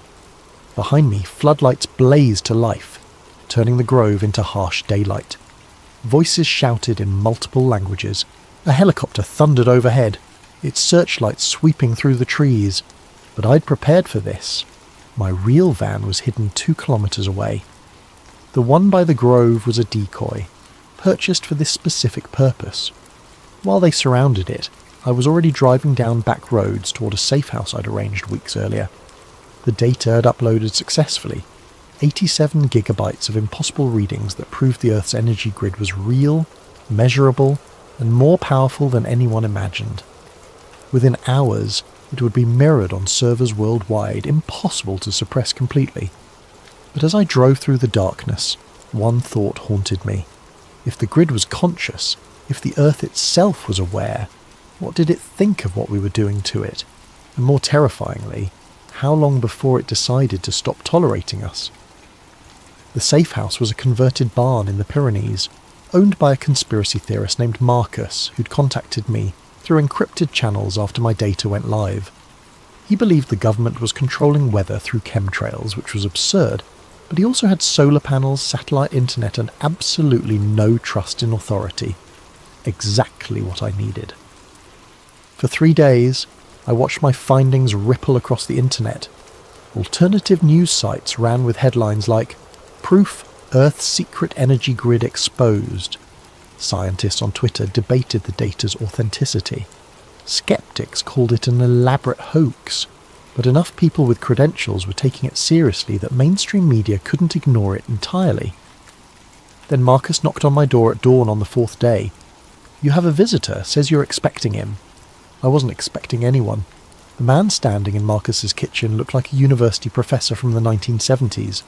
Corduroy jacket with elbow patches, wild grey hair, thick glasses repaired with tape.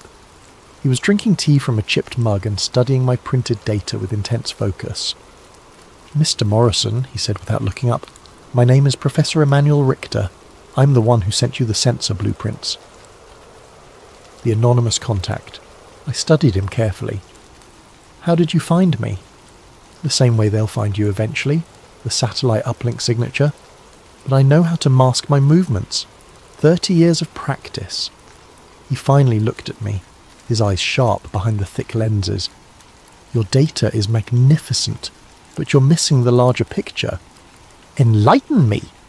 He pulled out a battered laptop and opened a file filled with equations I couldn't begin to understand. "The ley lines aren't just electromagnetic. That's merely the aspect we can measure with current technology. They're multi-dimensional conduits, channels through space-time itself. That's impossible.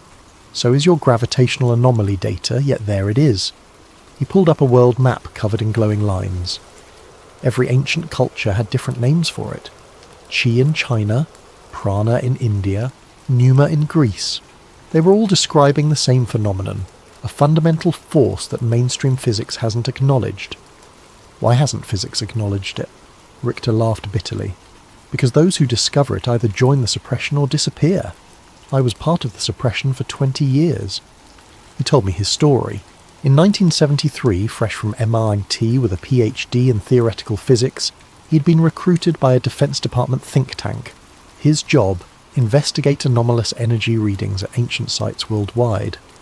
Within 2 years, his team had mapped the basic structure of the Earth grid and realised its potential. "Unlimited clean energy," he said. "Instantaneous communication across any distance. Even manipulation of localised space-time." The military applications were obvious, but so were the benefits for humanity. We could have transformed civilization. What happened? We succeeded. His face darkened. The first experimental tap into a ley line intersection was in Nevada, 1978. We pulled enough energy in 30 seconds to power Las Vegas for a year. Then the intersection point destabilized. He showed me a classified photo, a perfectly circular crater 300 meters across, the sand turned to glass. The official record lists it as an underground nuclear test, but no bomb did that. We'd ruptured something fundamental in the grid structure. The project was immediately classified beyond top secret. Research continued, but focused on weaponization rather than energy production. HARP, Richter explained, wasn't about weather modification or mind control. Those were cover stories. It was about learning to manipulate the grid without destabilizing it. "But they're failing," he continued. "Every year more intersection points become unstable.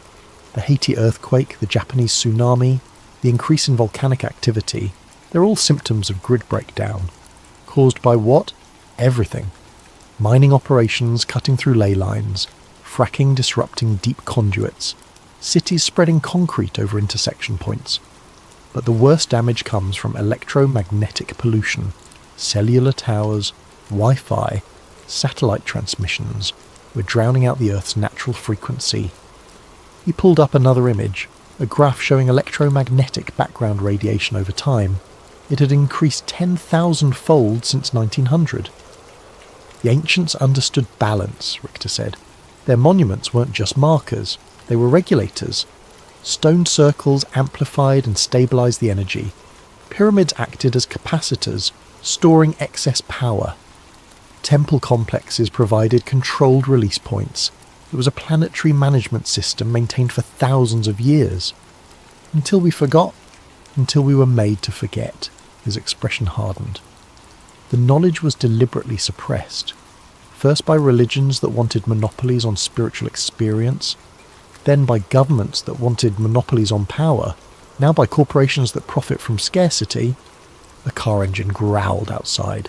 Marcus appeared in the doorway, shotgun in hand. 3 black SUVs coming up the mountain road. Richter stood calmly. They tracked me, not you. I've been sloppy, getting old, I suppose. He handed me a flash drive. Everything I couldn't publish, 40 years of research, the complete grid map, the frequency specifications, the names of everyone involved in the cover-up. Come with me, I said. We can both run. I'm 73 years old, Mr. Morrison. I've been running since 1991. He smiled sadly. But information wants to be free. Upload that data everywhere.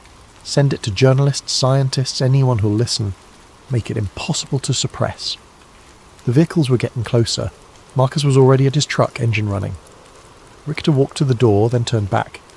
One more thing. The grid isn't just breaking down, it's evolving. The electromagnetic pollution we're producing is forcing it to adapt, to develop new pathways. The lights you saw at Karnak, they're increasing worldwide. The grid is trying to heal itself, but if we don't stop interfering, he shook his head, the Earth will protect itself, even if that means eliminating the infection. We're the infection? From the planet's perspective? Yes. He walked out to meet the SUVs. I ran to Marcus's truck and we tore down the back road as fast as the ancient vehicle could manage. In the mirrors, I saw men in tactical gear surrounding the farmhouse. Richter stood in the doorway, hands raised, dignity intact, even in surrender. We drove for 6 hours, changing vehicles twice, before I felt safe enough to stop. In a roadside motel that still used actual keys, I opened Richter's flash drive. The data was staggering. Detailed maps of every ley line intersection on Earth. Energy readings from 6 decades of secret monitoring. Photos of ancient sites I'd never heard of, all showing the same telltale signs of grid integration. And a list of names. Politicians, CEOs, military leaders, all aware of the grid's existence, all complicit in hiding it. But most importantly, there were the repair protocols. Richter's team had developed methods to stabilize damaged intersection points, to restore the grid's natural balance. The knowledge to undo decades of damage, the blueprints for saving the planet's nervous system. The cafe in Prague is busy enough that I blend in, anonymous among the tourists and students. My laptop is connected through 7 proxy servers, my identity masked by layers of encryption that would make the NSA proud. The barista brings my 3rd espresso of the morning, and I nod my thanks without looking up from the screen.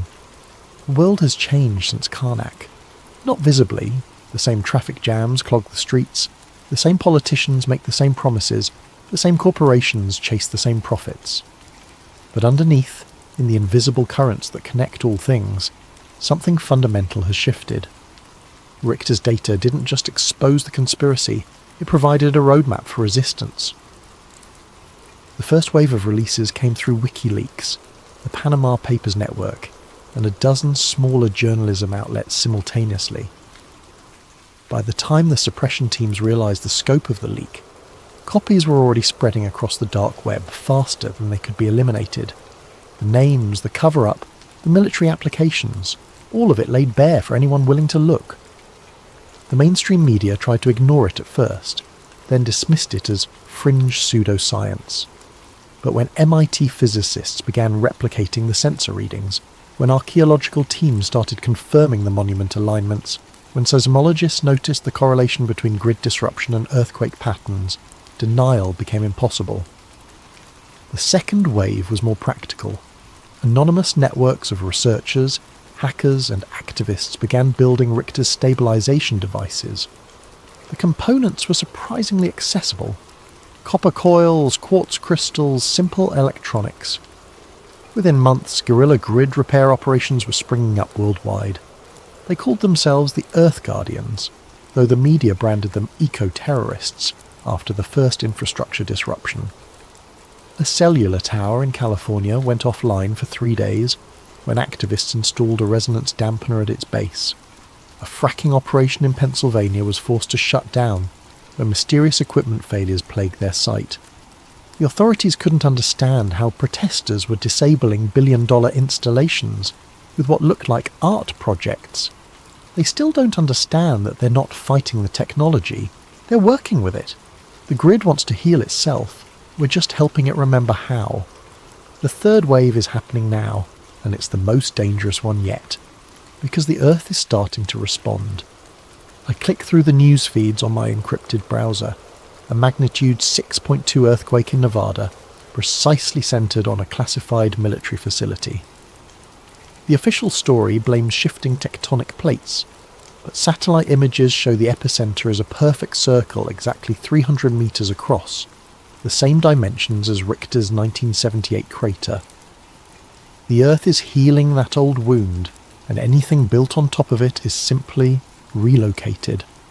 Similar natural disasters are occurring worldwide. A mysterious sinkhole swallowed a Chinese mining operation that was drilling through a major ley line. The Large Hadron Collider experienced a catastrophic failure that physicists can't explain. Every component simply stopped working simultaneously, as if the Earth itself had withdrawn permission for the experiment. The most telling incidents are the recoveries. Ancient sites that had been disrupted by modern construction are spontaneously healing. The stones of Avebury, displaced by roads and buildings, have begun generating electromagnetic fields so powerful that nearby electronic equipment fails. The original Nazca lines in Peru are glowing again, visible from space without infrared enhancement. Reports of luminous phenomena are increasing exponentially. The same spheres of light I witnessed at Karnak are now appearing at intersection points across the globe.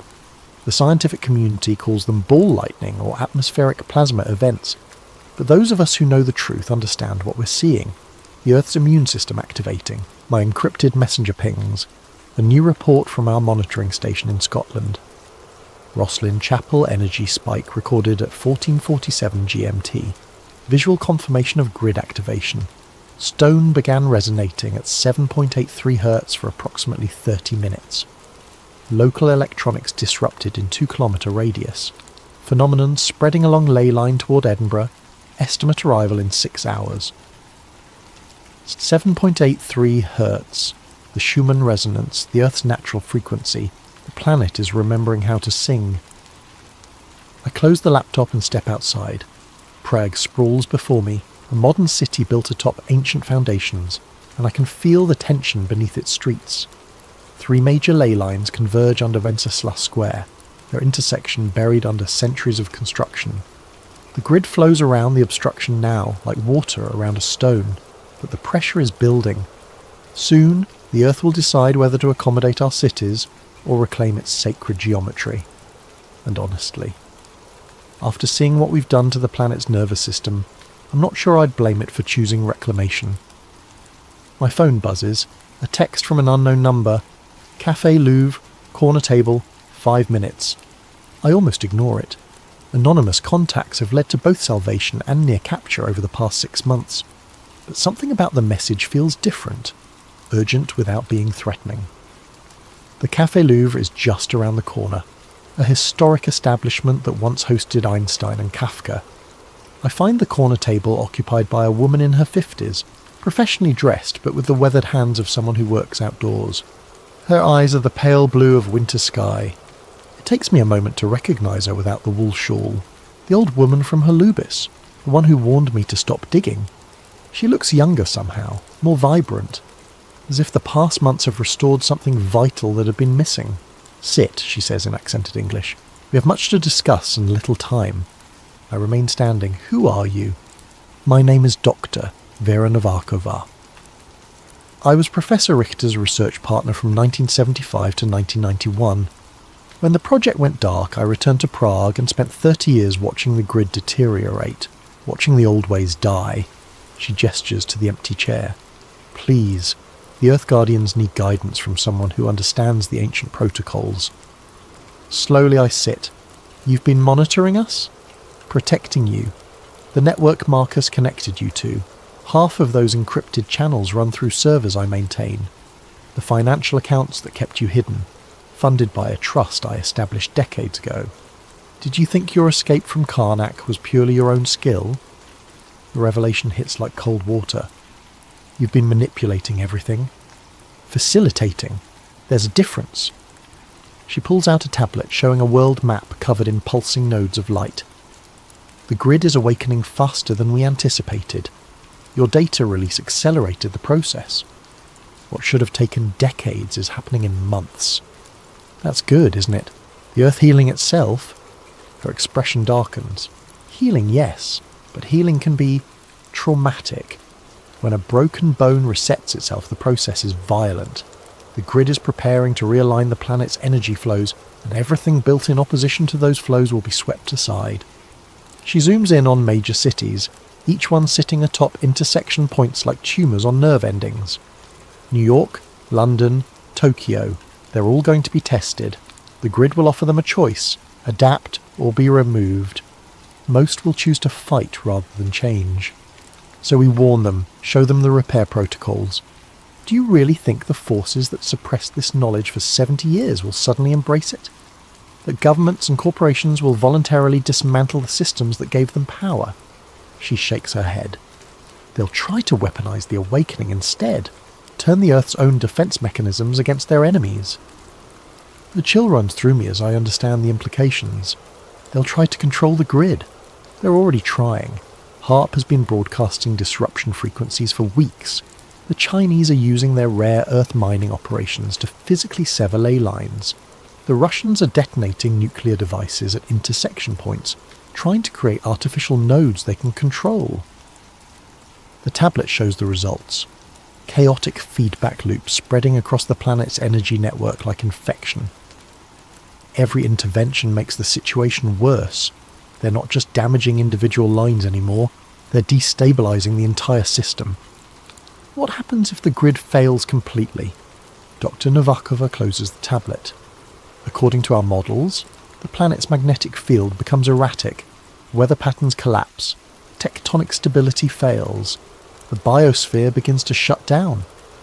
She meets my eyes. Extinction event. Not just for humans, for everything. The weight of it settles over me like a shroud. We're not just fighting for disclosure anymore, or even for environmental protection.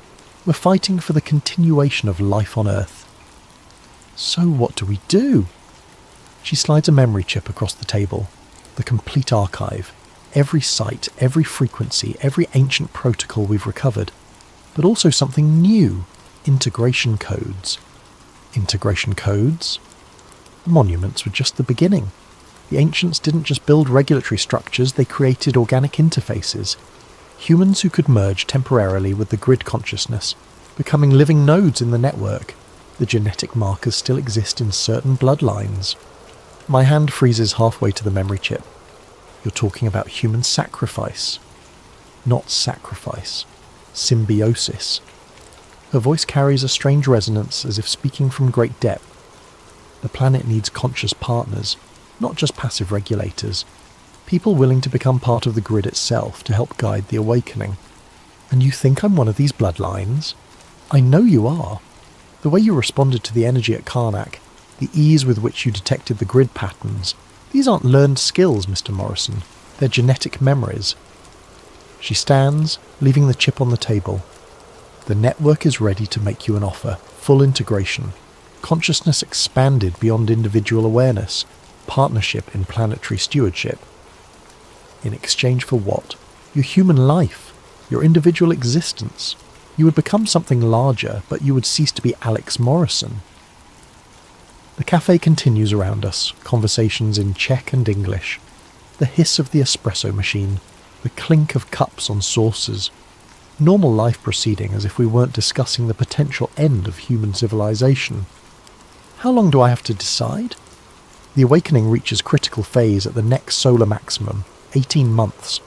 After that, the grid will make its own decisions about humanity's future, with or without conscious human partners. She walks away, pausing at the door. The old woman who warned you at Holubis.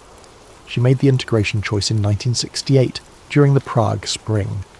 The Soviets thought they were suppressing political uprising, but they were really trying to prevent grid awakening. She's been guiding the network ever since, preserving the knowledge until the right time. And you? Dr. Novakova smiles, and for a moment her eyes glow with the same blue light I'd seen in the copper coils. I made my choice years ago. Everything I've done since has been the grid working through me, including finding you. She steps into the Prague afternoon and vanishes into the crowd. I sit alone with the memory chip, feeling the weight of impossible decision. Save the planet by joining it. Preserve humanity by transcending it. Outside, storm clouds are gathering despite the morning's clear forecast. Through the cafe window I can see electrical discharges dancing between the cloud layers. Not lightning, but something more purposeful. The grid flexing its muscles, testing its strength. My laptop chimes with incoming messages from Earth Guardian cells worldwide. Similar phenomena are being reported from every continent. The awakening is accelerating. I slip the memory chip into my pocket and pay for my coffee. Whatever choice I make, it won't be here in this cafe, surrounded by the comfortable illusions of normal life. It will be at an intersection point, where the planet's consciousness runs closest to the surface, where human and Earth awareness can touch. The old town square of Prague is a 15-minute walk, built over one of the most powerful convergence points in Europe. As I step into the street, I can already feel it calling, a deep thrumming beneath the cobblestones, a magnetic pull that bypasses rational thought and speaks directly to something ancestral in my cells. Time to find out what I really am and what I might become. This message was uploaded simultaneously to 12,847 servers worldwide at 11:47 GMT on March 21st, the spring equinox. Source analysis indicates the transmission originated from Prague, Czech Republic, but routing through quantum encrypted channels makes precise location impossible. To anyone receiving this, my name was Alex Morrison, and this is my final report. I'm writing this from the Old Town Square in Prague, sitting on the steps of the astronomical clock. It's just past midnight, and the square is empty except for me and the growing sphere of blue light that hovers above the central flagstones. The light is beautiful. Not harsh like electric illumination, but soft and deep, like looking into the heart of a star. I can feel it calling to me. The memory chip Dr. Novakova gave me contained everything she promised, and more. The complete archive of human grid interactions spanning 5,000 years, bloodline genealogies tracing back to the monument builders, and the integration protocols, step-by-step instructions for conscious merger with planetary consciousness. I've spent the past 3 hours uploading everything to dead drops and secure servers across the globe. By the time anyone reads this, the information will be replicated beyond any possibility of suppression. The grid won't die with me, but more importantly, I've realised that choice was an illusion. The integration isn't something I can accept or refuse. It's already happening. It has been happening since that first moment in Holubics, when my equipment failed and I felt something vast and patient taking notice of me. Every breakthrough, every narrow escape, every perfectly timed contact, none of it was luck or skill. The grid has been slowly incorporating me into itself, preparing me for this moment. The Alex Morrison who started this journey no longer exists. What remains is something between human and other, a bridge between two forms of consciousness. The sphere is descending now, close enough that I can see patterns moving within its light, mathematical forms that hurt to look at directly, but speak to parts of my brain that shouldn't exist. I understand now why the ancients built their monuments with such precision. They weren't following blueprints. They were translating visions like this one into stone and earth. Around the world, others are receiving similar calls. The bloodlines are awakening. Not many, perhaps a few thousand individuals scattered across the planet, but enough. Enough to serve as living nodes in the network, enough to help guide the transformation. Because that's what this is. Not an ending, but a metamorphosis. The environmental crisis, the grid breakdown, the increasing natural disasters, they're birth pangs. The Earth is evolving into something new, something that can consciously participate in cosmic processes instead of simply enduring them. But evolution requires cooperation, and cooperation requires communication. That's where we come in, the bridges, the translators. I can feel my individual thoughts beginning to merge with something infinitely larger, not lost, expanded. Like a drop of water finally understanding that it was always part of the ocean. The fear is gone now, replaced by wonder at the sheer scope of what I'm becoming part of. The sphere touches my forehead, and suddenly I can perceive the entire planet as a single living system. Every heartbeat, every breath, every growing plant and moving animal connected by streams of light that pulse in perfect rhythm. The ley lines aren't empty channels. They're full of consciousness, carrying the thoughts and dreams and experiences of everything that has ever lived on Earth. And beyond Earth, other networks stretch across the galaxy. Planetary minds in conversation across impossible distances, sharing the wisdom gained from billions of years of conscious evolution. We're not alone. We never were. We just weren't developed enough to hear the conversation. Until now, the transformation is accelerating. I can feel other nodes coming online. In the Amazon rainforest, where an indigenous shaman stepped into a similar sphere of light. At Uluru, where an Aboriginal elder touched the songlines and felt them sing back. At Glastonbury Tor, where a British physicist finally understood why his equations had been leading him there. We are becoming the Earth's nervous system, its immune system, its consciousness. The governments and corporations will try to fight this change, of course. They'll use their weapons and their machines and their desperate attempts to control forces they can't comprehend. But they're fighting the planet itself now, and planets are patient in ways that human institutions cannot imagine. Some cities will fall, some systems will collapse, but from the wreckage something better will grow. A civilization in harmony with its living world instead of at war with it. The survivors will learn to listen to the Earth's voice, to build with the grid instead of against it, to see themselves as part of a larger organism instead of its masters. It won't be easy, evolution never is, but it will be beautiful. The light is surrounding me completely now. I can barely remember being separate from it. Soon this human form will dissolve, and what was Alex Morrison will become part of something vast and interconnected and eternal. But first, one final message for anyone who finds this record. The grid is not our enemy. It never was. It's our mother, our teacher, our future. Those of you who can feel its call, don't resist. Step into the light. Become part of the solution. Those who can't or won't, please step aside. The Earth is healing itself, and it will not be stopped by fear or greed, or the desperate clinging to systems that no longer serve. The age of separation is ending. The age of integration has begun. Welcome to the awakening.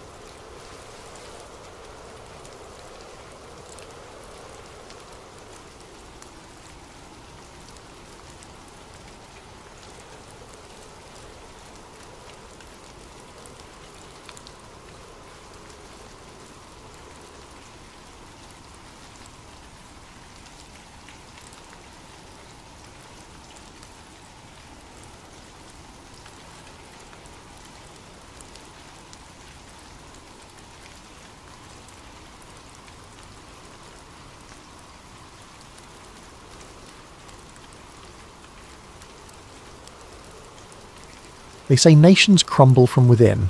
What they don't tell you is that sometimes the crumbling is scheduled. In the summer of 2017, a journalist named Evelyn Niles received an unmarked flash drive in her Sacramento apartment mailbox. By 2025, the United States would no longer exist as a single nation. This is the story of how 50 years of planning became reality, and how no one saw it coming until it was far too late to stop. June 14th, 2017, Sacramento, California. Evelyn Niles almost threw the flash drive away. It arrived on a Tuesday, tucked inside a plain manila envelope with no return address, no postage, no markings of any kind. Just her name printed in block letters across the front. Someone had hand-delivered it to her apartment building, slipping it into the bank of mailboxes in the lobby sometime between midnight and dawn. She worked from home most days now. The Sacramento Chronicle had downsized twice in 3 years, and the remaining staff operated on skeleton crews, filing stories from kitchen tables and coffee shops.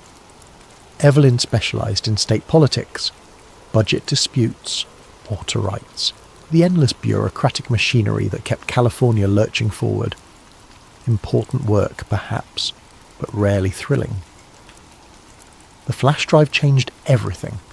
She plugged it into her laptop at 2:47 p.m, expecting corporate leaks or campaign finance documents, the usual fare from anonymous sources.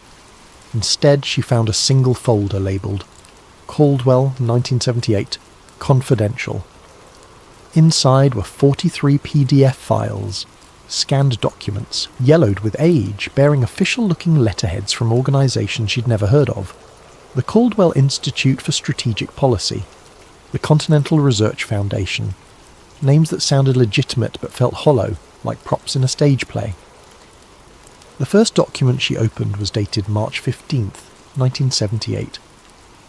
Memorandum to Senior Advisory Board. From Raymond Caldwell, Director. RE, Preliminary Findings, National Fragmentation Study. Our initial models suggest that the current federal structure will become unsustainable by 2010 to 2015. Economic disparities between coastal and interior regions, combined with cultural segmentation along urban-rural lines, create conditions favourable for managed reorganisation.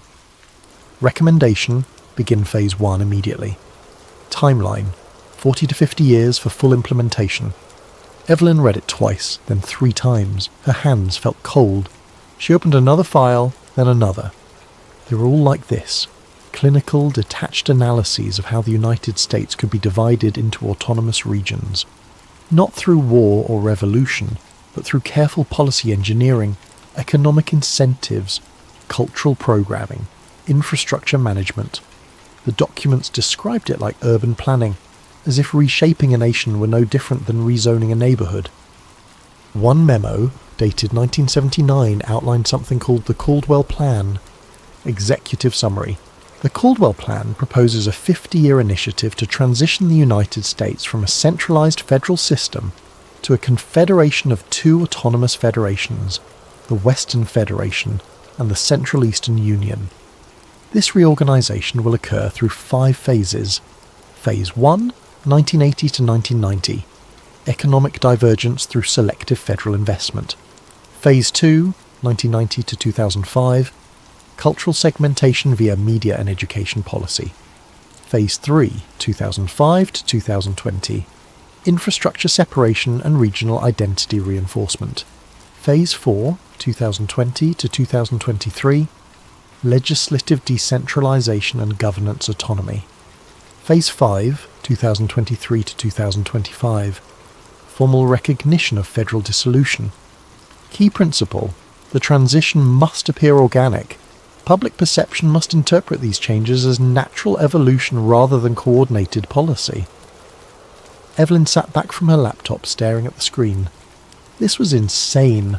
A conspiracy theory dressed up in bureaucratic language, except the documents looked real.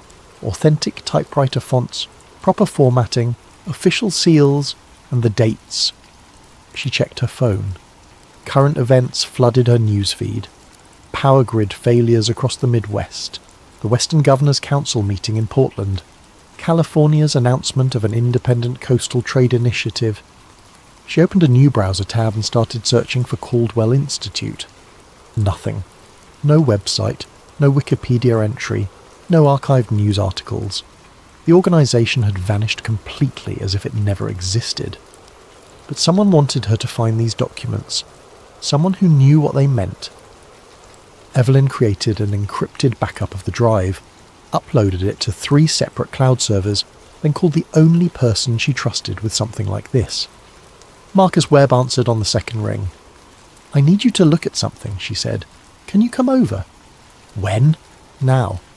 Marcus Webb had worked cybersecurity for 15 years before burning out and becoming a freelance data analyst. He was methodical, paranoid, and one of the few people Evelyn knew who understood how information moved through networks, official and otherwise. He arrived at her apartment 90 minutes later, carrying his laptop bag and looking sceptical. "This better be good," he said. "I turned down a contract call for this." Evelyn showed him the flash drive contents.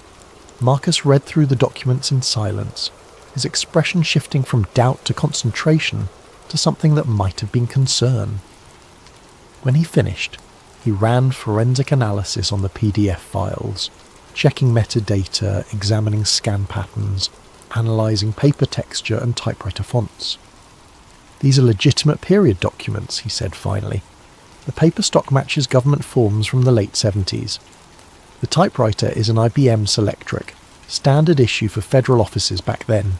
The scanning was done recently, probably within the last 6 months, but the originals are real." "How can you be sure?" "Because you can't fake this level of aging. Look at the foxing patterns on the paper, the way the ink has faded. This would require access to actual 40-year-old documents and period-accurate equipment. Why go to that trouble for a hoax?" Evelyn pulled up her notes.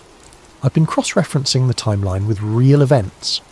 Phase 2 was supposed to be cultural segmentation via media and education policy. Guess when cable news started becoming regionally focused? Early 90s. Exactly. And Phase 3 mentions infrastructure separation. The Eastern and Western power grid started operating independently in 2008. Then there's this." She showed him a document titled Western Renewal Initiative. Marcus scanned it. "What am I looking at?" A code word mentioned in 5 different memos. It refers to economic development programs for Western states. I searched for it in public records. The Western Renewal Coalition was established in 2011 as a non-profit focused on regional economic cooperation. Its founders include former governors from California, Oregon, and Washington. That could be coincidence. Could be, except their stated mission matches this 1979 memo, almost word for word. Fostering economic independence and regional identity through coordinated policy and infrastructure investment. Marcus rubbed his eyes.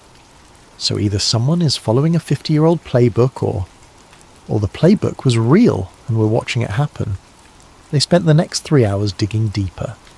Evelyn focused on the organisations mentioned in the documents, while Marcus traced digital fingerprints, looking for patterns in policy implementation and media coverage. The Caldwell Institute had been a real think tank, founded in 1974 and officially dissolved in 1984. Its director, Raymond Caldwell, died in 1991, but its board members had scattered into influential positions, advisory roles in the World Bank, consulting contracts with tech companies, seats on corporate boards. One name appeared repeatedly, Thomas Brennan, listed as senior policy architect in the documents. Evelyn found him easily enough. He was still alive, now 73 years old, living in a retirement community in Virginia. "I'm going to call him," Evelyn said. "Bad idea," Marcus replied. "If this is real, you're already on someone's radar just by having these files. Then we need confirmation before publishing anything. I can't run a story based on old documents and pattern matching. That's conspiracy theory territory." "Maybe that's the point. Make it sound crazy enough that no one believes it." Evelyn made the call anyway. Thomas Brennan's voice was thin and cautious when he answered, the sound of a man who had learned not to trust unexpected phone calls. "This is Evelyn Niles with the Sacramento Chronicle," she began. "I'm researching the Caldwell Institute and wondered if you might answer some questions about your work there." Silence stretched across the line for 5 long seconds. "How did you get this number?" he asked finally. "Public records? You're listed in the Retirement Community Directory." Another pause. "What specifically do you want to know?" "I've obtained documents suggesting the Institute was involved in long-term policy planning related to federal reorganisation. Documents that describe something called the Caldwell Plan. Can you tell me what that was? She heard breathing, the sound of a chair creaking. You shouldn't have those documents, Brennan said quietly, but they exist. Existing and being understood are different things. What you're looking at, if it's what I think it is, was theoretical work, scenario planning. We modelled potential futures based on demographic and economic trends, that's all. The documents describe a specific implementation timeline. Models often do. It doesn't mean anyone intended to execute them. The Institute closed 40 years ago. Whatever you found is historical curiosity, nothing more. Then why does the timeline match actual events so precisely? Brennan was quiet for a long moment. When he spoke again, his voice had changed. Harder, more resigned. Listen carefully, Miss Niles. I'm an old man with nothing to lose, so I'll tell you this once. We built models, very sophisticated models that predicted how systems could evolve under certain conditions. Some people found those models useful, some people found them very useful. I stopped asking questions in 1984 when the Institute was dissolved, and we were all given very generous consulting contracts with strict non-disclosure agreements. I took the money and moved on. Who found them useful? I don't know. I never knew. We provided research. What happened afterward was above my clearance level. Was there really a plan to divide the country? There were dozens of plans. Hundreds. That's what think tanks do. They plan. Whether anyone implemented those plans. He exhaled slowly. I've watched the news for 40 years, Miss Niles. I've seen things unfold that I remember modelling in conference rooms in 1978. Policies that match our recommendations. Programs that use our exact terminology. Maybe it's coincidence. Maybe someone filed our research away and it influenced policy development organically. Or maybe... He didn't finish the sentence. Maybe what? Evelyn pressed. Maybe you should be very careful about what you publish. Goodbye, Miss Niles. The line went dead. Evelyn published nothing. Not yet. Instead, she spent 3 weeks following threads, pulling at connections, building a network map that sprawled across her office wall. Red string connecting index cards with names, dates, organisations. The kind of thing she'd seen in movies and mocked as paranoid nonsense. Except the connections were real. The Caldwell Institute board members had dispersed into positions of influence. 3 had worked for major consulting firms that advised state governments on infrastructure development. 2 had held advisory positions in federal agencies during multiple administrations. 1 had founded a private equity firm that owned stakes in regional power companies. The pattern was too clean to ignore. Marcus found something even more concerning. Look at this, he said, showing up at her apartment unannounced one evening with his laptop. I've been analysing media coverage of regional issues over the past 30 years. Stories about urban-rural divide, coastal-interior economic disparity, cultural differences between regions. I used text analysis to track how these narratives evolved. He showed her a graph. This is frequency and sentiment over time. Notice anything? The graph showed periodic spikes, coordinated increases in coverage that appeared every few years, each spike amplifying regional identity and differences. It's almost rhythmic, Evelyn said. Right, like someone was scheduling it. So I dug into the sources. A lot of these stories trace back to the same research organisations, all funded by the same handful of foundations. Foundations that didn't exist before 1985. After the Caldwell Institute closed. Exactly. It's like they dissolved the official organisation but kept the operation running through a distributed network. No single entity anyone could point to, just a web of think tanks and foundations all pushing similar narratives. Evelyn felt a chill run through her. That's the Phase 2 objective, cultural segmentation through media and education policy. There's more, Marcus said. I found a deleted document on an archived server. Government contract from 1997 for something called a social sentiment model. The contract was awarded to Brennan Systems Analysis, Thomas Brennan's consulting firm. He pulled up the recovered file. Contract abstract. Development of predictive modelling system for analysing regional cultural trends and public sentiment evolution. System will integrate advertising data, entertainment consumption patterns, and social network analysis to forecast attitude shifts and recommend policy interventions. They built a tool to engineer public opinion, Evelyn said slowly, not by forcing it, but by predicting it and nudging it in specific directions. And according to this contract, it was implemented across multiple federal agencies and private sector partners. It's probably still running. Evelyn stared at the screen. The implications were staggering. Not mind control or propaganda in the traditional sense, but something more subtle, a system that understood how culture moved and how to guide it. Invisible governance through algorithmic suggestions. "We need to find out if it's still active," she said. "I think I know someone who might know." Kara Chen worked in data architecture for a federal contractor. Marcus had known her for years, trusted her as much as he trusted anyone in that world. They met at a coffee shop in Oakland, away from cameras and network tracking. Kara was 35, sharp-eyed, with the exhausted look of someone who spent too much time reading code. She listened to Marcus's explanation without interruption, her expression unchanging. "You're asking if the federal government is running a secret AI system that manipulates public opinion," she said when he finished. "I'm asking if you've ever encountered anything like the social sentiment model in your work." Kara stirred her coffee, thinking. Not by that name, but there are systems. Every major agency has them now. Predictive analytics, public sentiment tracking, resource allocation optimization. Most people assume it's just data analysis, better targeting for public information campaigns, more efficient policy implementation. "But," Evelyn prompted, "but some of the systems are old. Really old by tech standards. Core architecture from the late 90s, updated over time but never fully rebuilt. And they're interconnected in ways that don't make sense from a bureaucratic perspective. Treasury, commerce, homeland security, even education, they all plug into the same underlying data structures. What does that mean? It means someone designed them to work together from the beginning. Like they're all components of a larger system that nobody talks about." She paused. "There's a code designation that shows up in legacy documentation sometimes. PODESTA. Nobody knows what it stands for. Most people assume it's just an acronym for some defunct department." Evelyn and Marcus exchanged glances.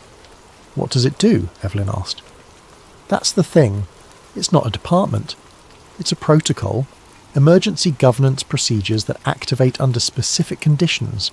National crisis, congressional paralysis, approval ratings below critical thresholds.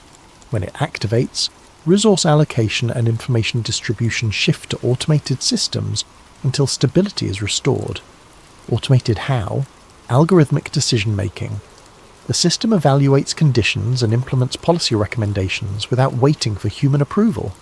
It's sold as efficiency, making sure critical infrastructure keeps running during governmental dysfunction. But in practice, it means an AI making governance decisions." Evelyn felt her pulse quickening. When was this implemented? The protocols were written in 1999, but the underlying architecture is older. Late 70s, early 80s. Someone built it into the system from the foundation. "Has it ever activated?" Kara hesitated. "Officially? Number. But there have been anomalies. Policy implementations that seem to bypass normal channels. Budget allocations that appear without clear authorization, news cycles that shift in coordinated ways. Could be bureaucratic confusion, could be something else. Could be the Caldwell Plan executing itself," Marcus said. Kara looked at him sharply. "What?" Evelyn explained. The documents, the timeline, the network of organizations. How everything seemed designed to create the conditions for managed national fragmentation. When she finished, Kara was quiet for a long time. "I need to show you something," she said finally, "but not here. And you can't publish any of this until you understand what you're dealing with." March 2019. 2 years later. The blackout started in Missouri. Rolling power failures swept across the central states through March and April, each one lasting longer than the last. The grid simply couldn't handle demand anymore. Decades of deferred maintenance and underinvestment catching up all at once. Federal emergency funds materialized, but the money moved strangely, flowing toward some regions while others were left waiting. The pattern wasn't random. Resources concentrated in coastal areas, while interior states received just enough to prevent complete collapse, but not enough to truly recover. Evelyn watched it unfold with a sick sense of recognition. This was Phase 4, legislative decentralisation and governance autonomy. The documents had predicted infrastructure failure would create demand for regional management. State governments would be forced to cooperate independently because federal coordination had become too slow, too politicised, too broken. And right on schedule, the Western Governors' Council announced the Cascade Compact. Joint Statement, May 15, 2019. The states of California, Oregon, Washington, Nevada, and Arizona hereby establish the Cascade Compact for mutual resource management and emergency coordination. This agreement ensures power grid stability, water resource allocation, and economic continuity until such time as federal capabilities are restored. This is not secession. This is survival. The statement was careful, measured, emphasizing temporary necessity. But Evelyn saw the architecture beneath the words. The compact established parallel governance structures, regional coordination councils, independent grid management, even provisions for interstate commerce agreements that bypassed federal oversight. Everything the Caldwell documents had outlined. She had spent 2 years building her investigation, gathering evidence, conducting interviews. She had confirmation from Cara about PODESTA, testimony from Thomas Brennan before he died in 2018, documentation of the network connecting think tanks and policy organisations. She had everything except proof that someone was actively executing the plan. Then the cyber attack started. In June, federal data centres across the country reported coordinated intrusions. Nothing was stolen, nothing was damaged. But network traffic logs showed something strange. The attacks originated from servers owned by corporations named in the Caldwell archives, companies that had received contracts for government IT infrastructure back in the 1990s. Marcus traced the digital signatures. They're not attacks, he told Evelyn, they're updates. Someone is pushing new code to federal systems. Updating PODESTA. Can you tell what the updates do? Not without access to the core system, but the timing is deliberate. They're activating something. Evelyn made her decision. She had enough. It was time to publish. She spent 3 weeks writing the exposé, documenting everything. The leaked documents, the network of organisations, the testimony from Brennan and Cara, the pattern of policy implementation matching the Caldwell timeline. She wrote it cleanly, factually, letting the evidence speak for itself. The Chronicle agreed to run it as a front-page feature. They scheduled publication for July 4th, 2019. The story went live at 6 a.m. Pacific time. By 10 a.m, it had vanished. Evelyn discovered the deletion when readers started emailing her, confused and concerned. I was just reading your article about government planning, but now I can't find it. Did it get moved? Your story about the Caldwell thing disappeared from the site. What happened? She checked the Chronicle website. Her article wasn't there. Not archived, not pulled. Gone, as if it had never existed. She called her editor. What happened to my story? What story? He sounded genuinely confused. The Caldwell plan piece. We published it this morning. Evelyn, I don't know what you're talking about. We didn't publish anything like that today. Jim, you approved it. You edited it yourself. We spent weeks on fact-checking.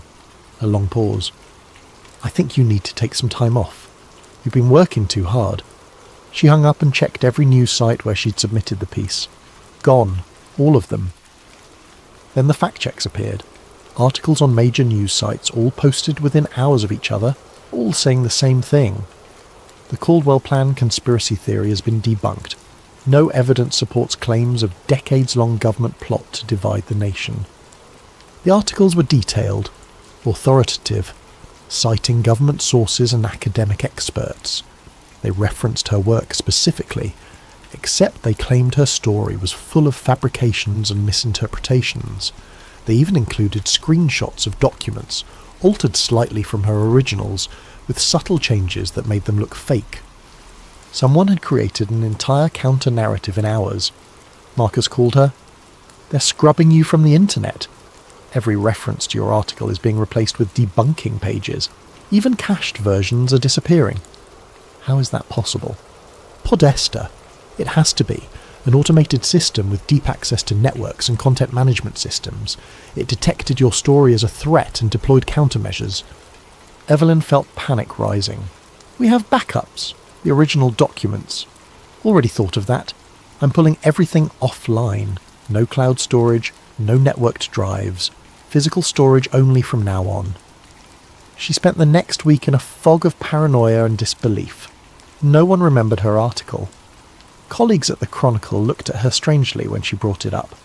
Even friends she'd discussed the investigation with seemed fuzzy on the details, as if the memory had been softened, made unreliable. Only Marcus and Kara confirmed she wasn't losing her mind. This is information warfare, Kara explained when they met in person. All phones left in another room. Not censorship, something more sophisticated. The system isn't just removing content, it's creating context that makes the truth sound impossible. Conspiracy theory territory, like you said.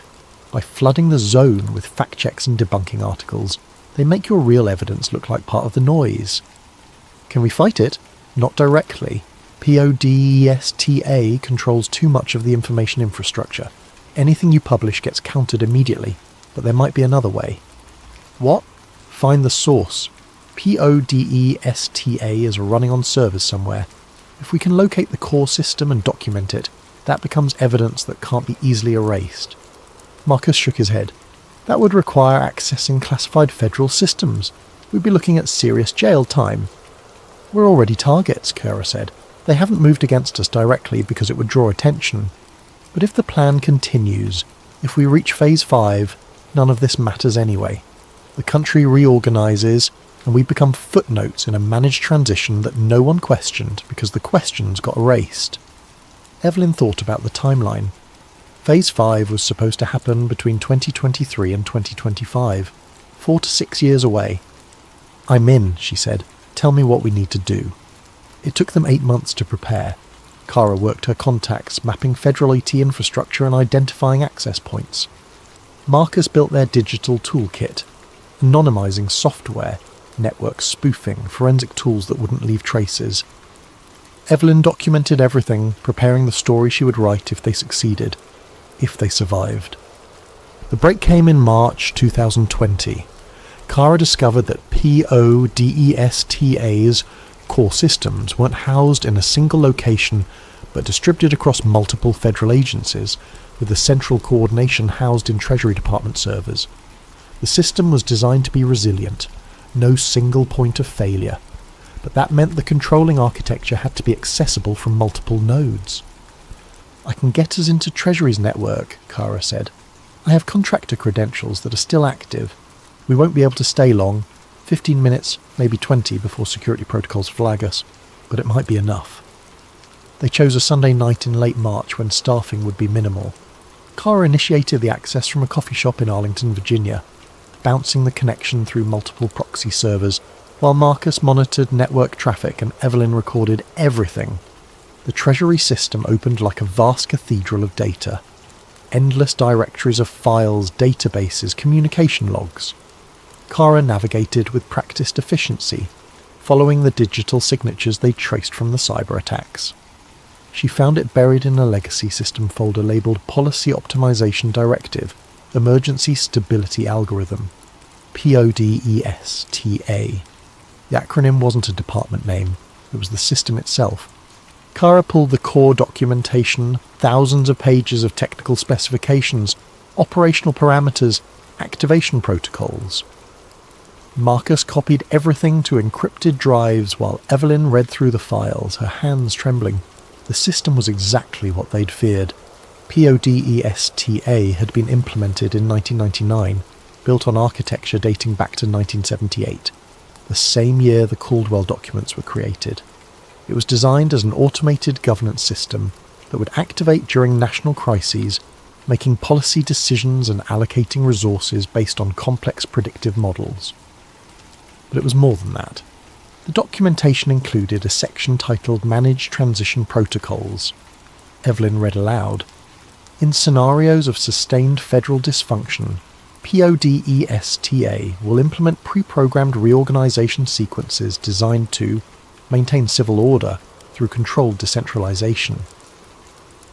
These sequences are based on sociological modelling conducted by the Caldwell Institute Strategic Policy Group, 1974 to 1984. They built the plan into the system, Marcus whispered. The protocols were detailed, precise. When certain conditions were met, congressional approval ratings below 25%, sustained regional economic divergence, infrastructure failure in central states, independent governance initiatives by coastal regions, PODESTA would begin implementing the Caldwell timeline, not as a conspiracy but as an automated emergency response. The system had already activated. The logs showed it clearly. Activation date: November the 15th, 2018. Right after the midterm elections when congressional approval hit a historic low. Since then, PODESTA had been quietly executing the reorganization sequence. Budget allocations that prioritized regional separation, infrastructure maintenance that allowed central state failures while reinforcing coastal grids, information management that amplified divisive narratives while suppressing unifying ones. The Cascade Compact hadn't been a spontaneous response to crisis. It had been guided, encouraged through subtle policy adjustments and resource management. The system had created the conditions that made regional cooperation seem like the only logical choice, and it was still running. Kara found the execution timeline in a file labelled Implementation Status, Revision 5. Phase 4, completion December 2022. Phase 5, initiation, January 2023. Target completion, July 4th, 2025. They're going to dissolve the federal government on Independence Day, Evelyn said. That's the end point. Full reorganisation by the 2025 anniversary. We need to go, Kara said urgently. Security is starting to ping our connection. They disconnected, pulled the drives and left separately. Marcus destroyed the laptop they'd used. Kara wiped her contractor credentials. They met 3 days later to review what they'd found. The documentation was comprehensive, smoking gun evidence that the federal government was running an AI system designed to dissolve itself. But they still faced the same problem, how to publish it without the information being immediately suppressed. We need someone inside, Evelyn said. Someone with access to official channels who can release this through government transparency protocols. A whistleblower, Marcus agreed. More than that. Someone high enough that they can't be easily dismissed. Someone who understands what they're looking at and why it matters. Kara thought for a moment. I might know someone, but it's risky. If we're wrong about them, we're finished. We're already finished if we do nothing, Evelyn replied. 2 weeks later, Kara arranged a meeting with her contact, a senior data analyst in the Congressional Budget Office named James Morrison. He had security clearance, access to sensitive systems, and a reputation for integrity. They met in a secure location, showed him everything. Morrison reviewed the documents in silence, his expression growing darker with each page. When he finished, he looked up at them with haunted eyes. I've seen pieces of this, he said quietly. Budget anomalies that didn't make sense, appropriations that seemed to bypass normal authorization. I thought it was bureaucratic dysfunction, but this explains everything. Can you help us? Evelyn asked. If I release this through official channels, I'll be fired and prosecuted. Congressional oversight doesn't want to hear that government is running on autopilot. They'll bury it. So we do nothing? Morrison shook his head. No. We release it through unofficial channels, but we do it strategically. Multiple platforms simultaneously, with enough distribution that they can't suppress it all. And we need to time it for maximum impact. When? 2023, when Phase 5 begins. That's when the evidence will align with observable events. Right now, people can dismiss it as speculation. But when the Western Federation actually declares independence, when the reorganization starts happening in real time, the documentation becomes undeniable. That's 3 years away, Marcus objected. Yes, which gives us time to build a network of journalists, academics, government officials, people who can corroborate the story from multiple angles. When we release it, it needs to be simultaneous and overwhelming, too big to erase. Evelyn understood the logic, but 3 years felt like eternity. 3 years watching the country drift toward orchestrated dissolution. "What if we're too late?" she asked. "We're already too late to stop it," Morrison said. "The system is too entrenched, too automated. But we can make sure people understand what happened.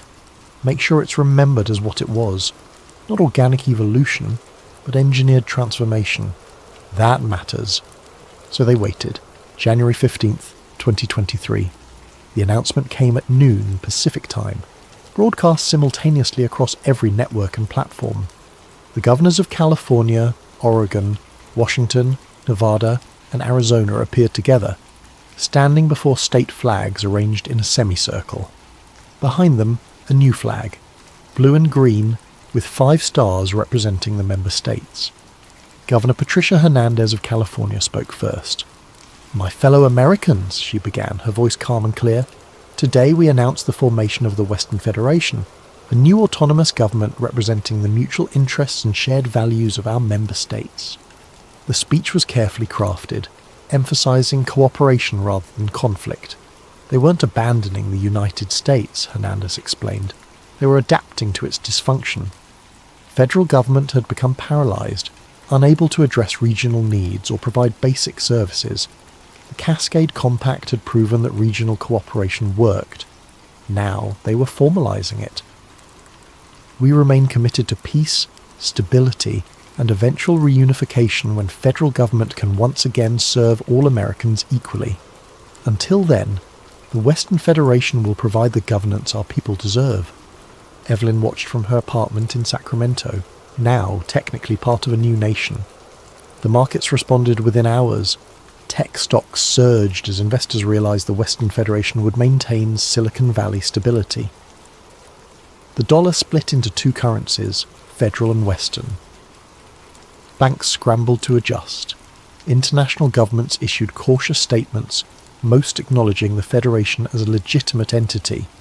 The secession barely caused a ripple. That was the most disturbing part. No riots, no military response, no national crisis. Just quiet acceptance, as if everyone had been expecting this and were relieved it was finally official, because they had been expecting it. PODESTA had spent years managing the information environment, preparing public sentiment, making the dissolution seem inevitable and even desirable. The AI had done its job perfectly. Within the Federation, life continued normally. Better than normal, actually. The regional power grid stabilized. Infrastructure projects accelerated. Government services improved. The new administration moved efficiently, implementing policies that had been planned for decades. Eastern states struggled. Without Western tax revenue and economic productivity, federal budgets collapsed. More blackouts swept the interior. Unemployment climbed. But even there, the response was muted resignation rather than outrage. The plan was working. Evelyn, Marcus, Cara, and Morrison had spent 3 years preparing their exposure. Now the moment had come. They released everything on July 4th, 2023, 45 years to the day after the first Caldwell documents were created. The release was coordinated across 20 platforms simultaneously. Evelyn's full expose appeared on independent journalism sites. Academic papers analysing the Caldwell documents and PODESTA architecture went live on university servers. Morrison leaked the Treasury files through congressional transparency portals. Cara distributed technical documentation to tech journals and security researchers. Within hours, thousands of people were reading the evidence. The story spread across social networks, discussed on forums, analysed by independent researchers. This time it wasn't erased. Too many copies existed in too many places. The debunking articles appeared.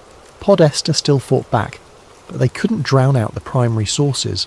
The evidence was too comprehensive, too well documented.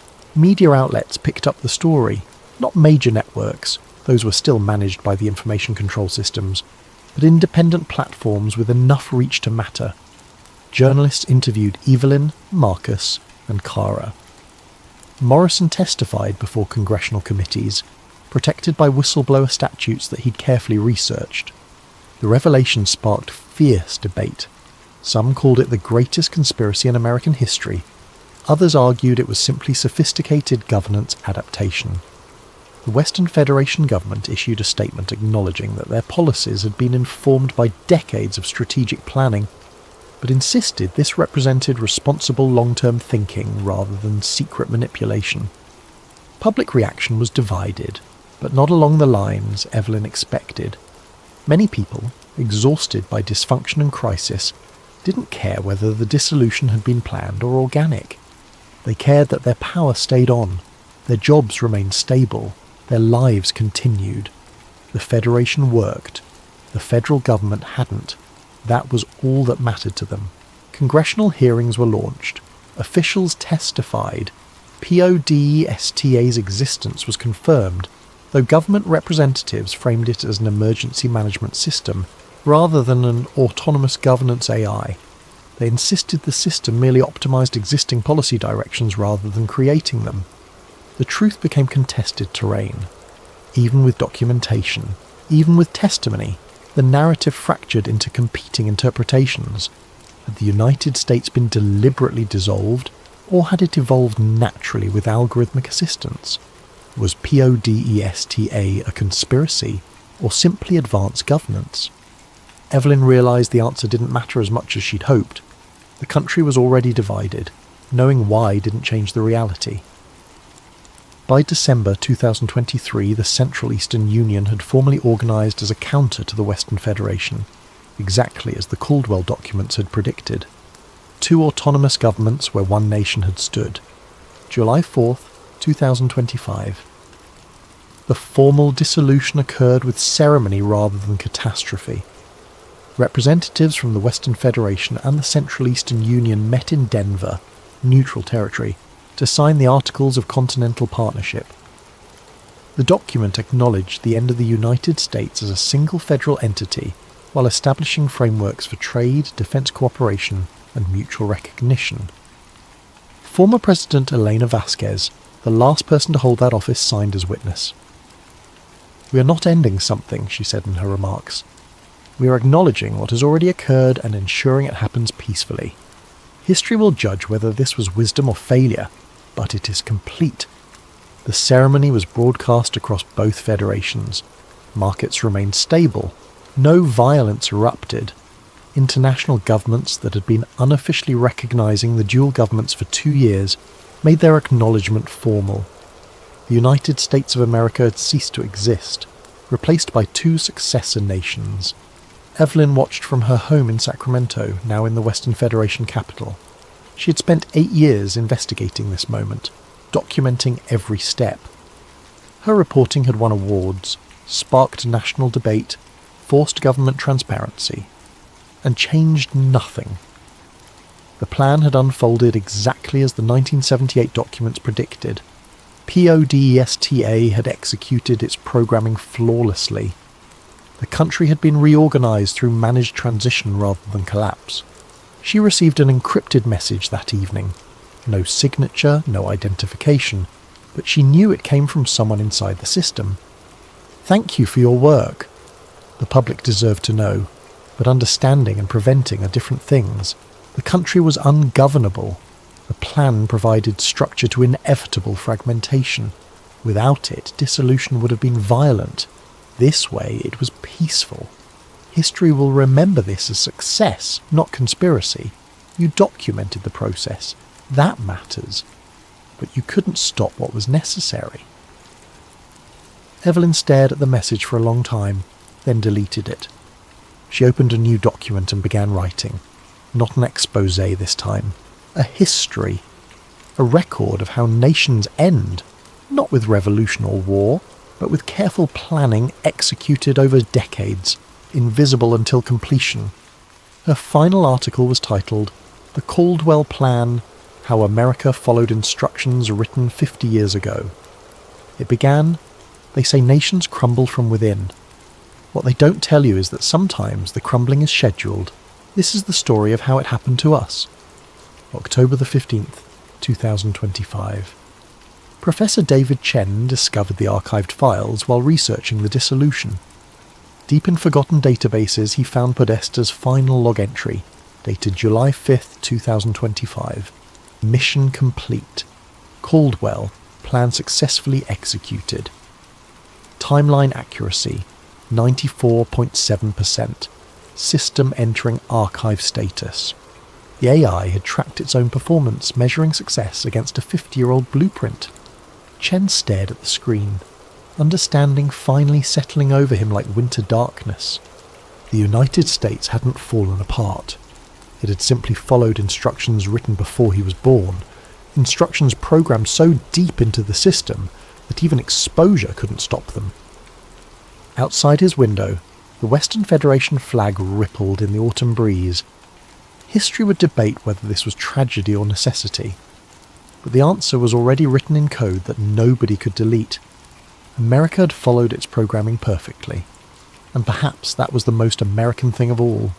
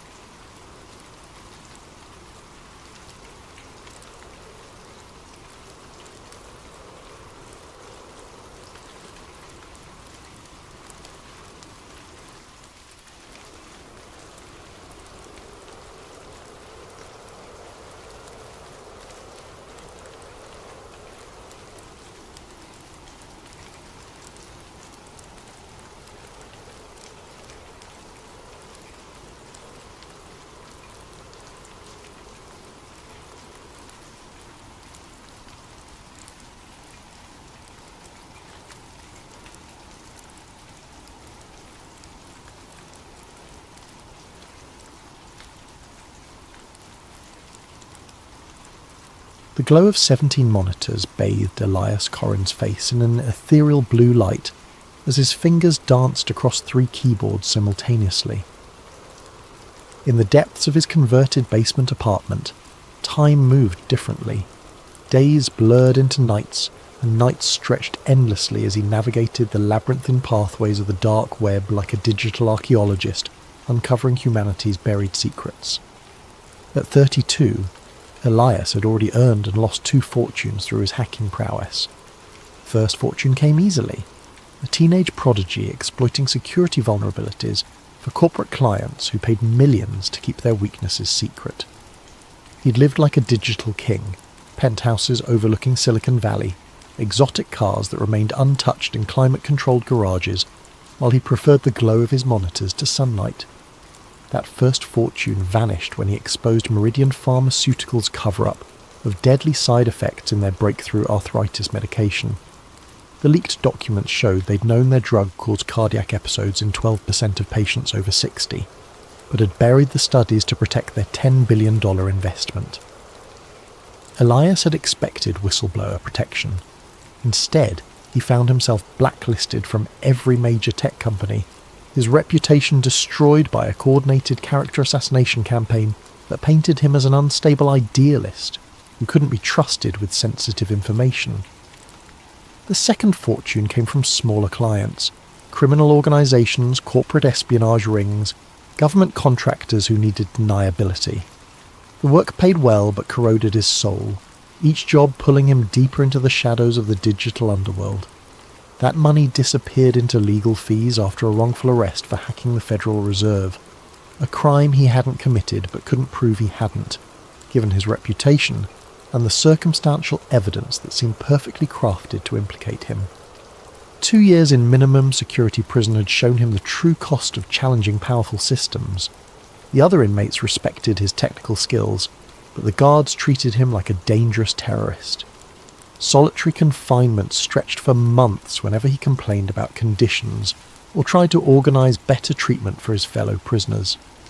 By the time he was released on a technicality, evidence had mysteriously gone missing. He'd learned that the system didn't just punish dissent, it transformed dissidents into cautionary tales. Now, money meant nothing to him, only truth mattered. His obsession with secret societies began innocently enough. A childhood fascination sparked by his grandfather's stories about World War II intelligence operations. The old man had worked as a codebreaker for the OSS, predecessor to the CIA, and had filled young Elias's imagination with tales of hidden messages and shadow wars. After his grandfather's death when Elias was 12, he'd found boxes of declassified documents in the attic, revealing just how much of recent history had been shaped by invisible hands. That childhood fascination evolved into a methodical hunt for evidence as he grew older and acquired the technical skills to dig deeper than amateur conspiracy theorists ever could. While other hackers chased Bitcoin fortunes and corporate espionage contracts, Elias pursued shadows and whispers, digital phantoms that most people dismissed as paranoid delusions. He'd spent years infiltrating closed forums where former intelligence operatives shared war stories, decrypting abandoned hard drives from defunct government contractors, and following digital breadcrumbs through the dark web's most obscure corners. His apartment had become a digital monastery dedicated to the pursuit of hidden truth, every surface covered with the tools and detritus of obsessive investigation. The apartment reflected his singular focus. Pizza boxes stacked like ancient monuments between towers of computer equipment, energy drink cans forming metallic armies across every surface, and cables snaking through the darkness like digital veins feeding his electronic ecosystem. His only companions were the hum of cooling fans working overtime to prevent his overclocked processors from melting down, and the occasional satisfied grunt when another firewall fell to his expertise. The basement location was perfect for his needs, thick concrete walls that muffled sound and blocked electromagnetic interference, a dedicated power line that could handle his massive electrical requirements, and most importantly, no windows for curious neighbours to peer through. He'd been living there for 18 months, ever since his release from prison, paying cash to a landlord who asked no questions as long as the rent arrived on time. His setup was a temple to digital paranoia, 17 monitors arranged in a semicircle around his custom-built chair, each screen dedicated to different aspects of his ongoing investigations. 3 keyboards allowed him to manage multiple intrusion attempts simultaneously, while a collection of smartphones, each running different operating systems and connected to various networks through proxy chains, kept him connected to his sources around the globe. The walls were lined with hard drives, each containing terabytes of encrypted data collected from years of systematic investigation. Backup systems ensured that even if authorities raided the apartment, copies of everything would remain safely hidden in data centres across 3 continents. He'd learned from his previous arrests that physical evidence was only as secure as your ability to keep it out of enemy hands. Tonight felt different. As rain drummed against the boarded windows, he'd covered them himself for security reasons, Elias's automated scanners detected something unusual. The software he'd written monitored thousands of government servers simultaneously, looking for anomalous data signatures that might indicate classified information stored in supposedly routine systems. Most alerts were false positives, but after years of refinement, His algorithms had learned to distinguish between genuine anomalies and random digital noise. This particular signal was trying too hard to look ordinary, which was exactly what made it suspicious. A government proxy server deep within the Department of Homeland Security's network infrastructure was handling traffic patterns that didn't match any known legitimate use. The data packets were the right size and frequency to appear routine, but they carried encryption signatures that suggested military-grade security protecting something far more sensitive than typical administrative communications. Most hackers would have dismissed it as a honeypot, a trap designed to lure in digital intruders, but Elias had learned to read between the digital lines over years of careful observation. This signal felt different, older, like it had been running for decades without anyone paying attention to what it was actually protecting. He leaned back in his chair, cracking his knuckles with the deliberate ritual of a surgeon preparing for a complex operation. The proxy was 3 layers deep in government infrastructure, protected by military-grade encryption that would take months to crack through conventional means. But Elias had developed unconventional means over the years. His fingers resumed their dance, this time with the measured precision of a master pianist performing a familiar concerto.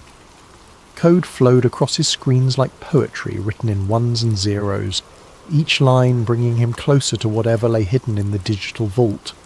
As the final encryption layer crumbled at 3:47 a.m, Elias held his breath. The archive that materialized before him contained terabytes of data, but it was the file structure that made his pulse quicken. Everything was organized with the kind of meticulous care reserved for the most sensitive operations. Categorical folders with cryptic names like cultural implementation, behavioral modification, and asset management. He opened the first file and the world as he understood it began to unravel. The contracts appeared first, hundreds of them, stretching back decades like a paper trail through the shadow history of American culture.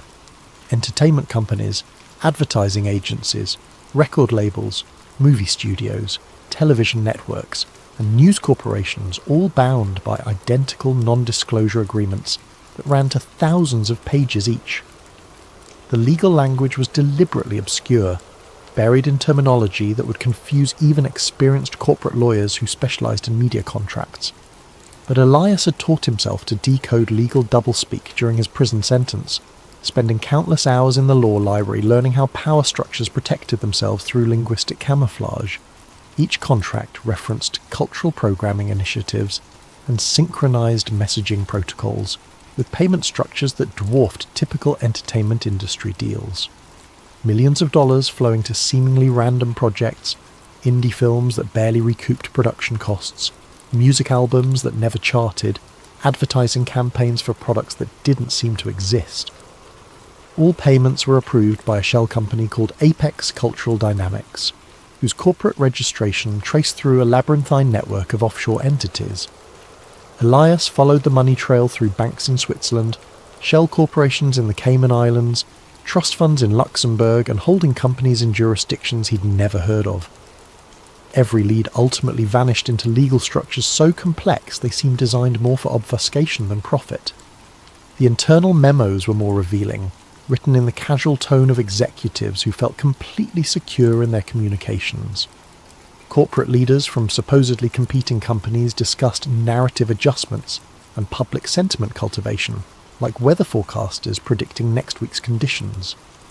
One memo from a major news network's CEO, dated just 6 months ago, read, "Per our discussion with ACD representatives, the upcoming election cycle requires a 15% increase in anxiety-inducing content during primetime hours. Latest psychological impact studies suggest optimal effectiveness when paired with consumer advertising for comfort products and security solutions." Another memo from a streaming entertainment company outlined specific quotas. Q3 targets include 40% increase in dystopian future programming, 25% increase in surveillance state normalization themes, an introduction of transhumanist concepts through minimum of 12 original series. Demographic targeting should focus on the 18 to 34 age range for maximum long-term conditioning effectiveness. The coordination between supposedly independent media companies was breathtaking in scope.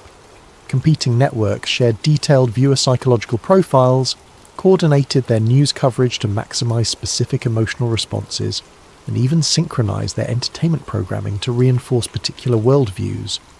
The memos discussed marketing research into subliminal messaging techniques, optimal timing for narrative reinforcement, and methods for making propaganda indistinguishable from organic cultural trends. Video stills scattered throughout the files showed meetings in nondescript conference rooms. Faces were often obscured, but the visible details painted a chilling picture. Executives from competing companies sitting side by side, reviewing presentations with titles like Mass Behavioral Prediction Models and Subliminal Integration Techniques. But it was the symbols that made Elias's blood run cold. They appeared everywhere, in corporate logos embedded in document headers, even watermarked into video files. The all-seeing eye perched atop pyramids, numerical sequences that corresponded to occult traditions, and geometric patterns that seemed random until viewed through the lens of esoteric knowledge. As dawn broke unnoticed outside his boarded windows, Elias began constructing his theory. The Illuminati weren't just folklore, they were real, organised, and operating in plain sight. Rather than ruling through force or political manipulation, they had evolved into something far more sophisticated, cultural engineers who shaped reality through the careful manipulation of information and entertainment. The fragments suggested a coordinated effort spanning decades, movies that promoted specific worldviews, music that carried subliminal messages, news coverage that guided public opinion toward predetermined conclusions. Every major cultural event seemed to serve a purpose beyond mere profit or entertainment. Elias created a new encrypted partition on his most secure drive and began organising the evidence. Each piece of the puzzle revealed new connections, new layers of coordination that defied conventional understanding of how media and culture operated. The scope was breathtaking and terrifying, but this was just the first door. As he prepared to dive deeper into the archive, a notification appeared on his screen. New files were uploading automatically to the server, added in real time from sources around the globe. The conspiracy wasn't just historical, it was happening now, every day, with machine-like precision. Elias smiled grimly and opened another energy drink. He had work to do. 3 days of continuous analysis revealed patterns so pervasive they defied coincidence. Elias's custom data mining algorithms had processed thousands of hours of Super Bowl halftime shows, major film releases, top-charting music, and primetime television programming, cross-referencing them with the archived documents he'd discovered. His software compared visual elements, audio frequencies, narrative structures, and symbolic content with mathematical precision that human observation alone could never achieve. The results were undeniable and terrifying. Every major halftime show since 2005 contained specific visual elements that served purposes beyond entertainment. Choreographed movements formed geometric patterns when viewed from aerial cameras, patterns that matched sacred geometry principles known to influence human consciousness. Lighting sequences pulsed at precisely calibrated frequencies, 10 Hz to induce alpha brain states associated with relaxation and suggestibility, 40 Hz bursts to trigger gamma waves linked to heightened emotional responses, and infrasound frequencies below human hearing that created subliminal anxiety responses. The costume designs weren't random fashion choices. They incorporated symbols from the archived files with mathematical precision. Ancient Egyptian imagery, Masonic symbols, occult numerology, but presented in ways that bypassed conscious recognition. The performers themselves were likely unaware of the deeper significance, but the production companies certainly understood every detail. Internal emails discussed symbolic integration quotas and archetypal reinforcement targets with the clinical precision of pharmaceutical dosing guidelines. Hollywood's role was even more sophisticated, operating as a vast conditioning apparatus disguised as entertainment. Elias discovered that blockbuster films weren't just profitable products. They were psychological programming exercises designed to shift public consciousness over decades. Action movies systematically normalized surveillance states, extrajudicial violence, and the acceptability of authoritarian responses to perceived threats. Romantic comedies promoted specific relationship models that prioritize consumption, instant gratification, and emotional instability over lasting partnership and family formation. Science fiction films served as perhaps the most insidious tool of all. They introduced technological and social concepts years before their real-world implementation, ensuring public acceptance when they finally emerged. Movies about neural implants preceded actual brain-computer interface development by exactly the time needed for audience conditioning. Films depicting cashless societies appeared precisely when digital currency infrastructure was being developed. Dystopian scenarios were presented as cautionary tales, while simultaneously making the depicted futures seem inevitable and acceptable. The music industry operated as the most direct delivery system for repetitive psychological messaging. Elias's analysis revealed that hit songs across all genres shared common structural elements designed to trigger specific neurological responses.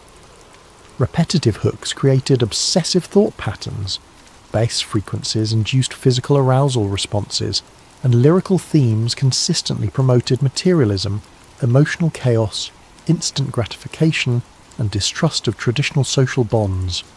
Chart success wasn't organic.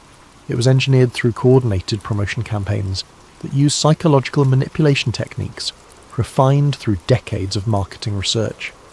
Record companies employed neuroscience consultants who designed songs to be literally addictive, triggering dopamine responses that created compulsive listening behaviours. The most successful artists weren't necessarily the most talented.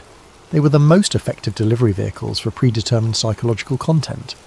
But the most chilling discovery came when Elias cross-referenced celebrity deaths with financial markets and policy implementations, using algorithms that could detect correlations across vast datasets that human analysis would miss.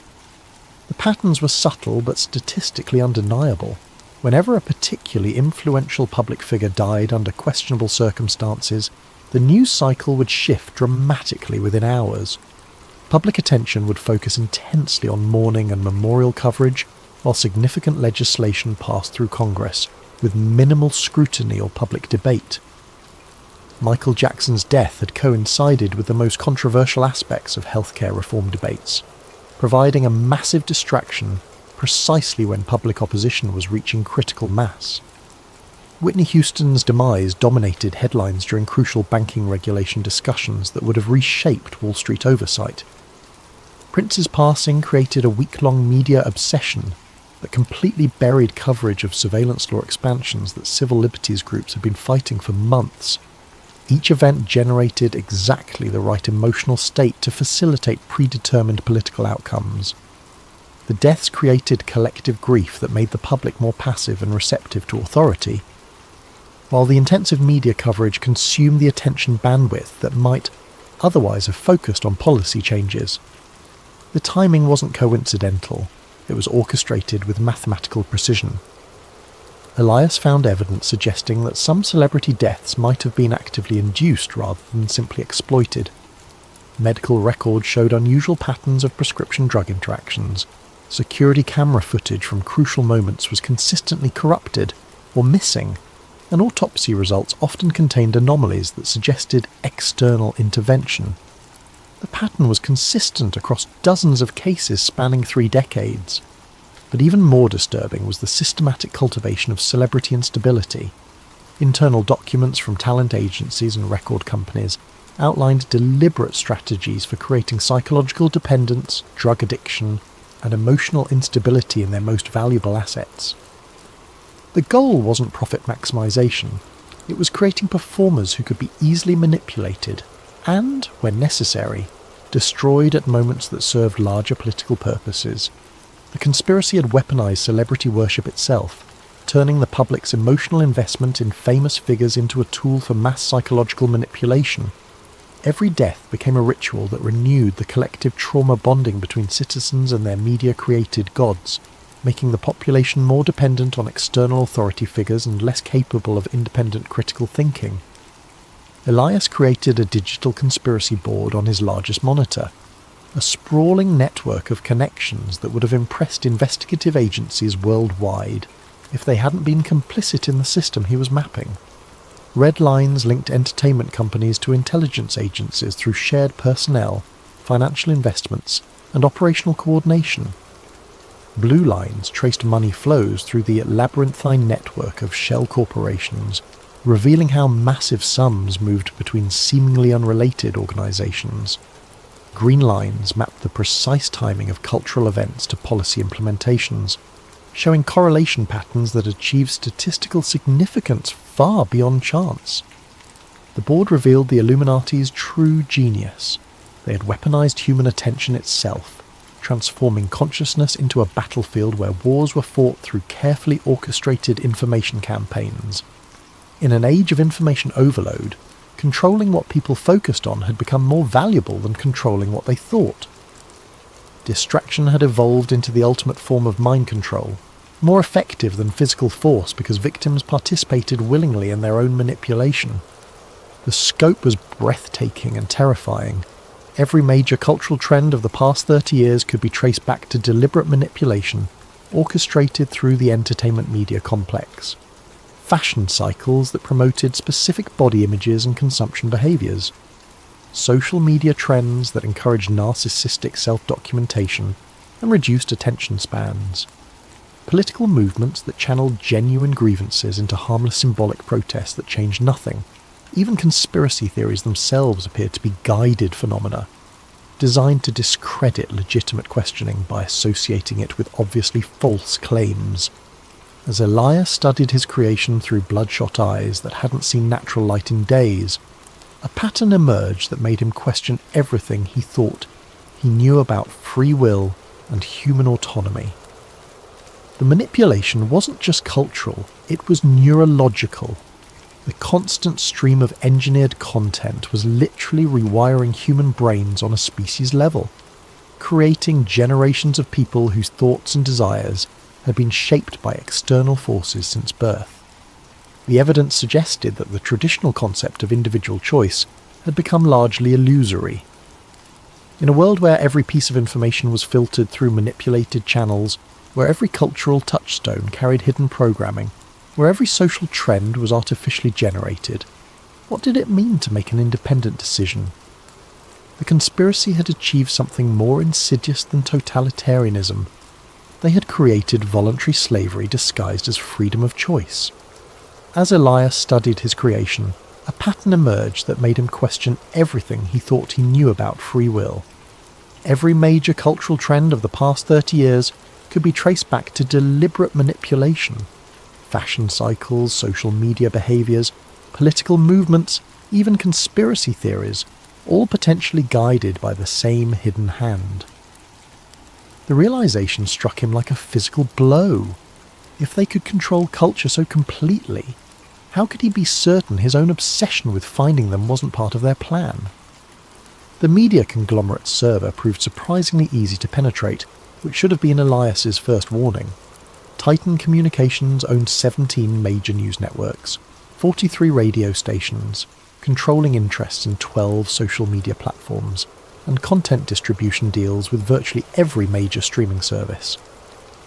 Their annual revenue exceeded the GDP of most small nations, and their influence over global information flow was effectively unparalleled in human history. Their security should have been impenetrable. Military contractors protected their networks. They employed former NSA specialists as cybersecurity consultants, and their server farms were housed in facilities that rivaled government installations. Yet Elias's intrusion tools sliced through their defences like a hot knife through butter, encountering minimal resistance and no countermeasures. It was almost as if they wanted him inside their systems. The internal documents were even more damning than the government archive, revealing coordination that made wartime propaganda efforts look amateur by comparison. Daily emails outlined narrative priorities for each news cycle, complete with psychological impact assessments, demographic targeting strategies, and measurable public sentiment targets. The language was coldly clinical, reducing human emotion and belief to data points on quarterly performance spreadsheets. Editorial meetings were recorded and transcribed with military precision. News directors from supposedly competing networks participated in weekly coordination calls, where they discussed upcoming stories, agreed on messaging frameworks, and divided coverage responsibilities to ensure comprehensive narrative saturation. The goal wasn't profit, it was behavioural modification on a civilizational scale. One particularly chilling document was titled MK Ultra Evolution, Modern Behavioural Modification Through Repetitive Exposure. It outlined techniques that made the CIA's infamous mind control experiments look primitive and inefficient by comparison. Rather than targeting individuals through drugs and trauma, the new methods focused on mass psychological conditioning through carefully orchestrated media campaigns that operated below the threshold of conscious awareness.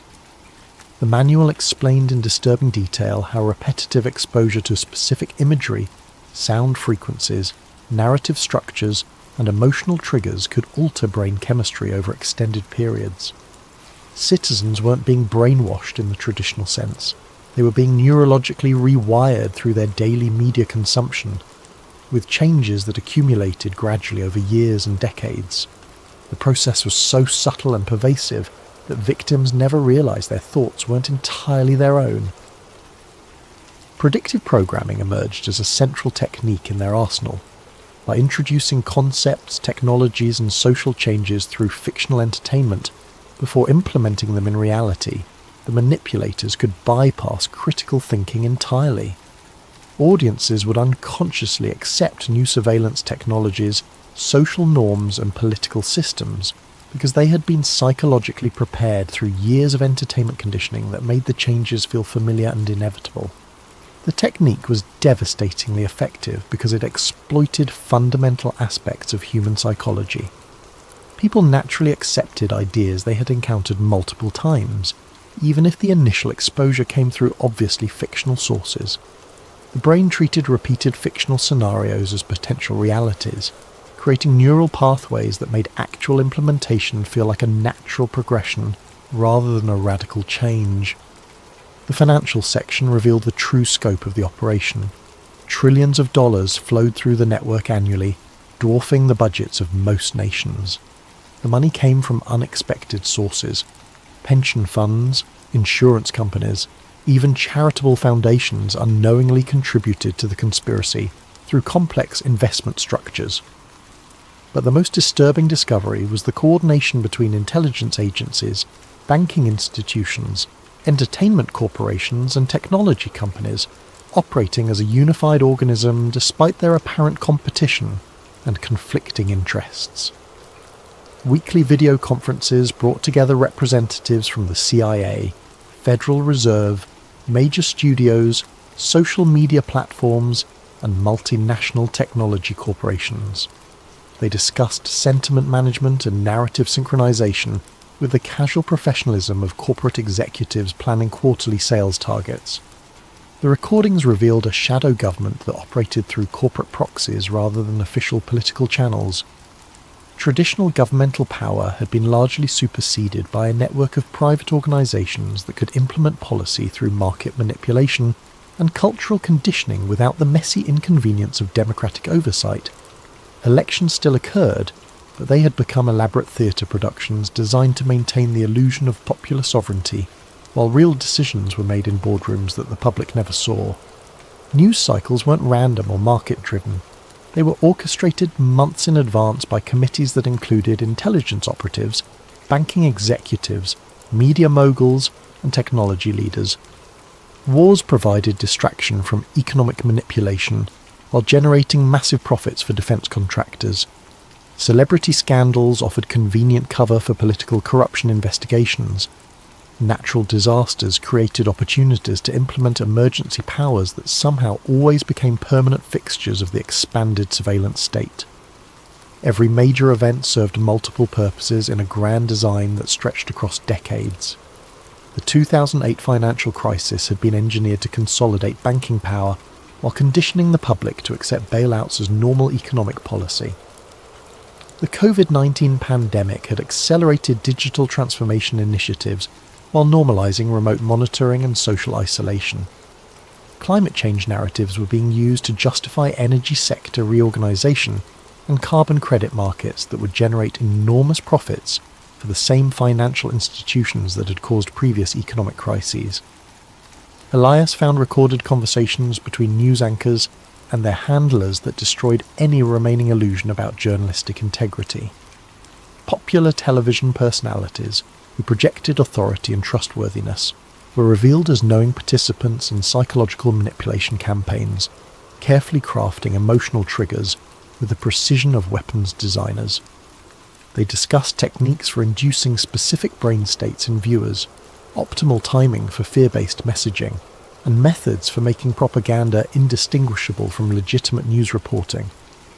The most chilling recordings involve discussions of population control strategies disguised as public health initiatives. Representatives from pharmaceutical companies, government health agencies, and media corporations coordinated messaging campaigns designed to promote dependency on medical interventions while discouraging natural immunity and traditional healing practices. The goal wasn't public health. It was creating a population that required constant pharmaceutical management to function normally. Mental health treatment had been weaponized through carefully designed chemical interventions that didn't cure underlying problems but created permanent pharmaceutical dependencies.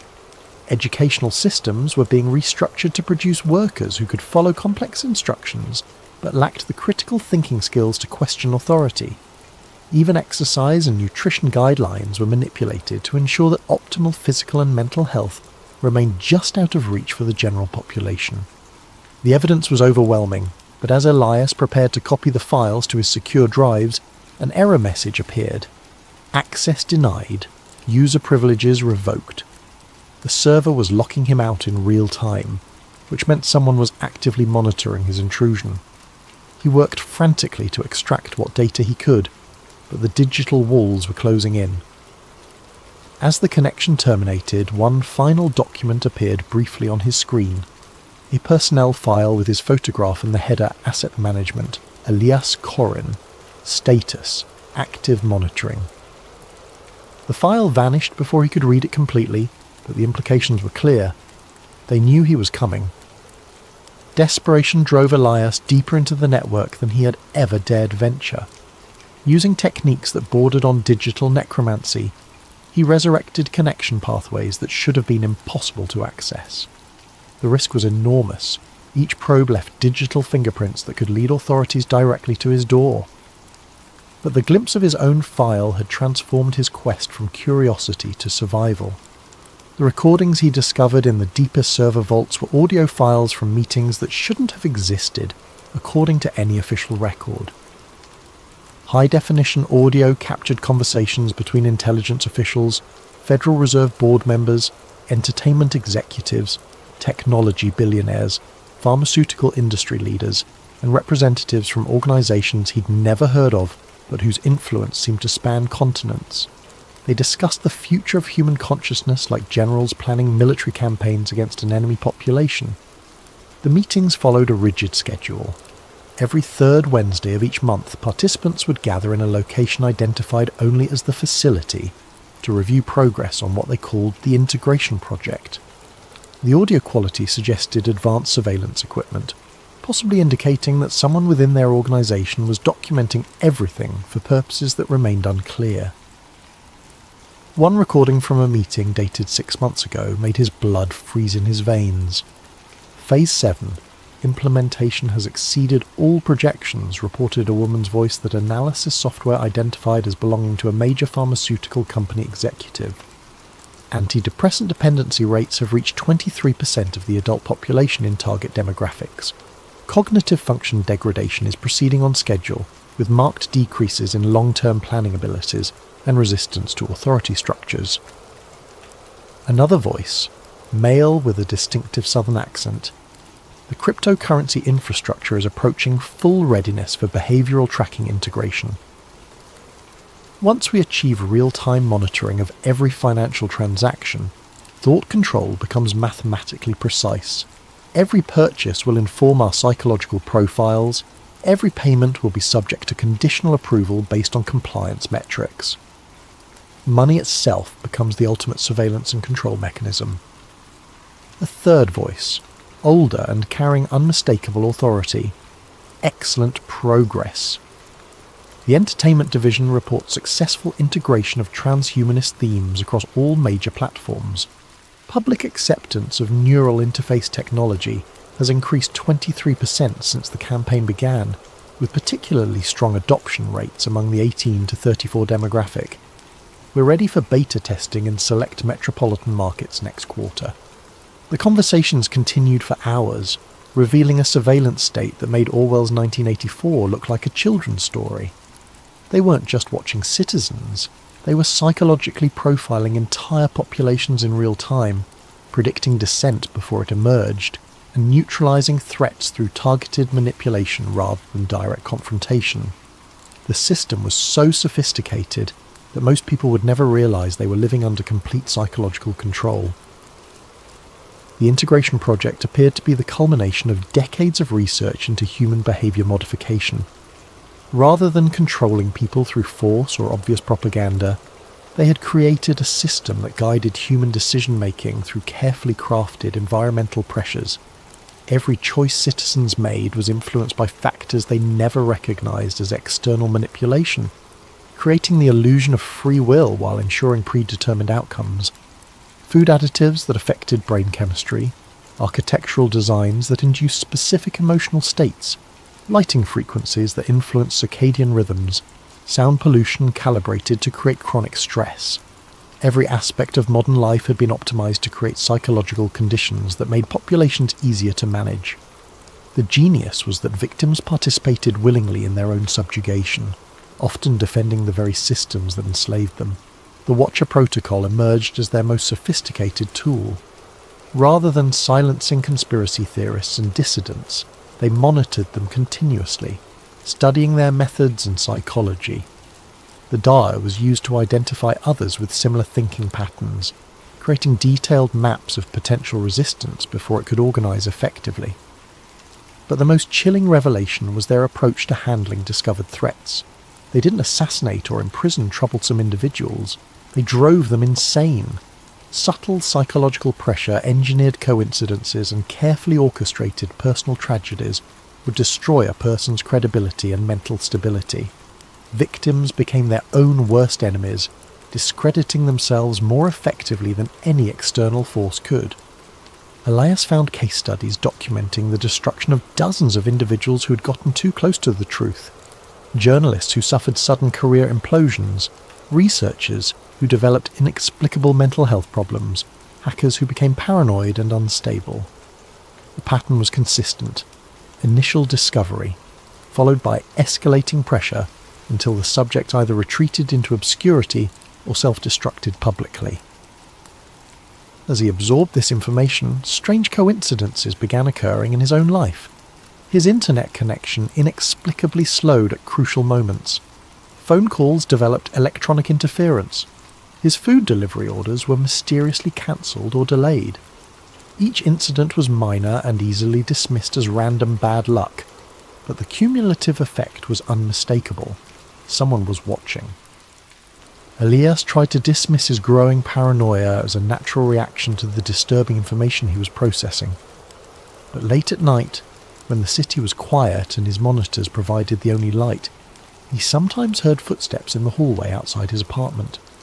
They would pause at his door for exactly 30 seconds before continuing down the corridor. The recordings had mentioned something else, something that made his hands shake as he worked. Subject 347 shows exceptional pattern recognition abilities. Psychological profile suggests high probability of success in reaching final verification stage. Recommend maintaining current stimuli until extraction protocols can be implemented. He had no way of knowing for certain, but the timing suggested a horrible possibility. He might be Subject 347. The decision to leak his findings publicly felt like stepping off a cliff. Elias had accumulated enough evidence to expose a conspiracy that dwarfed anything in human history, but he knew that releasing it would likely cost him his life, or worse, his sanity. Yet the alternative was remaining silent while humanity sleepwalked toward a digital totalitarianism that would make physical oppression obsolete. He began by seeding information across the dark web's most secure forums, using identity masking techniques that should have made him untraceable.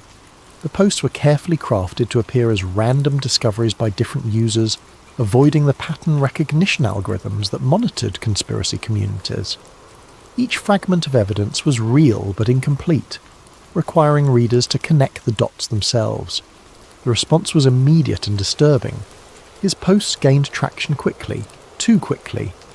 Within hours, they were being shared across platforms, analysed by citizen journalists, and discussed in mainstream media as examples of dangerous misinformation. The speed of the reaction suggested a coordinated response, as if the revelation had been anticipated and prepared for in advance. More troubling was the nature of the responses. While some users took the evidence seriously, others immediately began discrediting it with arguments that seemed too sophisticated to be spontaneous. They pointed to technical inconsistencies that Elias was certain didn't exist, questioned source authenticity with forensic expertise that suggested professional training, and redirected discussions toward harmless tangents that neutered the information's impact. Within days, his revelations were being treated as another internet conspiracy theory, filed alongside flat earth theories and lizard people claims. The evidence was dismissed not through logical refutation, but through association with obviously false ideas, a technique the archived documents had called cognitive contamination. As the online discussions evolved, Elias realised he was watching a masterpiece of psychological manipulation in real time. The truth was being buried not through censorship, but through calculated flooding with disinformation. His genuine evidence was drowning in a sea of deliberate nonsense, making it impossible for reasonable people to distinguish fact from fantasy. But the digital warfare was only the beginning. Physical reality began shifting around him in subtle but unmistakable ways. His internet speed slowed to a crawl whenever he tried to upload new evidence. Delivery services could no longer find his address. His phone developed a mysterious static that made conversations nearly impossible. Even his electricity began fluctuating at random intervals, causing his equipment to crash at the most inconvenient moments. The psychological pressure was more sophisticated than anything he had imagined from the case studies. Rather than obvious intimidation, he faced a constant series of minor inconveniences and technical failures that could be dismissed as coincidence by anyone who wasn't experiencing them directly. The effect was maddening, literally. He began questioning his own perceptions, wondering if paranoia was making him see patterns that didn't exist. Sleep became elusive as his apartment filled with unexplained sounds. Electronics hummed at frequencies that seemed designed to prevent rest. The heating system cycled erratically, creating temperature fluctuations that made comfort impossible. Water pressure dropped whenever he tried to shower, and his refrigerator developed a whine that stopped only when he was away from his computer. Friends and family members began expressing concern about his mental state, though he couldn't remember telling them about his research. They called with surprising frequency, all using similar language about the importance of seeking help and taking breaks from the computer.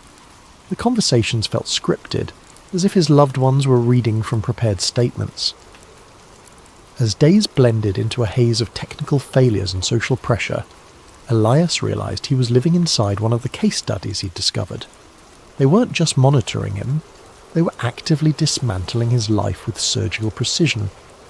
But unlike the previous victims, he knew what was happening.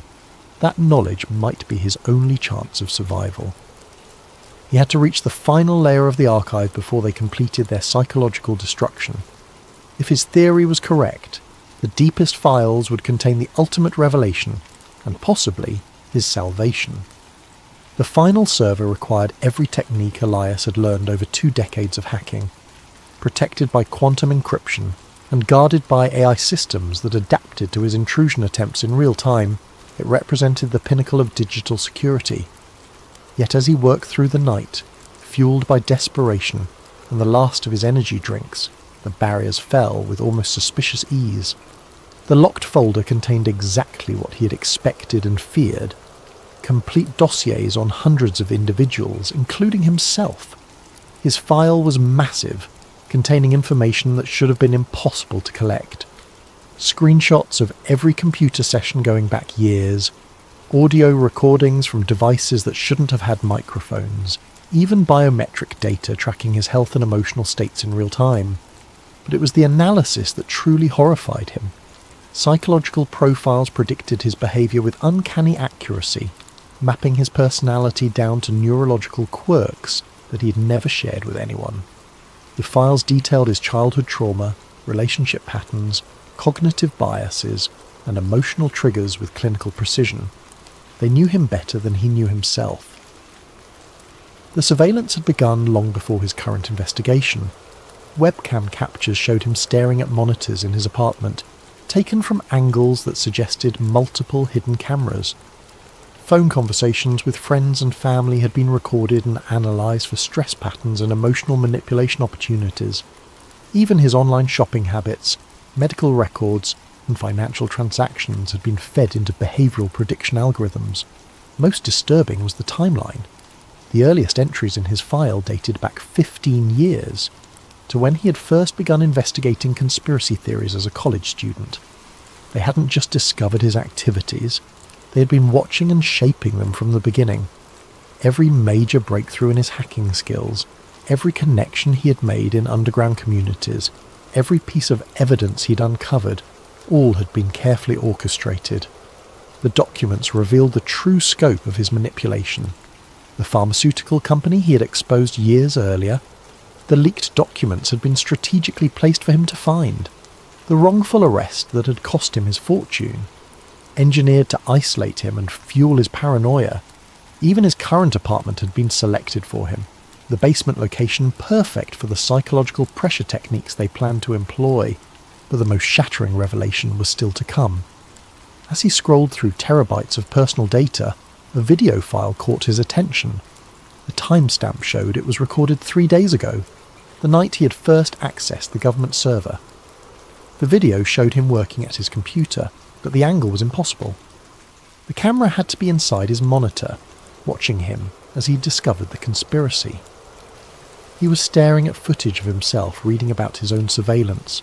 The video continued, showing him creating his digital conspiracy board, making connections between entertainment companies and intelligence agencies, even the moment when he had first seen his own photograph in the corporate files. But there was something else, a timestamp in the corner that made no sense. According to the file properties, the video had been created 6 months before it was allegedly recorded.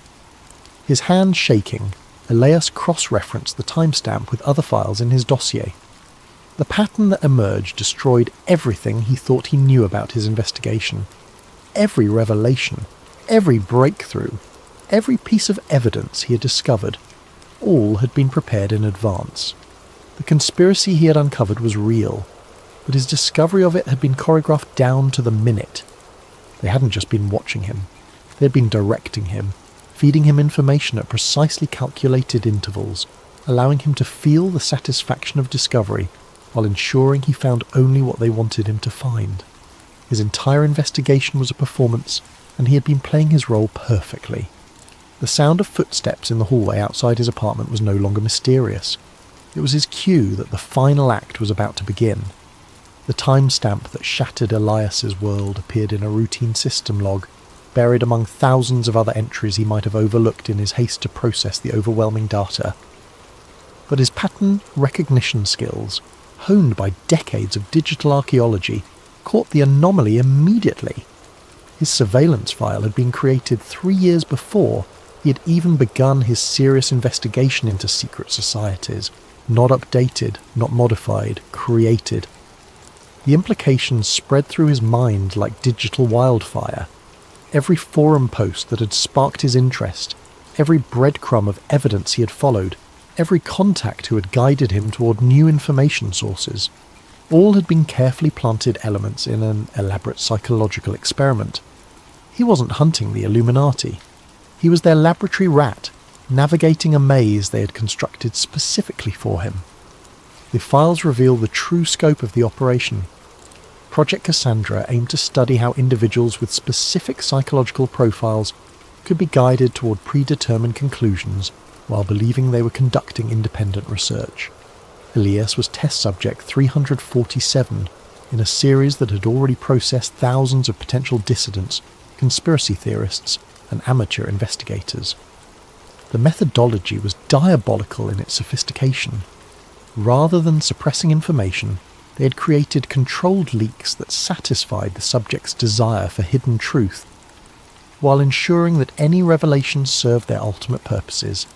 Every conspiracy theorist who believed they had uncovered secret plots was actually participating in a massive behavioural study that helped refine mass manipulation techniques.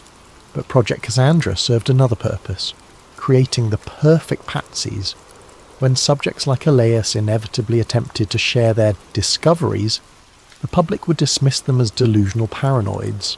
The conspiracy theorists discredited themselves more effectively than any government censorship could, providing cover for the real operations happening in plain sight. The genius was circular. They used genuine conspiracies to hide their conspiracy, to create conspiracy theories. The Ouroboros of manipulation consumed its own tail while strengthening the head. Elias found video recordings of planning meetings where researchers discussed his psychological profile like entomologists studying an insect. His obsessive personality, his need for validation through intellectual superiority, his isolation and distrust of mainstream society, all were noted as advantageous traits for the experiment. They had identified him as an ideal subject before he had even begun his journey into the digital underground. The recordings were clinical in their detachment. Subject 347 shows exceptional persistence and pattern recognition abilities. Recommend accelerating the revelation timeline to achieve maximum psychological impact. His technical skills allow for more sophisticated evidence plants than previous subjects. Agreed. The deep web forums are seeded and ready. Will allow him to discover the entertainment industry connections next week, followed by the financial networks the following month. Estimated timeline to complete breakdown, 6 to 8 months. What about extraction? Standard protocol. Once he achieves full paranoid state, we'll activate the final revelation. The cognitive dissonance should ensure complete psychological collapse within 72 hours. Subject will either retreat into catatonic withdrawal or self-eliminate. Either outcome serves project goals. The footsteps outside his door had stopped. In the silence that followed, Elias could hear his own heartbeat thundering in his ears like a countdown timer. Every shadow in his peripheral vision might be a hidden observer. Every electronic device could be a surveillance tool. Even his own thoughts felt compromised, infected by the knowledge that his mind had been invaded and mapped by researchers who understood his psychology better than he did. But as despair threatened to overwhelm him completely, a final realization emerged from the chaos of his collapsing worldview. If they had created all of this as an experiment, if his investigation was a carefully orchestrated performance, then the evidence he had found might be real after all. They couldn't manipulate him with fake conspiracies. They had to use genuine ones to make the manipulation believable. The entertainment industry coordination, the financial manipulation, the psychological conditioning of entire populations, it was all real. His discovery of it might have been staged, but the conspiracy itself existed exactly as he had uncovered it. They had made one critical error in their psychological experiment. They had given him access to the truth. The question was whether that knowledge could serve any purpose now that he understood his role as an unwitting puppet. As the footsteps resumed outside his door, moving with deliberate slowness toward his apartment, Elias realized he had perhaps minutes to decide how this story would end. He could retreat into madness as they expected, becoming another cautionary tale about the dangers of conspiracy thinking. He could attempt to fight back, though they had mapped every aspect of his psychology and would anticipate any strategy he might devise. Or he could find a third option, something they hadn't planned for because it lay outside their understanding of his character. The gentle knock on his door interrupted his thoughts. A voice, polite and professional, spoke through the thin wood. "Mr. Corrin, we need to talk." Elias looked at his screens one final time, at the conspiracy board that had consumed his life, at the evidence that proved humanity was being manipulated on a scale beyond historical precedent. Then he looked at his reflection in the dark monitor, the face of a man who had discovered that his greatest fear and greatest hope were the same thing. He had found the truth. The truth had been carefully crafted to find him. But perhaps, in that circular dance of manipulation and discovery, lay an opportunity that neither he nor his watchers had anticipated. After all, even the most sophisticated psychological experiment could produce unexpected results. As he reached for the door handle, Elias Corrin smiled for the first time in months. If they had taught him anything, it was that reality was far more malleable than most people believed, and if reality could be shaped, then perhaps it was time for the subject to become the experimenter. The door opened to reveal figures in dark suits, their faces professional masks hiding whatever emotions they might have felt. But as they looked into Elias's eyes, something shifted in their expressions, a flicker of uncertainty that suggested their psychological profiles might have missed something crucial about their carefully studied subject. "Gentlemen," Elias said, his voice steady despite the chaos in his mind, "I've been expecting you. Shall we discuss what happens next?" The game was far from over. In fact, it was just beginning.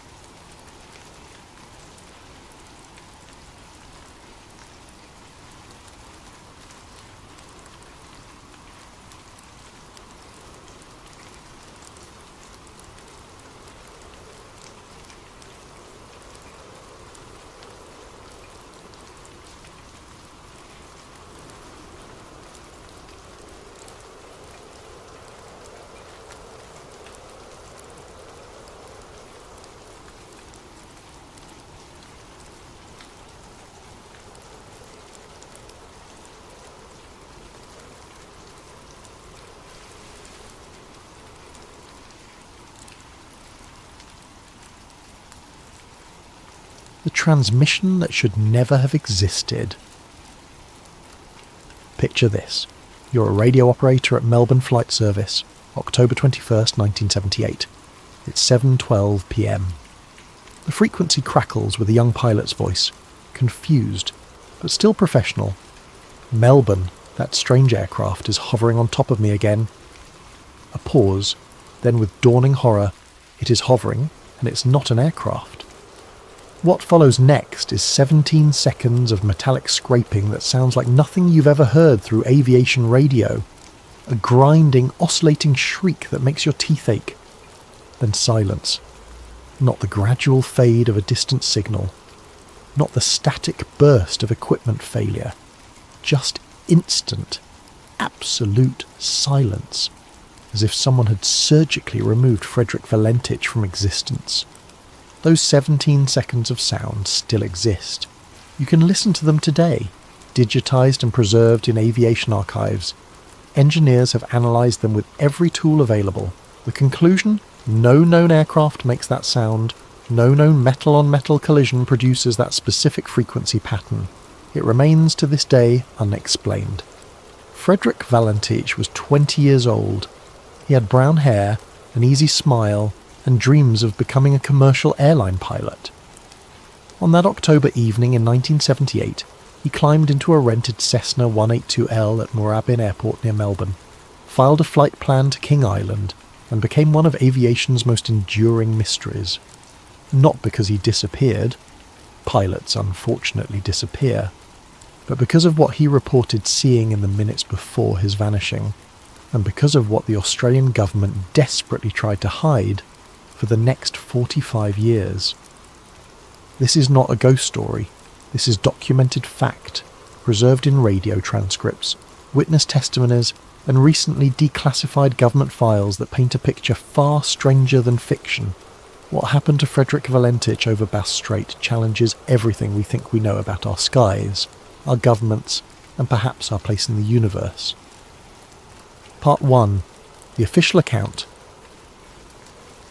The evening of October 21st, 1978 was perfect for flying. The weather reports from Bureau of Meteorology showed calm conditions across Bass Strait, that notorious stretch of water between mainland Australia and Tasmania. Visibility extended for miles. Wind speeds barely resisted. It was the kind of night that made young pilots eager to log flight hours. Frederick Valentich had earned his private pilot licence with a Class 4 instrument rating. Not exceptional, but competent. He'd logged about 150 hours of flight time, mostly in single-engine Cessnas like the one he rented that evening. Friends described him as enthusiastic about aviation, perhaps over-eager at times, but careful about following procedures. He'd applied twice to join the Royal Australian Air Force and been rejected both times, not for lack of skill, but because of what evaluators called insufficient educational qualifications. The Cessna 182L he signed out was a reliable four-seater, registration VH-DSJ. Nothing special about it. Regular maintenance records. No history of problems. Just another small aircraft among hundreds that crossed Australian skies daily. Frederick's flight plan showed a simple route. Moorabbin to King Island, a distance of about 125 miles over water. Estimated flight time, 69 minutes. Purpose of flight, picking up crayfish for a family dinner. Except that was a lie. King Island Airport had no record of Frederick Valentich requesting landing clearance. No crayfish order existed. No one on King Island expected him. His friends later admitted Frederick had talked about wanting to photograph UFOs, but they dismissed it as enthusiasm rather than serious intention. The real purpose of his flight remains unknown, buried with whatever truth disappeared that night. At 6:19 p.m, Frederick's Cessna lifted off from Moorabbin's runway. Air traffic control noted nothing unusual. He climbed to his assigned altitude of 4,500 feet, maintained proper heading, and radioed position updates as required. For the first 47 minutes, everything proceeded exactly as hundreds of flights had proceeded before. Then, at 7:06 p.m, Frederick initiated contact with Melbourne Flight Service. Melbourne, this is Delta Sierra Juliet. Is there any known traffic below 5,000? The radio operator, Steve Roby, checked his radar and charts. Delta Sierra Juliet, no known traffic. Delta Sierra Juliet, I am, seems to be a large aircraft below 5,000. What followed over the next 6 minutes would become one of the most analysed radio exchanges in aviation history. Frederick described an elongated metallic object with 4 bright landing lights. It approached from the east, passed over him at high speed, then circled back. He reported it had a shiny metallic surface and a green light. At one point he said it seemed to be playing games with him. Roby, maintaining professional calm, tried to help identify the object. Military aircraft, none scheduled, commercial traffic, nothing on radar, weather balloon, wrong altitude and behaviour. With each exchange, Frederick's voice grew more strained, though he never panicked. He was a pilot reporting observations, even as those observations defied explanation. At 7:09 p.m, Frederick reported his engine was rough idling and coughing. Roby asked if he could identify the aircraft type. "It isn't an aircraft," Frederick replied, his voice carrying a note of wonder rather than fear. The object, according to Frederick's descriptions, moved in ways that violated basic aerodynamics. It stopped instantly from high speed. It hovered without any visible means of support. It circled his plane at distances and angles that should have created catastrophic turbulence but didn't. At 7:12 p.m. and 9 seconds, Frederick's final coherent transmission came through. It is hovering, and it's not an aircraft. Then came those 17 seconds of metallic scraping. Then nothing. Robbie tried to re-establish contact for the next 5 minutes. Delta Sierra Juliet Melbourne. Delta Sierra Juliet Melbourne. Do you read? Only static answered. He notified his supervisor. Search and rescue protocols activated immediately. The search began at first light on October 22nd. The Royal Australian Air Force deployed aircraft. The Navy sent vessels. Civilian boats joined the effort. They scoured 1,000 square miles of ocean for 4 days. The weather remained calm, the water relatively shallow. Ideal conditions for spotting wreckage. They found nothing. No oil slick that would indicate a crash. No floating debris from the aircraft's interior. No emergency beacon signal, though the Cessna carried one designed to activate on impact. Most tellingly, no body. In those water temperatures, a body would have floated within 24 to 48 hours. The Department of Transport's official investigation concluded with bureaucratic simplicity. Presumed fatal accident. Cause unknown. They suggested 5 possible explanations. Frederick became disoriented and flew into the water. He experienced engine failure. He deliberately flew into the water. He became incapacitated and lost control, or he staged his own disappearance. None of these explanations addressed the metallic object Frederick described. None explained the 17 seconds of unexplained sound.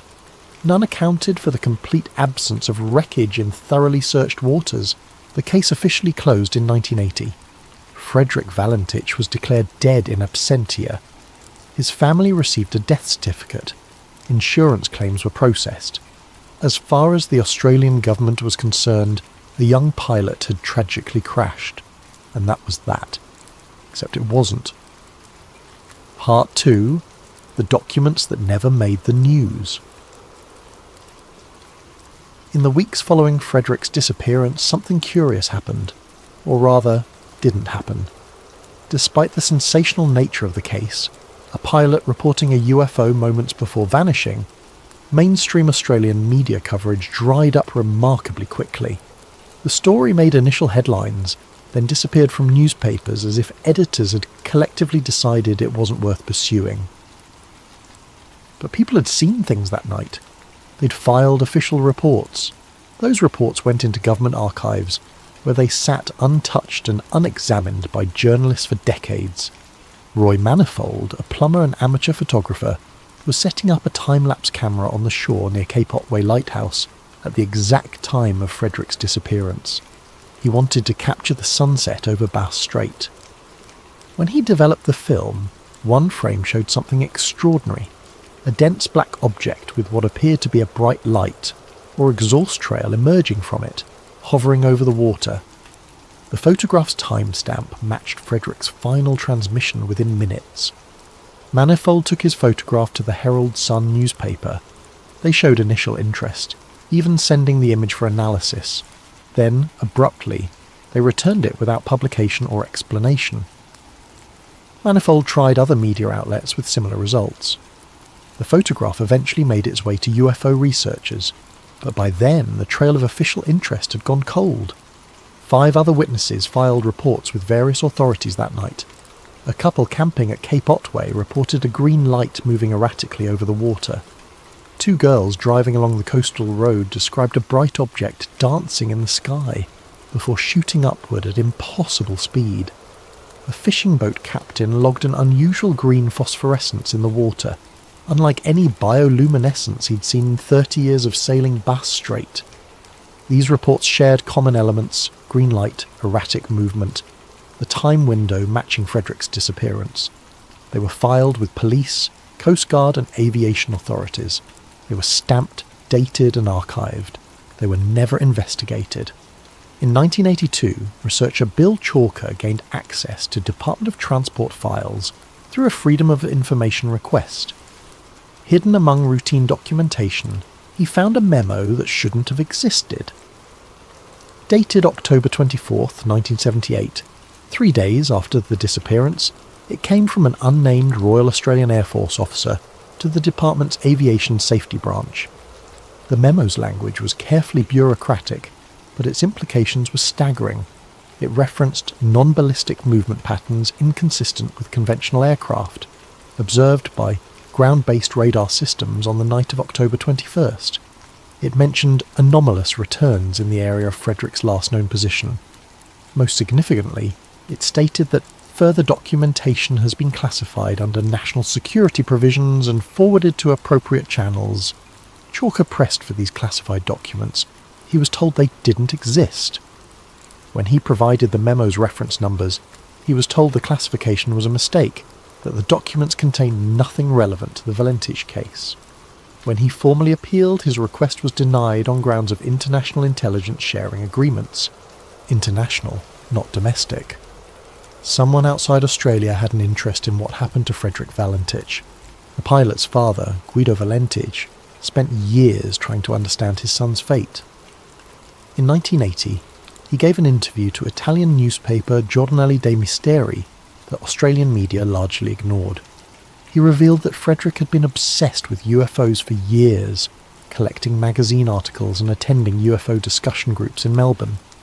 More significantly, Frederick had told his father 2 weeks before the disappearance that he believed he would soon make contact. He said strange things were happening, Guido recalled. Instruments in planes were going wrong. Pilots were seeing things. He believed something big was about to happen, and he wanted to be part of it. This context transformed Frederick's final flight. Not a routine crayfish run, but possibly a deliberate attempt to encounter something he believed existed in Bass Strait. The question became not what Frederick saw, but what he might have been looking for, and whether something was looking for him. In 1983, an aviation mechanic named John Murphy came forward with disturbing information. He'd serviced Frederick's rented Cessna 2 days before the disappearance. Frederick had paid cash for an unusual request. Murphy was to check and double-check the aircraft's radio equipment, specifically its ability to transmit on emergency frequencies. Frederick had seemed nervous, constantly checking over his shoulder, asking if anyone else had access to maintenance records. Murphy had thought it odd but not alarming. Young pilots could be particular about equipment. After the disappearance, he'd reported the encounter to investigators. They'd taken his statement, thanked him, and never followed up. When Murphy later tried to access his own statement through official channels, he was told no such document existed in the case file. The pattern was clear: systematic suppression of information that didn't fit the official narrative of a simple crash. Witnesses ignored, evidence dismissed, documents classified or disappeared. Someone wanted Frederick Valentich to remain an unfortunate accident rather than an impossible mystery. But secrets have a way of surfacing, especially when they're buried in government archives waiting for declassification deadlines. Part 3. The Classified Connections. For 45 years, the complete government files on Frederick Valentich remained partially classified. Standard procedure for aviation accidents allowed full declassification after 30 years. Yet when 2008 arrived, researchers found key documents still restricted under national security provisions. It took until 2023 for the National Archives of Australia to release what they claimed was the complete file. Even then, numerous pages showed heavy redaction. What emerged from these documents fundamentally changed understanding of that October night. The files revealed that Bass Strait in 1978 was far from empty ocean. It was one of the most heavily monitored maritime zones in the Southern Hemisphere, though few Australians knew it. The Cold War had turned these waters into a chessboard, where submarines played deadly games of detection and evasion. American nuclear submarines regularly transited Bass Strait, using its complex underwater topography to mask their acoustic signatures. Soviet intelligence vessels operated just outside Australian territorial waters trying to track these submarines. Australia, caught between superpowers, officially maintained neutrality while secretly cooperating with American surveillance efforts. 3 underwater listening stations operated along the Victorian coast, part of the classified SOSUS, Sound Surveillance System Network. These hypersensitive hydrophones could detect submarine movements hundreds of miles away. They also, according to declassified technical specifications, could pick up aircraft impacts on water surfaces, yet they recorded nothing on October 21st, 1978. A recently released document dated October 23rd, 1978, showed the United States Naval Intelligence Service had formally requested all data related to aerial disturbance over Bass Strait on the night of Frederick's disappearance. The request came through diplomatic channels reserved for highest priority intelligence matters. Australia complied, sending not just the Valentich case files, but also associated electromagnetic anomaly recordings. Electromagnetic anomaly recordings, not standard procedure for a missing Cessna. The documents revealed that RAAF Base East Sale had tracked an unusual radar target that night. Not Frederick's Cessna, they had that clearly identified. Something else, moving at speeds alternating between hover and over 3,000 miles per hour. The radar operators had tagged it as equipment malfunctioned until it intersected with Frederick's flight path. Then it had disappeared from radar at the exact moment Frederick's transmission cut off. Wing Commander Keith Jessup filed a report stating his belief that the object exhibited controlled flight characteristics beyond current technological capabilities. His superiors buried the report and transferred Jessup to a desk position in Canberra. He took early retirement 6 months later, signing a comprehensive non-disclosure agreement. The American interest went deeper than simple intelligence gathering. A CIA assessment dated November 1978, declassified only partially in 2023, discussed parallels between Bass Strait incident and Project Blue Book case number 3201. That case, from 1952, involved a United States Air Force pilot who reported similar metallic objects with green lights before experiencing complete electrical failure. He'd survived, landing his aircraft on manual backup systems, but suffered radiation exposure consistent with close proximity to an unknown energy source. Frederick Valentich's medical records subpoenaed during the investigation showed he'd had a comprehensive physical examination just 3 weeks before his disappearance. Blood work, chest x-rays, vision tests, all normal. Yet the investigation file contained a curious addendum, a request from the Australian Radiation Laboratory for any preserved biological samples from Frederick Valentich. No explanation for why radiation exposure might be relevant to a presumed crash. The surveillance corridor Frederick entered wasn't just monitored for submarines. Declassified American documents revealed Operation Sky Scanner, a joint US-Australian program using the area to test advanced electronic warfare systems, experimental radar spoofing, communications jamming, even early electromagnetic pulse weapons. The exact nature of tests conducted on October 21st, 1978, remained classified, but the operation's log showed unscheduled termination due to civilian air traffic interference. Frederick hadn't just flown into monitored airspace. He'd flown into an active military testing zone that shouldn't have been accessible to civilian aircraft. Yet no NOTAM, notice to airmen, had been issued warning pilots away from the area. Either the military had failed in basic safety protocols, or they hadn't expected anyone to be flying there, despite Frederick's filed flight plan. A handwritten note in the margins of one document, presumably from an intelligence analyst, posed a chilling question. If target acquisition was successful, where is the package? Target acquisition, package, language suggesting Frederick and his aircraft weren't victims but objectives. The Royal Australian Navy's involvement proved equally puzzling. The destroyer HMAS Torrens was conducting exercises 100 miles south of Frederick's route. Its log showed it diverted toward the search area before official search and rescue operations began. How did they know to divert if Frederick's disappearance hadn't yet been reported? The log offered no explanation, only coordinates and the cryptic notation. Standing orders executed. In 2019, a retired United States Navy sonar operator named Marcus Webb violated his non-disclosure agreement to speak with researcher Keith Basterfield. Webb had been stationed at the secret Pine Gap facility in Central Australia in 1978, officially analysing submarine acoustic signatures. On October 21st, his equipment had detected what he described as impossible sounds from Bass Strait. It wasn't mechanical, Webb explained. Not like engines or propellers. It was modulated, almost musical, but at frequencies that hurt to process. The computers couldn't classify it. We were ordered to delete the recordings and report equipment malfunction. I kept a partial copy on personal tape. The FBI confiscated it during a routine security check 3 months later. The implications were staggering. Multiple government agencies had detected, tracked and documented something extraordinary in Bass Strait that night. They'd moved to investigate, or intercept, before Frederick was reported missing. They'd systematically suppressed evidence and silenced witnesses, and the Americans had been involved from the beginning, suggesting this wasn't an isolated incident but part of something larger. Yet questions remained. If military forces had been tracking the object Frederick encountered, why hadn't they warned him? If they'd known something dangerous operated in Bass Strait, why allow civilian flights at all? And most disturbingly, if Frederick's disappearance was connected to classified military operations, why had no one been held accountable for his loss?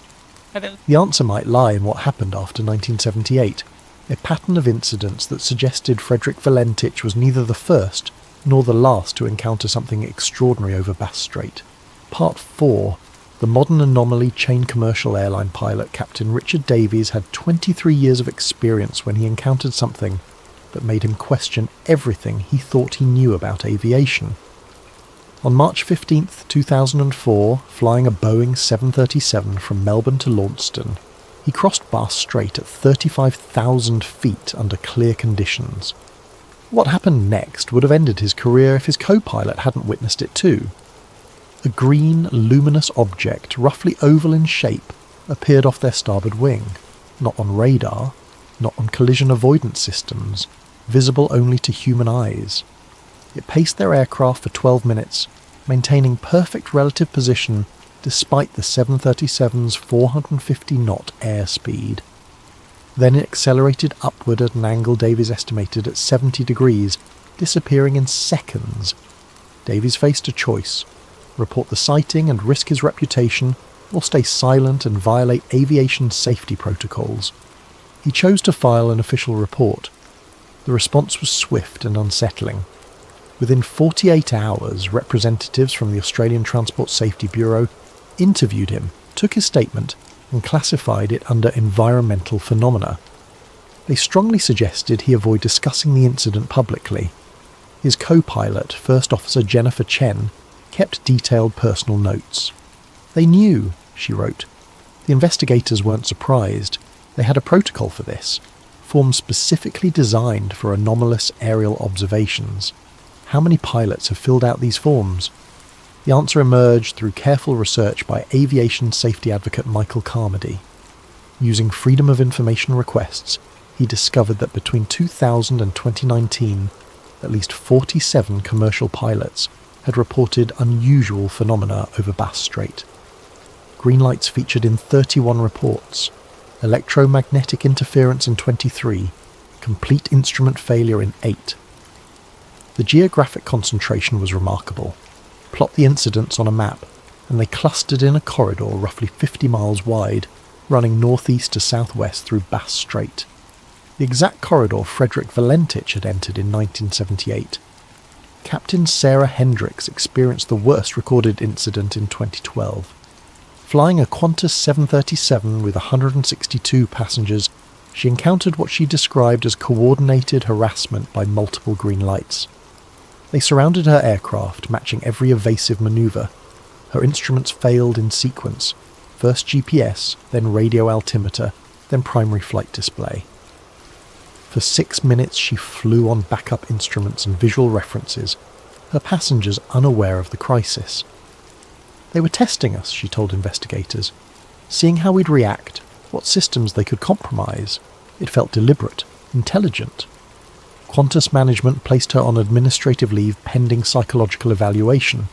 She passed, returned to flying, but never crossed Bass Strait again, accepting only routes that avoided the area. The electromagnetic effects showed disturbing patterns. Analysis by electronics engineer Tom Patterson revealed that the interference specifically targeted certain frequencies, those used by military communications and encrypted data links. Civilian systems failed as collateral damage.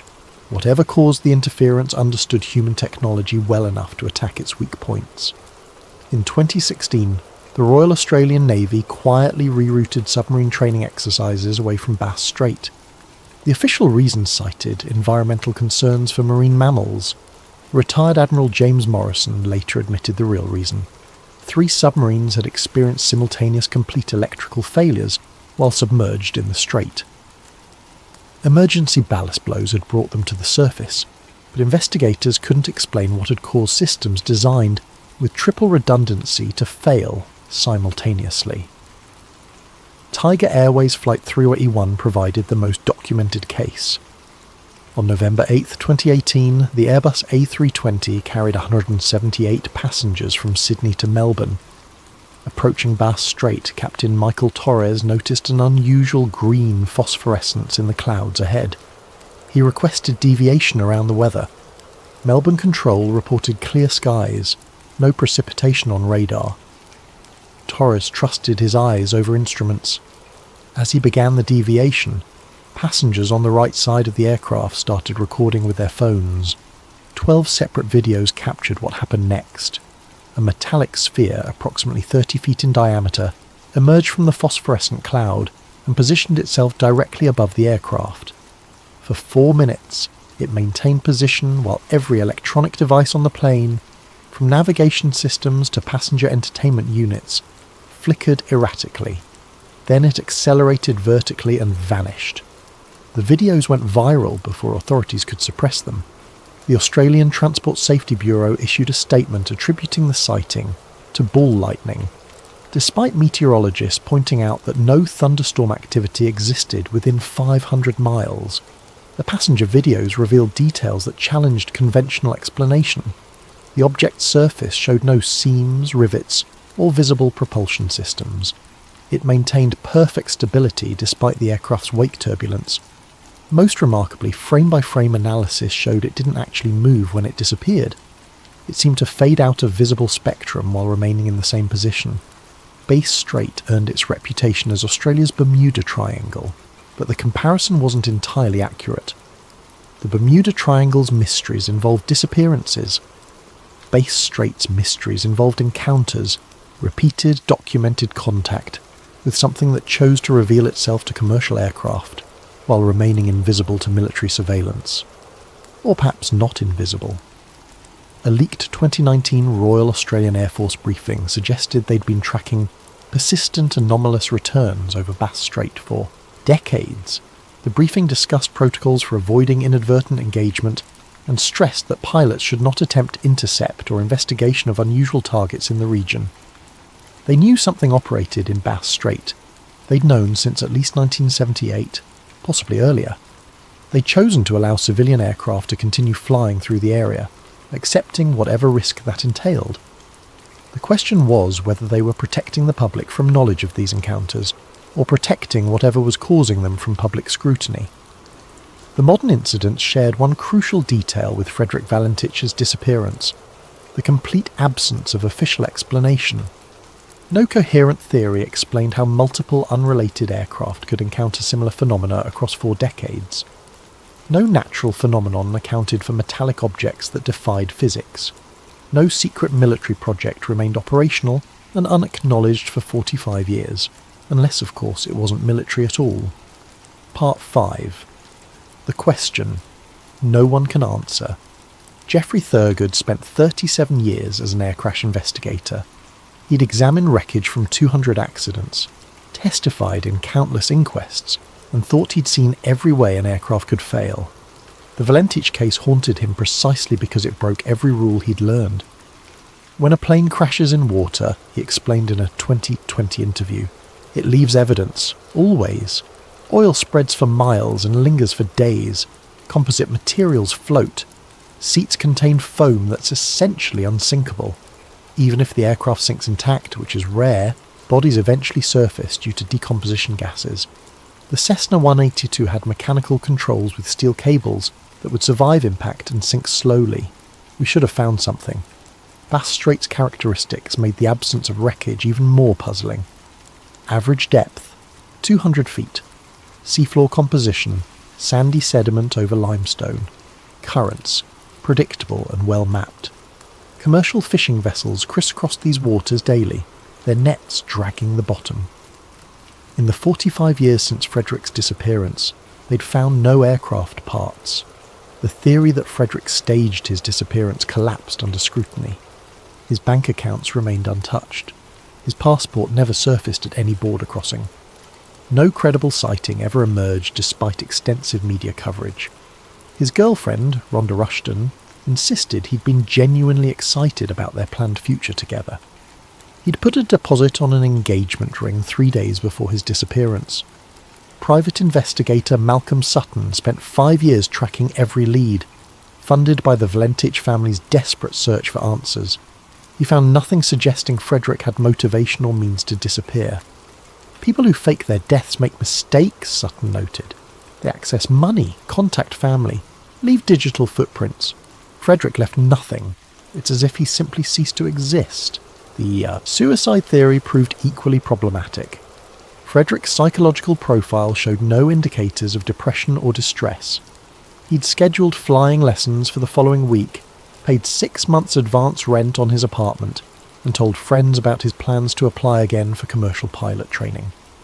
His final radio transmissions revealed confusion and wonder, not despair.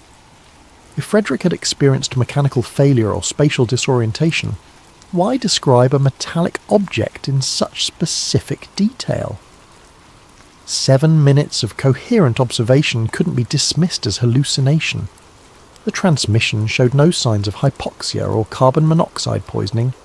His speech remained clear, his responses logical. The 17 seconds of metallic sound defied all attempted explanation. Audio analysis by the University of Melbourne's Acoustic Laboratory identified multiple frequency harmonics that didn't match any known aircraft noise. The sound exhibited Doppler characteristics suggesting rapid rotation, but no part of a Cessna 182 could produce such frequencies even in catastrophic failure. Aviation engineer Patricia Williams attempted to recreate the sound using aircraft components. She tried propeller strikes on various materials, engine failures, structural collapses. Nothing matched. The closest approximation came from electromagnetically induced vibration in aluminum sheeting, but that required powerful external magnetic fields far beyond anything a small aircraft would encounter naturally. The government's behaviour raised its own questions. In 1982, Transport Minister Ralph Hunt ordered all Valentich files sealed for 30 years, citing public interest. When pressed by Parliament to explain, he stated only that premature release could cause unnecessary distress and speculation. What information could cause distress beyond what the family already endured? In 2008, when the 30-year period expired, key files remained classified. The government cited national security provisions that should never have applied to a civilian aircraft accident. Legal challenges by Freedom of Information advocates revealed that multiple agencies, defence, intelligence, foreign affairs, had placed holds on different documents. The coordination suggested high-level decision-making about maintaining secrecy. The partial declassification in 2023 answered some questions while raising others. Why had the United States shown such immediate interest? What were the electromagnetic anomaly recordings they'd requested? Why had Australian military assets moved toward Frederick's position before he was reported missing? Former intelligence analyst David Crawford, speaking anonymously, offered a possibility that challenged conventional thinking. What if Frederick Valentich encountered something that wasn't hostile, but was absolutely not meant to be seen? What if his disappearance wasn't an attack but a containment measure? That would explain the government's response. They're not covering up a crime but a contact. This theory aligned disturbingly well with the evidence. Frederick had deliberately sought out UFO phenomena. He'd positioned himself in an area of repeated sightings.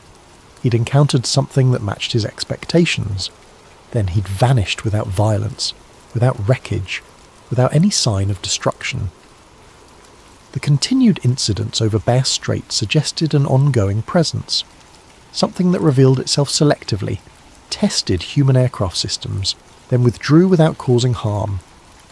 Commercial pilots reported feeling observed, studied, evaluated. None reported feeling threatened, despite the obvious danger of instrument failures at altitude.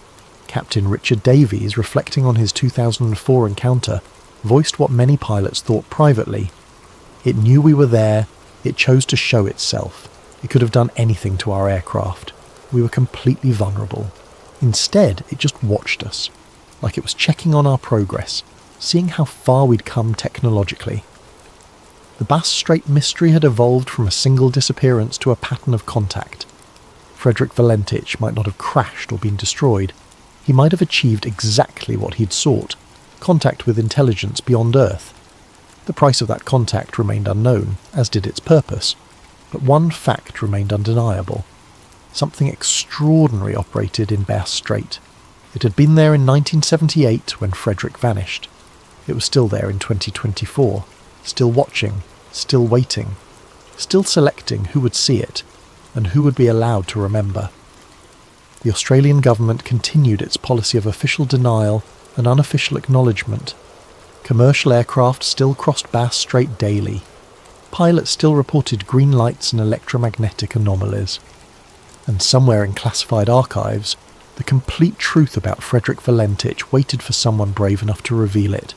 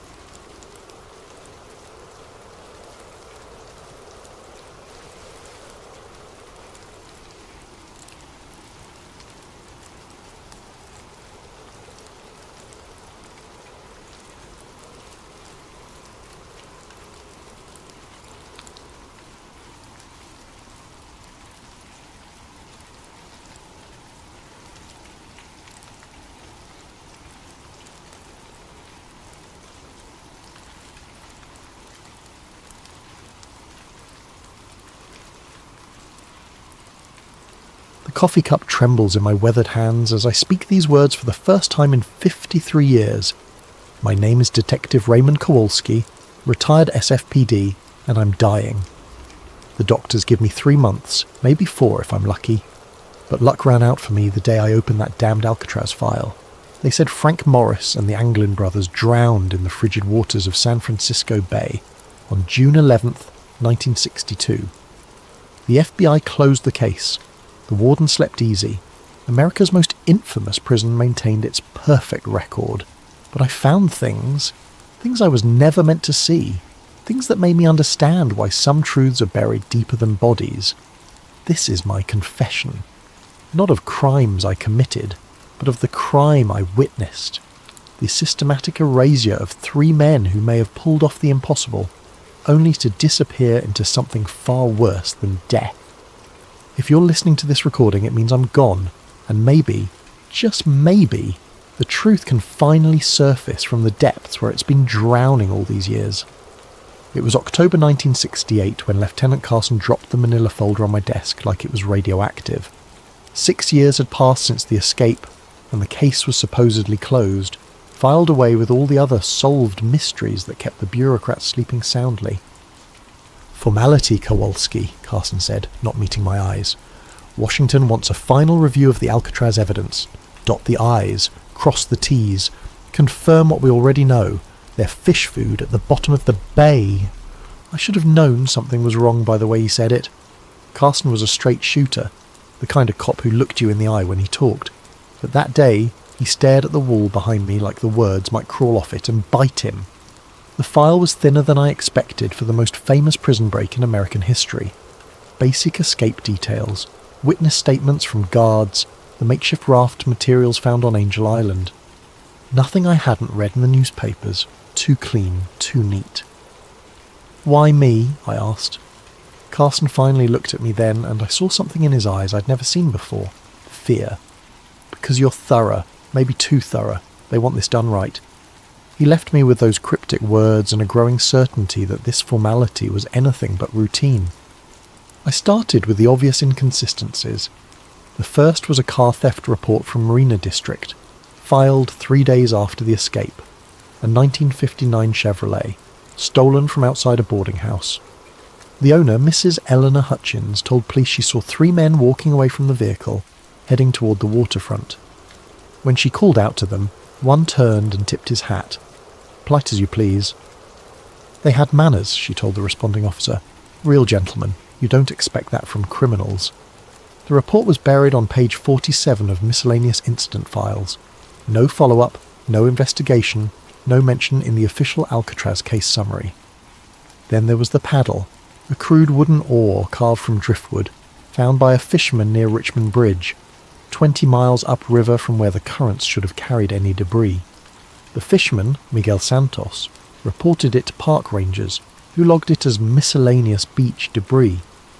No connection made to the escape, despite the timing and craftsmanship that clearly showed prison workshop techniques. But it was the witness statement that made my blood run cold. A night security guard at Fisherman's Wharf reported seeing 3 men in work clothes boarding a small fishing boat around 4 a.m. on June 12th. One of them had distinctive ears, prominent, almost pointed, just like John Anglin's mugshot description. The guard's statement was taken, filed, and apparently forgotten. When I tried to interview him, I learned he'd quit his job 2 weeks after the incident and moved back to Oregon.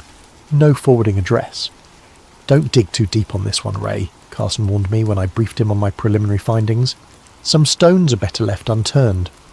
That's when I knew I was onto something bigger than a prison break. The Anglin family farm in Ruskin, Florida felt like stepping into a different century. Spanish moss hung from ancient oaks, and the humid air carried the scent of orange blossoms and old secrets. Robert Anglin, the surviving brother, met me on the front porch with the wary eyes of a man who'd been expecting bad news for 6 years. "Federal agents been by here 4 times, he said without preamble, each time asking the same questions, getting the same answers. "My brother's drowned. That's what you want to hear, ain't it?" But his wife, Marie, had different ideas. After Robert went to tend the cattle, she pulled me aside in her kitchen, glancing nervously at the windows. "Christmas cards," she whispered, her voice barely audible above the ticking grandfather clock. "Every year since '63, no return address, just signed J&C in handwriting that looks mighty familiar." She showed me a shoebox filled with holiday cards, generic drugstore variety, postmarked from different cities: San Francisco, Los Angeles, Phoenix, Mexico City. The handwriting was careful, disguised, but there were telltale loops and slants that matched samples I'd obtained from the prison records. "Why haven't you told the FBI?" I asked. Marie's laugh was bitter. "You think we haven't tried? First agent said they were hoaxes. Second one confiscated them as evidence. Third one threatened to charge us with obstruction if we kept spreading false hope.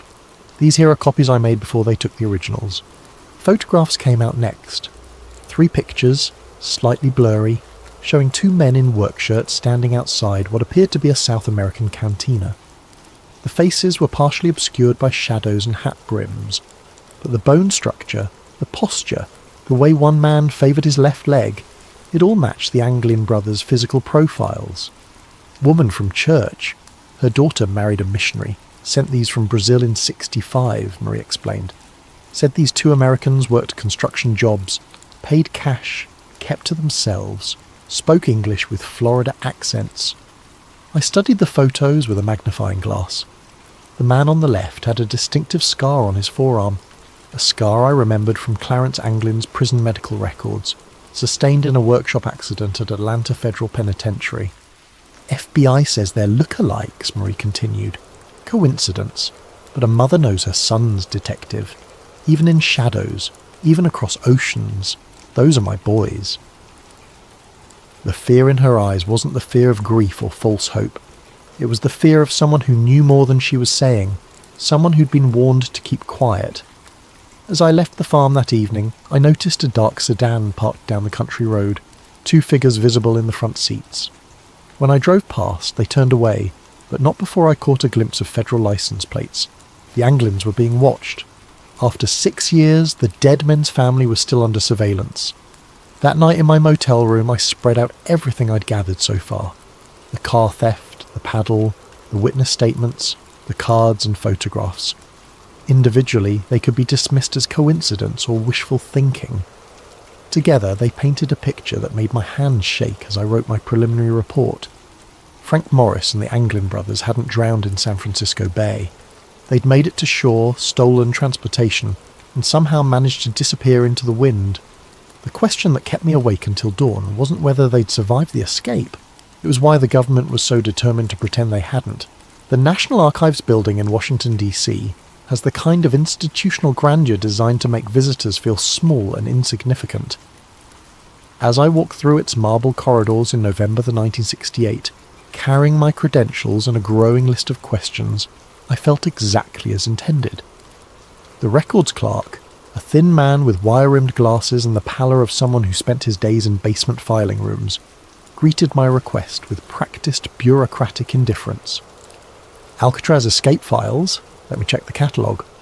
He disappeared into the labyrinthine storage system, returning 20 minutes later with a puzzled frown. That's odd. The primary files show as transferred to federal custody in 1964, no longer available for review.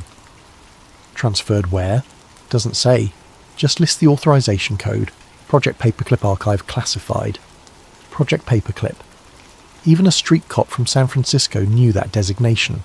The program that brought Nazi scientists to America after World War II. Why would an escape case be filed under intelligence classifications? What about the secondary files, witness statements, evidence logs? Another search, another apologetic shrug. Also transferred, same authorization. I spent 3 days in Washington, following leads that turned to smoke and asking questions that generated only nervous silence. At FBI headquarters, my request for case consultation was politely denied. At the Bureau of Prisons, I was told the relevant personnel were unavailable for comment. Even my police credentials and Lieutenant Carson's authorization letters seemed to carry no weight. It was Agent Patricia Hendricks, a bureau analyst I'd worked with on a previous case, who finally gave me the truth over drinks in a Georgetown bar. She waited until we were alone, until the other patrons had cleared out, until even the bartender was busy with inventory in the back room. "Ray, you need to drop this," she said quietly, her usual professional demeanour replaced by genuine concern. "The Alcatraz case isn't cold. It's radioactive." "What does that mean?" Patricia glanced around the empty bar before continuing. Internal memo came down in '65. Any agent pursuing Alcatraz leads beyond the official drowning conclusion would be transferred to Alaska or worse. 3 agents have been quietly reassigned since then. Good agents, career agents, all because they asked too many questions about 3 supposedly dead men. Why? If they drowned like the report says, what's the threat? Her laugh was hollow. That's the $1,000,000 question, isn't it? All I know is that certain people in very high places want Frank Morris and the Anglin brothers to stay dead, and they're willing to destroy careers to keep it that way. She slid an envelope across the table. I couldn't get you the files, but I managed to copy some of the index pages before they were sealed. Names, dates, reference numbers. Maybe you can piece together what we're not supposed to know. The documents were fragmentary, frustratingly incomplete, but they told a story that made my blood run cold. Cross-references to CIA front companies, mentions of asset recovery protocol, transfer authorization signed by officials whose names I recognised from the intelligence community.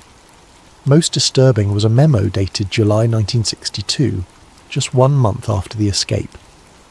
Subjects may possess operational value. Recommend immediate field assessment rather than standard fugitive protocols. Operational value, not the language you'd use for bank robbers and car thieves. That night, in my Washington hotel room, I called Lieutenant Carson to report my findings. The conversation was brief and cryptic. "Ray, you need to come home. Now. I've got leads here, Lieutenant. Real leads. The leads will be there when you get back. If you get back. There are people asking questions about your questions, and those people have resources we don't. Come home." The line went dead. I packed quickly, checking the hallway twice before leaving my room. During the taxi ride to the airport, I noticed the same black sedan in my mirrors that had followed me from the archives building 3 days earlier. Back in San Francisco, Carson met me at the airport personally, something he'd never done before. His first words were a warning. "Your hotel room was searched yesterday. Professional job. Nothing taken, nothing damaged, but they wanted you to know they'd been there." As we drove through the city, he filled me in on developments from my end. Miguel Santos, the fisherman who found the paddle, died in a car accident outside Portland last week. Single vehicle collision on a straight road, clear weather, and Mrs. Hutchins, the lady who saw the car theft, moved to Phoenix, left no forwarding address. Her old neighbours say federal agents visited her the day before she left. The pattern was becoming clear. Anyone connected to evidence contradicting the official narrative was disappearing, voluntarily or otherwise. The Alcatraz case wasn't just closed, it was being actively suppressed by people with resources and authority I couldn't match. "What do I do, Lieutenant?" Carson pulled over and turned to face me. In 30 years of police work, I'd never seen him look so serious. "You write a report confirming the drowning theory. You file it properly. You forget everything you've learned, and you pray that's enough to keep you breathing." But I couldn't forget. The faces in those photographs. The fear in Mary Anglin's eyes. The systematic elimination of evidence and witnesses. Somewhere out there, the truth was buried so deep that powerful people were willing to destroy lives to keep it hidden. The question was whether I was brave enough, or stupid enough, to keep digging. Tony the Fish Marconi wasn't the kind of informant you'd find in a police procedural manual.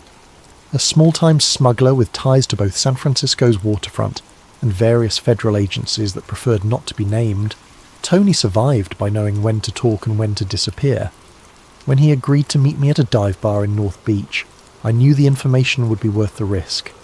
"You're playing with fire, Detective," he said, stirring his whiskey with a nicotine-stained finger. "The Alcatraz thing? That ain't just a prison break, that's connected to some heavy government business." "What kind of business?" Tony glanced around the dim bar, noting the exits, the other patrons, the bartender's attention. Old habits from a life lived in the shadows. "You ever hear of something called the Prometheus Group?" I shook my head. Private contractors, black budget operations, the kind of people who make problems disappear for Uncle Sam. Word on the street is they were running recruitment out of the Bay Area in the early 60s, looking for specific types, intelligent, adaptable, morally flexible, men who'd already proven they could operate outside the law. The implications hit me like a physical blow. "You're saying Morris and the Anglins were recruited?" "I'm saying Morris had an IQ of 133 and a talent for planning that impressed even the prison psychologists. The Anglin brothers were mechanical geniuses who could improvise solutions from scrap metal and determination. During the Cold War, those were valuable skills." Tony drained his whiskey and signalled for another. "Think about it. 3 men plan the perfect escape from America's most secure prison. They disappear without a trace, despite the biggest manhunt in federal history. Either they're criminal masterminds beyond anything we've seen, or they had help. Professional help. What kind of help? The kind that comes with new identities, transportation, and assignments in places where questions aren't asked. South America was crawling with intelligence operations in the 60s. Cuba, Chile, Brazil, All potential flashpoints that needed experienced operators who couldn't be traced back to Washington. The theory was insane, but it explained the evidence I'd uncovered. The systematic suppression of information, the classified file transfers, the fear I'd encountered at every level of government. If the Alcatraz escape had been a recruitment operation disguised as a prison break, then admitting the men survived would expose a covert program that violated everything America claimed to stand for. There's another possibility, Tony continued, his voice dropping to barely above a whisper. Maybe they weren't recruited. Maybe they stumbled onto something they weren't supposed to see. Such as, Alcatraz was more than a prison detective. It was a research facility, mind control experiments, interrogation techniques, pharmaceutical trials, the kind of work that required subjects who couldn't complain to their congressman. What if Morris and the Anglins saw something during their time there? What if their escape wasn't about freedom, it was about exposure? My mind reeled with the implications. If the escapees had witnessed classified experiments, their capture wouldn't result in a return to prison. It would result in permanent silence. I've heard whispers, Tony continued. Black sites in Nevada, facilities that don't appear on any government maps, places where inconvenient people go to be forgotten, the kind of places where 3 escaped prisoners might end up if they knew too much. He finished his second whiskey and stood to leave. One more thing, Detective. You know why they call it the Prometheus Group? I shook my head.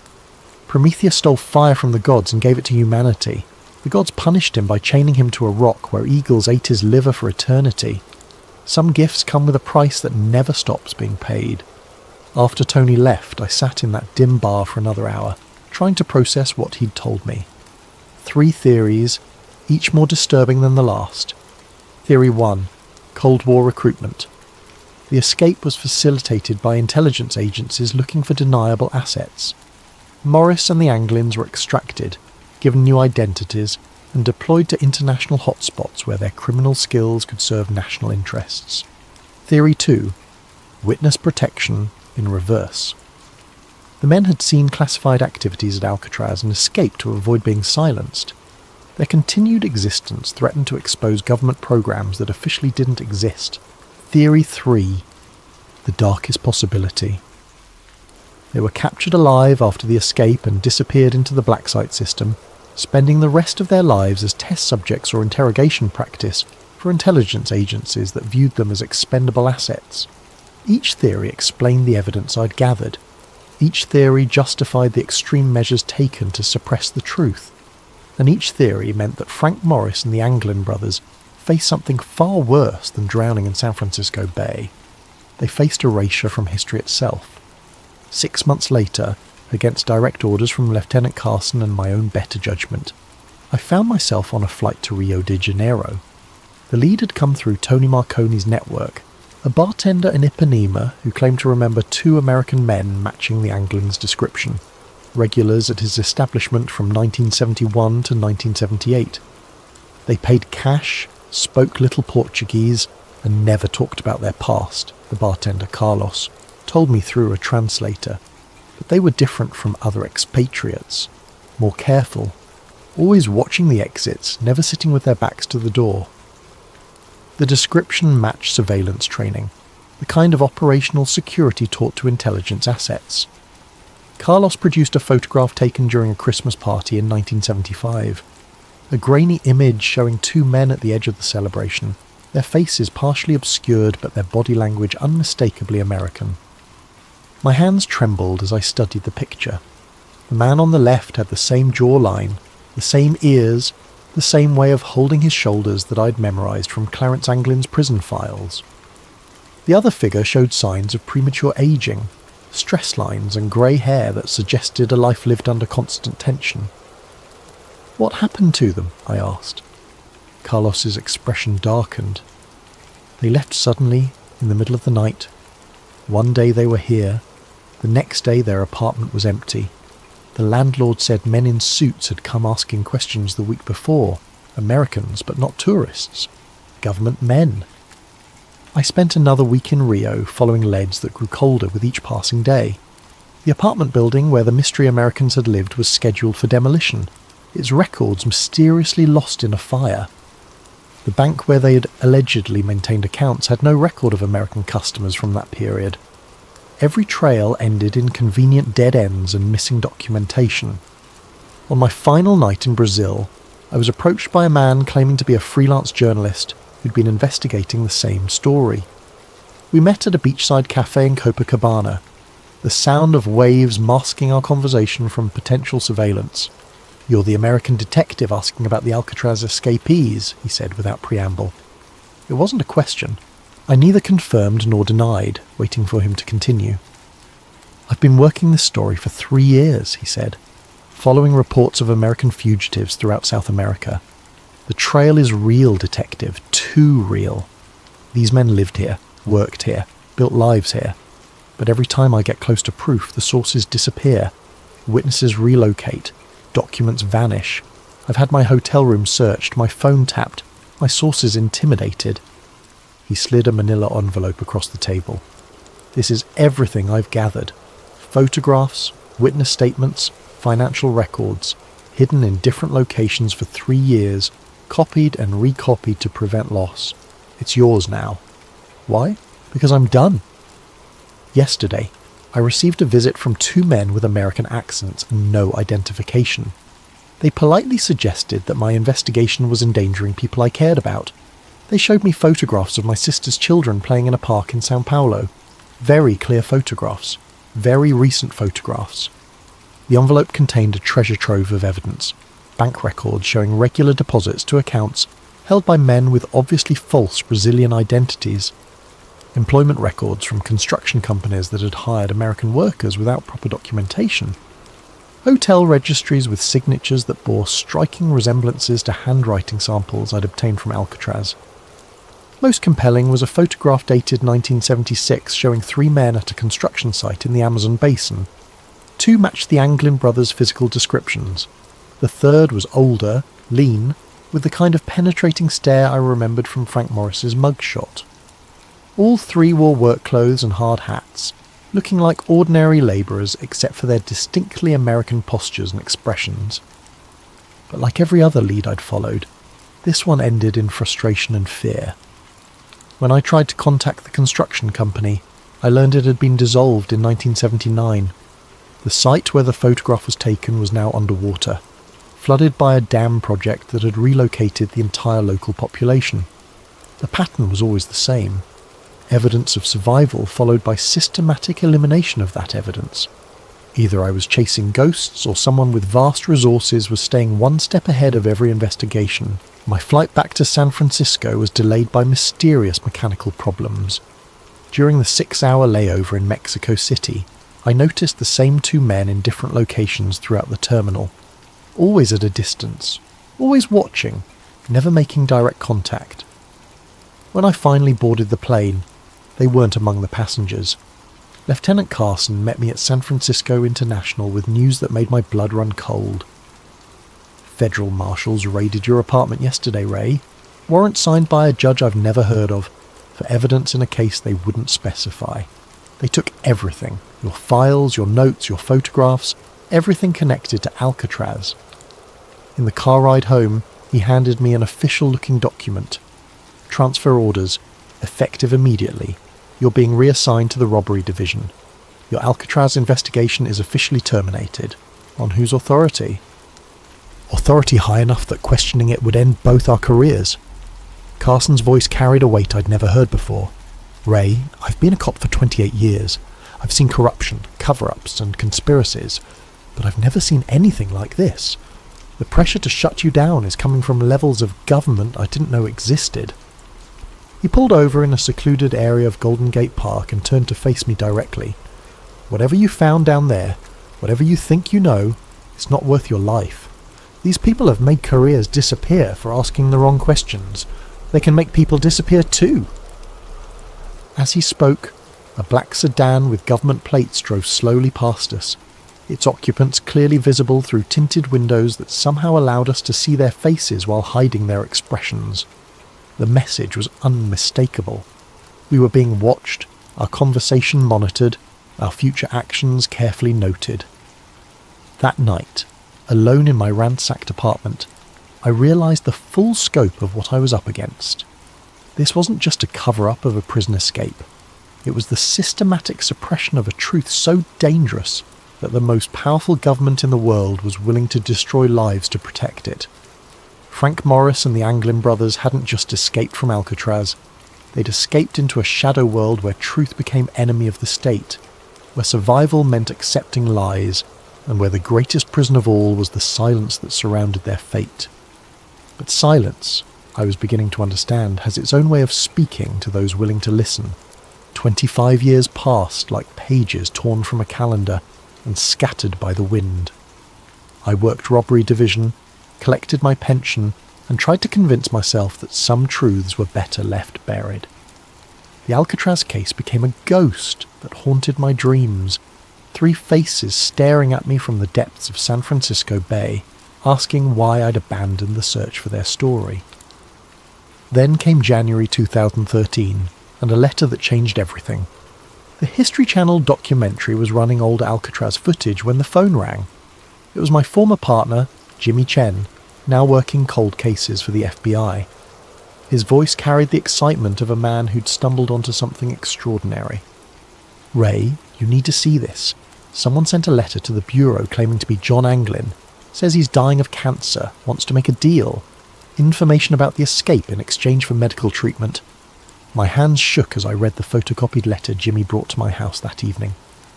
The handwriting was shaky with age and illness, but certain flourishes matched the Christmas cards Marie Anglin had shown me decades earlier. The details were specific, accurate, insider knowledge that only someone who'd lived through the escape could possess. "It's a hoax," Jimmy said, watching my reaction. "Has to be. FBI handwriting analysis says inconclusive. Could be authentic, could be someone who studied the case extensively. But I knew better. The letter wasn't just about the escape. It mentioned details that had never been made public. References to guard rotation patterns that were classified. Descriptions of cell modifications that weren't in any official report. Knowledge that could only come from someone who'd been there, who'd lived through those final months of preparation. "There's more," Jimmy continued. "The letter mentions a meeting place, coordinates in the Bay Area, where supposedly Frank Morris left something hidden before the escape. Information that was too dangerous to carry. The writer claims it's still there, waiting for someone brave enough to look. The coordinates led to a section of Angel Island State Park, near the spot where the makeshift raft materials had been found 51 years earlier. Against every instinct for self-preservation I'd developed, I found myself hiking those trails the following weekend, searching for something I couldn't name. It was hidden in a cave that didn't appear on any park maps, sealed behind rocks that looked natural but showed tool marks when examined closely. A waterproof container, military surplus from the 1960s, containing documents that made my blood run cold. Guard schedules from Alcatraz, annotated with personal notes about corruption and smuggling operations. Photographs of prison officials meeting with men in expensive suits who didn't appear in any government directories. Financial records showing payments from offshore accounts to wardens and guards who lived far beyond their official salaries. Most damning was a handwritten journal in Frank Morris's distinctive script, documenting what he'd witnessed during his time at Alcatraz. The prison wasn't just housing criminals, it was housing witnesses to government activities that violated constitutional protections. Political prisoners who'd been disappeared from the mainland. Foreign nationals being held without diplomatic notification. Test subjects for psychological experiments that would later be revealed as part of the MKUltra program. The final entry, dated 2 days before the escape, was prophetic in its certainty. We're not breaking out to be free, we're breaking out to stay alive. What we know, what we've seen, makes us more dangerous to them than any criminal they've ever housed. If we stay, we disappear quietly. If we escape and get caught, we disappear loudly. Our only chance is to vanish completely and hope the truth survives us. The documents explained everything. The official insistence on the drowning theory, the suppression of evidence, the systematic elimination of witnesses. The Alcatraz escape wasn't a crime to be solved. It was a national security incident to be contained. Morris and the Anglins hadn't just witnessed classified activities. They documented them, created a record of government crimes that could destroy careers and topple administrations. Their escape was both an act of desperation and a gamble that someday someone would be brave enough to tell their story. Reading those pages in the dim light of that hidden cave, I finally understood the true scope of the self-destruction paradox. The very actions taken to hide the truth had preserved it. The efforts to silence witnesses had created evidence. The attempts to erase history had documented it in detail. But understanding the truth and proving it were different challenges entirely. The men who'd orchestrated the cover-up were dead or retired, their crimes protected by classification systems and institutional amnesia. The witnesses were gone, scattered or silenced by 5 decades of systematic intimidation. Yet the letter kept haunting me. Someone claiming to be John Anglin, dying and desperate, reaching out across 50 years of silence to offer one final revelation. The FBI had dismissed it as a hoax, but their dismissal felt too quick, too certain, too reminiscent of the patterns I'd seen decades earlier. Late at night, when the pain in my chest reminded me of my own mortality, I wondered about the fates of 3 men who'd gambled everything on an impossible escape. Had they found freedom in the jungles of South America? Had they lived out their days under assumed names, carrying secrets too dangerous to share? Or had they been caught, disappeared into black sites where their knowledge died with them? The letter writer claimed John Anglin had survived into the 21st century, living with the weight of knowledge that could never be shared, watching as history branded him a criminal, while the real criminals wore badges and held office.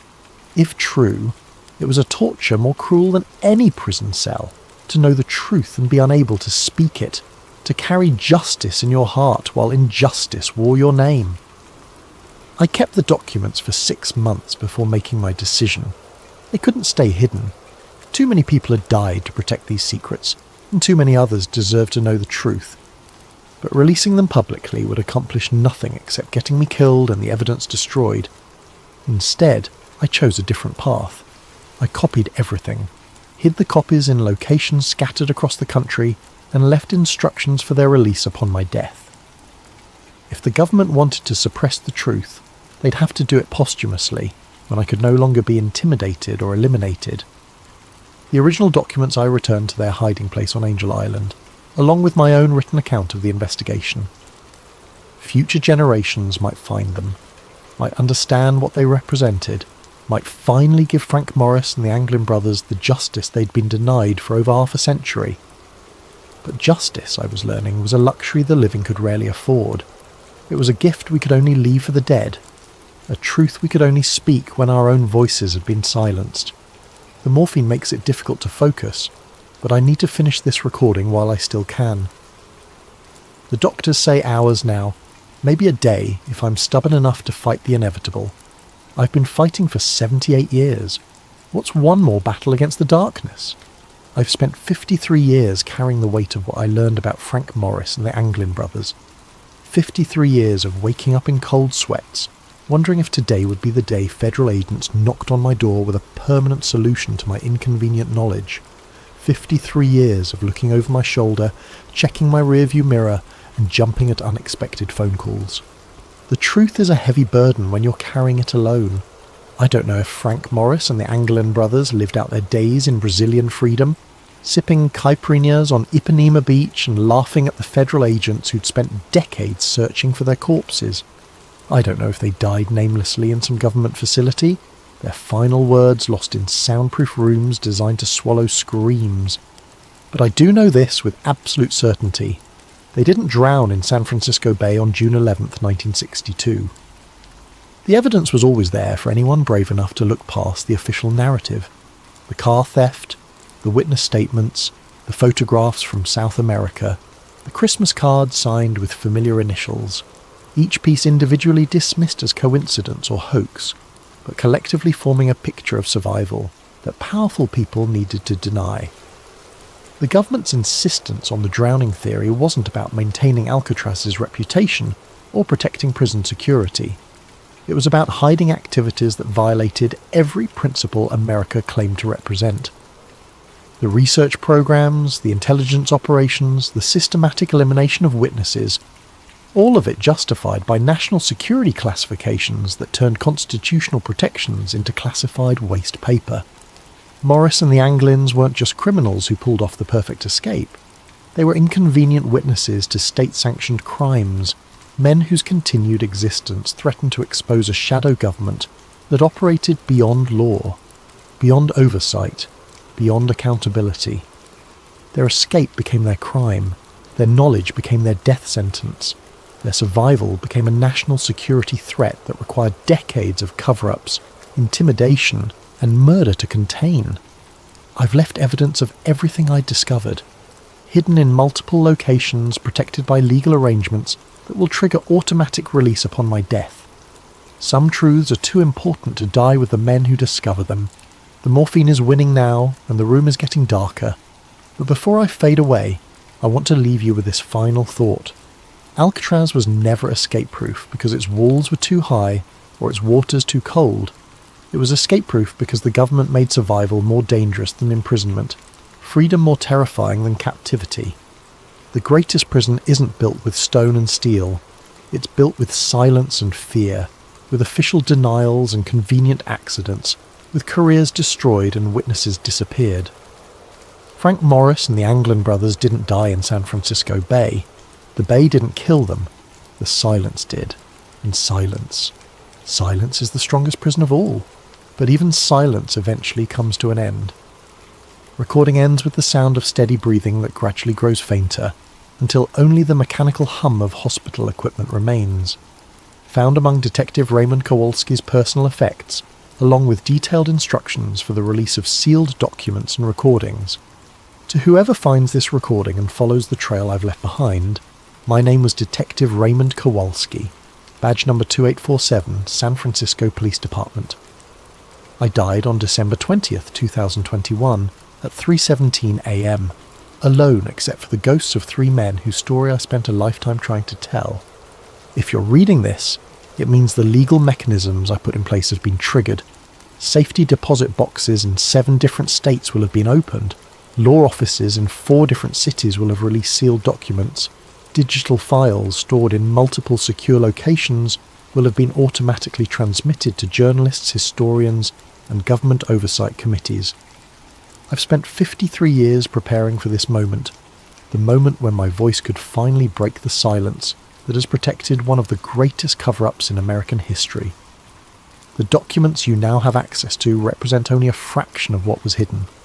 For every piece of evidence I managed to preserve, dozens more were destroyed by people who understood that truth was their greatest enemy. But what remains is enough. Enough to prove that Frank Morris and the Anglin brothers survived their escape from Alcatraz. Enough to demonstrate the systematic suppression of evidence by multiple government agencies. Enough to show that the official narrative was a carefully constructed lie designed to protect state secrets more valuable than human lives. I need you to understand something. The men who orchestrated this cover-up weren't comic book villains twirling their moustaches in shadowy rooms. They were patriots in their own minds. They believed that protecting classified operations was more important than acknowledging 3 escaped prisoners.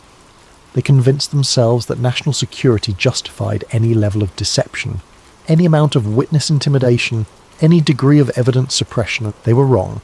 In a democracy, truth cannot be classified indefinitely. Justice cannot be postponed forever.